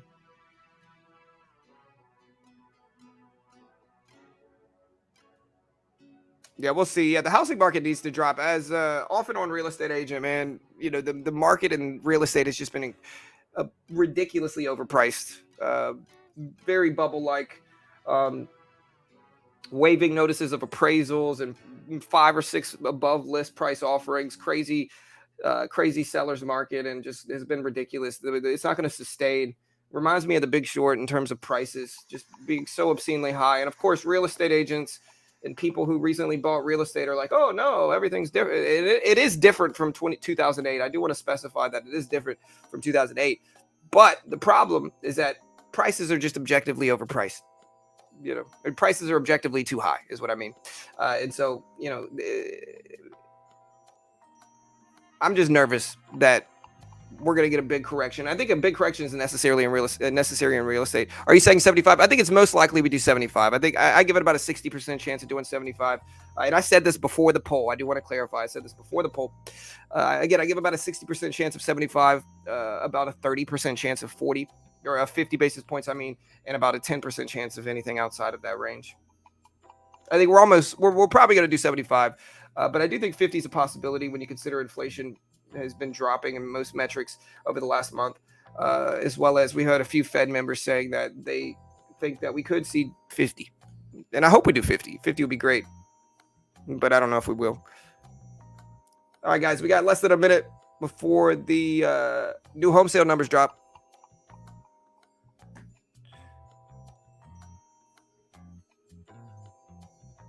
Yeah, but I really don't know. Like I said, nobody does. Mello, we get it. You're short. But I think at a certain point, you got to just kind of let the ride happen and not criticize the ride. I mean, listen, again, I've noticed bears specifically are very, they say what I've noticed, and I'm not saying this is you, Bello, but I've seen so many bears do this lately where they make fun of people hoping the market goes up.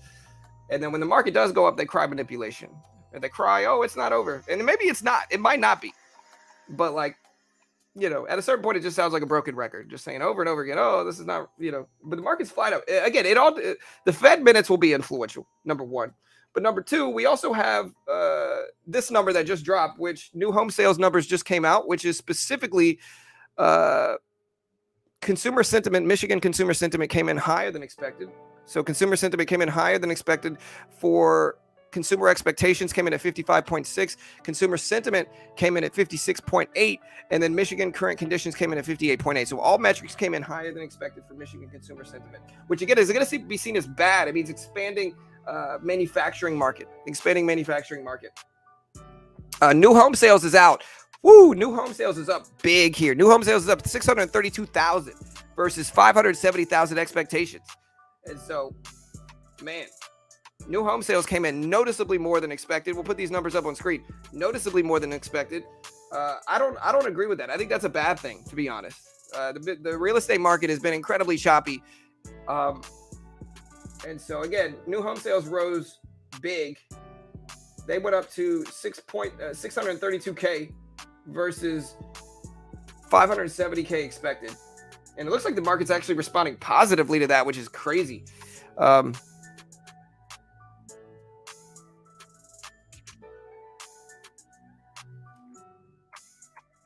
Yeah, I don't think people are sheep when they're actually right, Mello. So, like, the people that have been bullish over the last 2 months, I don't know if calling them sheep is the right move. I think everybody wants to be Michael Burry, but very few people are. Everybody wants to bet doom and gloom, but stock market crashes are so difficult to predict. It's not even funny.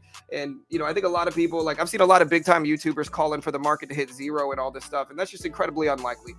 And so I think at a certain degree, I think people got to accept the fact that they might have been wrong about predicting a stock market crash. And, maybe we still crash, but I think everything over the last 2 months has shown bullish action. And so, but it really depends on what CPI shows up as next month, as well as the Fed rate hike decision. Here's the home sales. We're putting those numbers in chat right here. Yeah, I would think this would be interpreted as bad. I mean, having much higher than expected new home sales is going to be interpreted as bad. Maybe consumer expectations is causing the market to go up. It's hard to see the nuance behind it, but I would think that more home buyers in this market is bad. It's good for real estate prices, I guess, if you want prices to go up, but bad for inflation.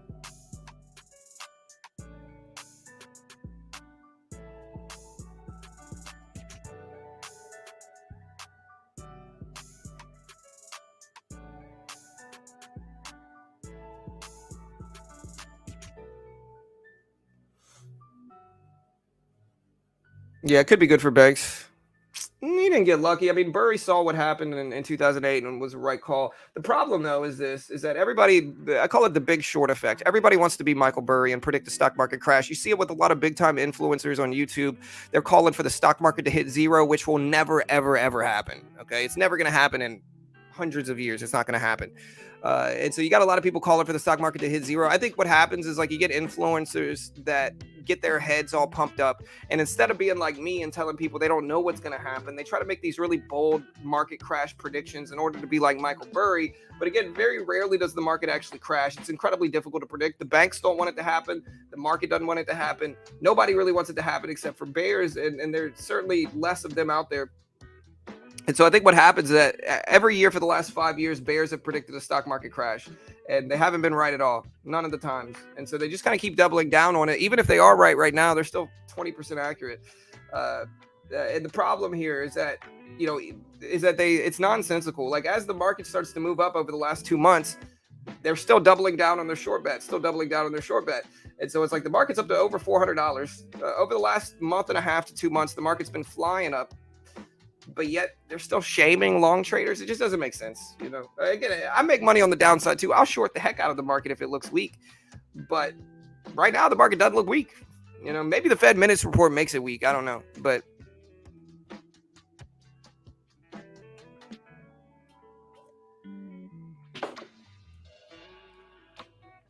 Q dipping down a little bit. We'll see. Q starting to pull back a little bit. I might take a little dip buy, but I haven't had one losing trade. I kind of want to keep my 100% accurate for today.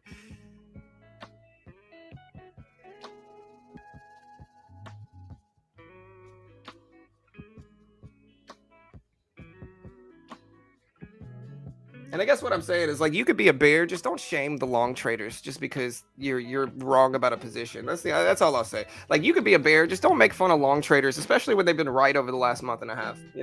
At a certain point, it just seems like delusion. Um, where it's like you see the market going up, you see the market popping up. A lot of people have been calling it short for 2 months, and they've been wildly wrong about it. And I think at a certain point, you got to just be like, hey, I was wrong. Market's been moving up. It looks kind of strong right now. And maybe we reverse. That's possible. We're not up to unreversible levels. That's for sure. We certainly could reverse, and we'll see if we do. I'm not saying we don't, but the market's up to 40150s on the SPY. S&P 500 is over 4K. A lot of people thought 4K is a big psychological level. And again, we'll see if we hold. I think another really good sign is the Dixie has been correcting some. Dixie's all the way down to 106s now, which is great. It's what we want.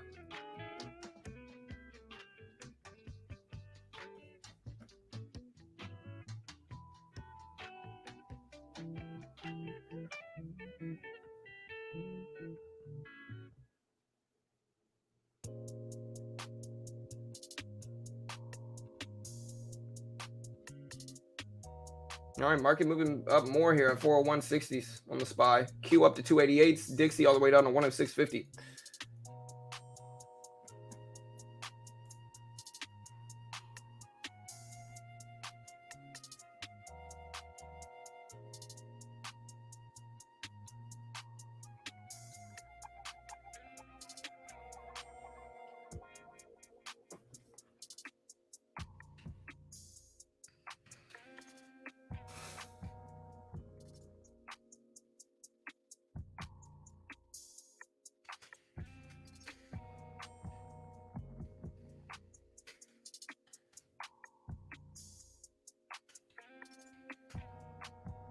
Market flew up, almost up to 402s.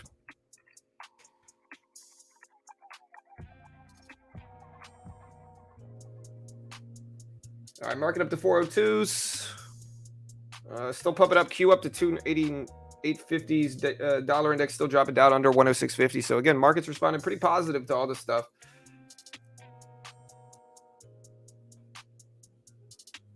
Yeah, 100% Octavius, 100%, bro.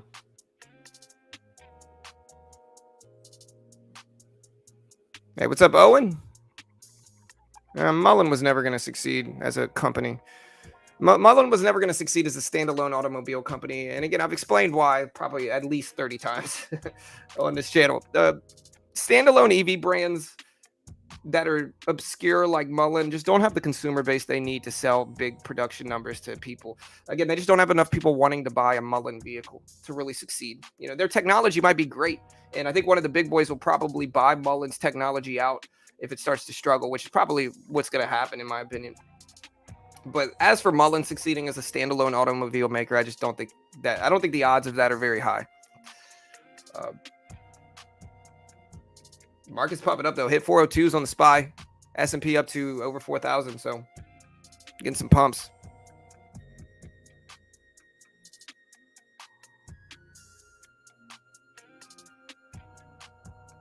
Hey, thank you, Octavius. I appreciate it, brother. Thank you, man. But yeah, so market's going up. We do have a crypto show we're doing today. Let me see where.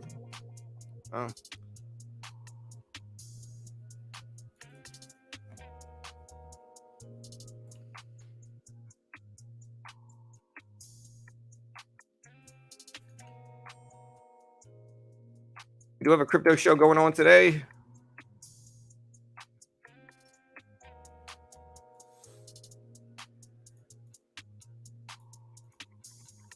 Getting a little dip here, but tempted to buy the dip. Like I said, though, I haven't had one losing trade yet. Here's my profit graph today. I kind of like maybe it's OCD, but I like to keep my profit graph with no losses. Up about $136. We'll take it. Green is good.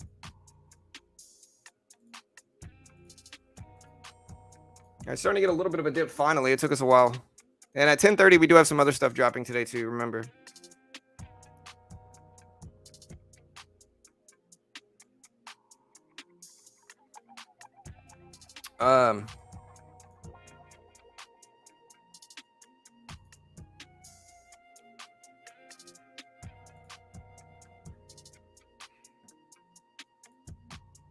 Oh no. Oops. I did the wrong thing. My bad, guys. Let me delete this.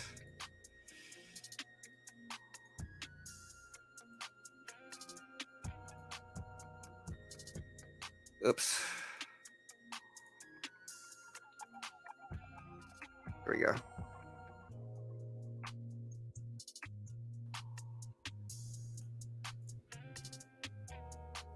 There we go. That's better. Yeah, we are going to be doing a crypto show today, so y'all be ready for that.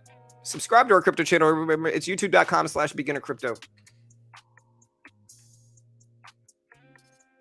Here is that link, guys. So sub there. We are going to be doing a crypto show today, and then we're also going to be streaming the Fed Minutes Report later on today, so y'all be ready.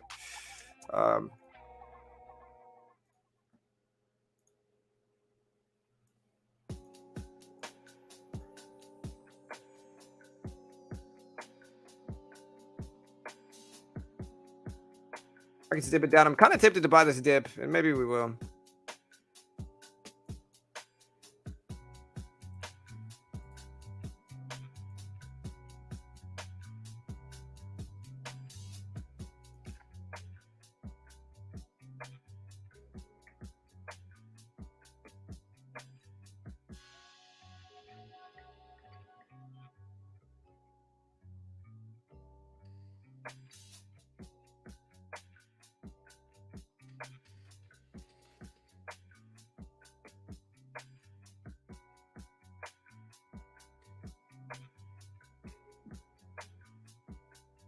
Going to pump up a little bit here, consolidating here, which is a good sign of strength after it happens. All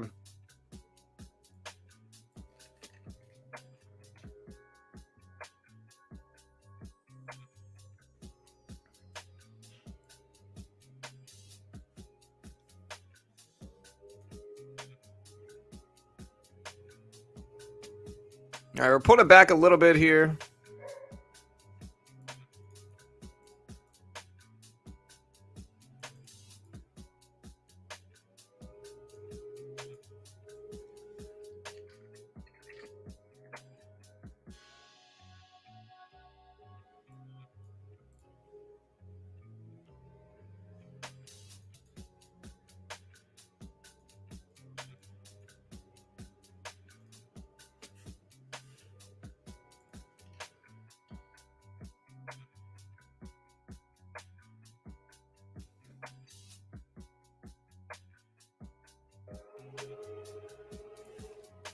Sorry, guys. We got our landscapers here right now, so bear with me.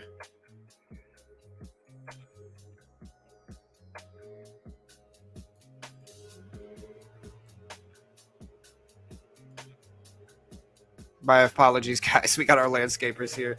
Pop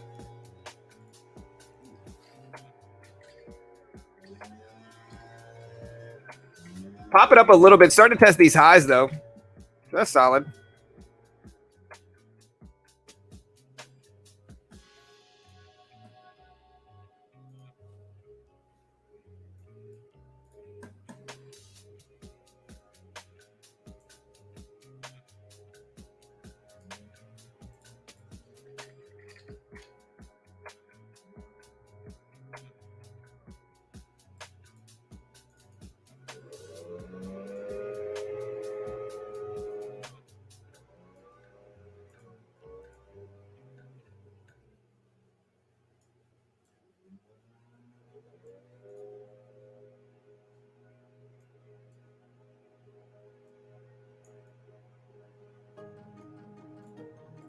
All right, guys. So we're kind of consolidating back and forth right now. We are going to be pivoting to a crypto show, so y'all be ready. Let me get this started here. My bad if we got this going on here. My bad, team. But we're going to be talking about Genesis, man. We're going to be talking about Genesis. Market's still pumping up, tested highs, though, so it looks pretty solid.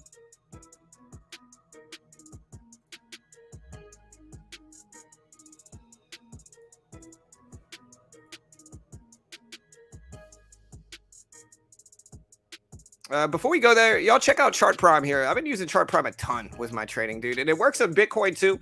If you look at this here, it works on Bitcoin. It works on stocks. It works on crypto. It works on Forex. It works on futures. It works on basically anything you want it to.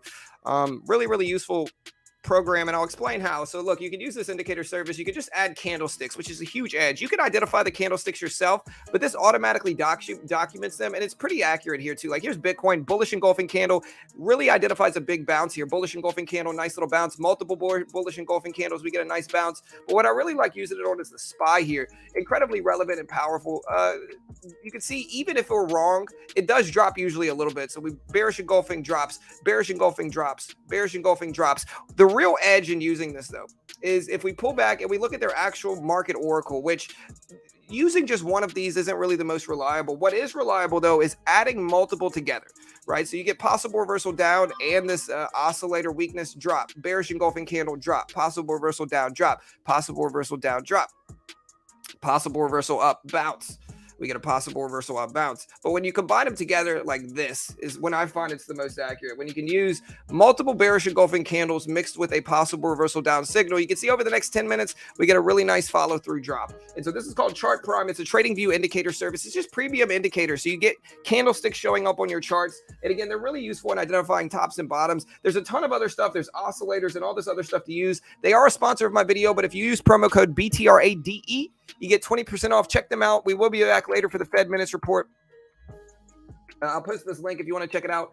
A great way to help support the channel is by checking out Chart Prime. They are a sponsor of mine. And yeah, we'll be back later for the Fed Minutes Report. Check them out. And we are going to start our crypto stream right now, guys. So we are going to be starting our crypto stream. We'll see if we get something favorable here. And it looks like that last reversal down indicator was right. But we are going to be starting a crypto stream. Let me find the link here. Bear with me, team. Hold on one second. And so we're going to be talking about Genesis, FTX fraud, all that stuff going on. And we're going to be starting it up right now. And so y'all stick around. If you do not get automatically routed there, guys. So if you don't get automatically routed there, go to youtube.com/beginner trading. youtube.com/beginner crypto. Is where we're going to be going once we close this stream down. So y'all stick around. We're starting that stream up right now. Chart Prime is only about $50 a month. If you use my link, it's a little bit less than that. But yeah, $50 a month. So pretty cheap, and you can use it on stocks, crypto futures, all that stuff too. But yeah, guys, again, we're going to be pivoting to our crypto stream, talking about crypto. And so, yeah, we're starting that stream up right now. I'll see you guys over there. And if there's the link in chat. If it doesn't route you, if you're on mobile, a lot of the time it won't route you. Just search for youtube.com/beginner crypto.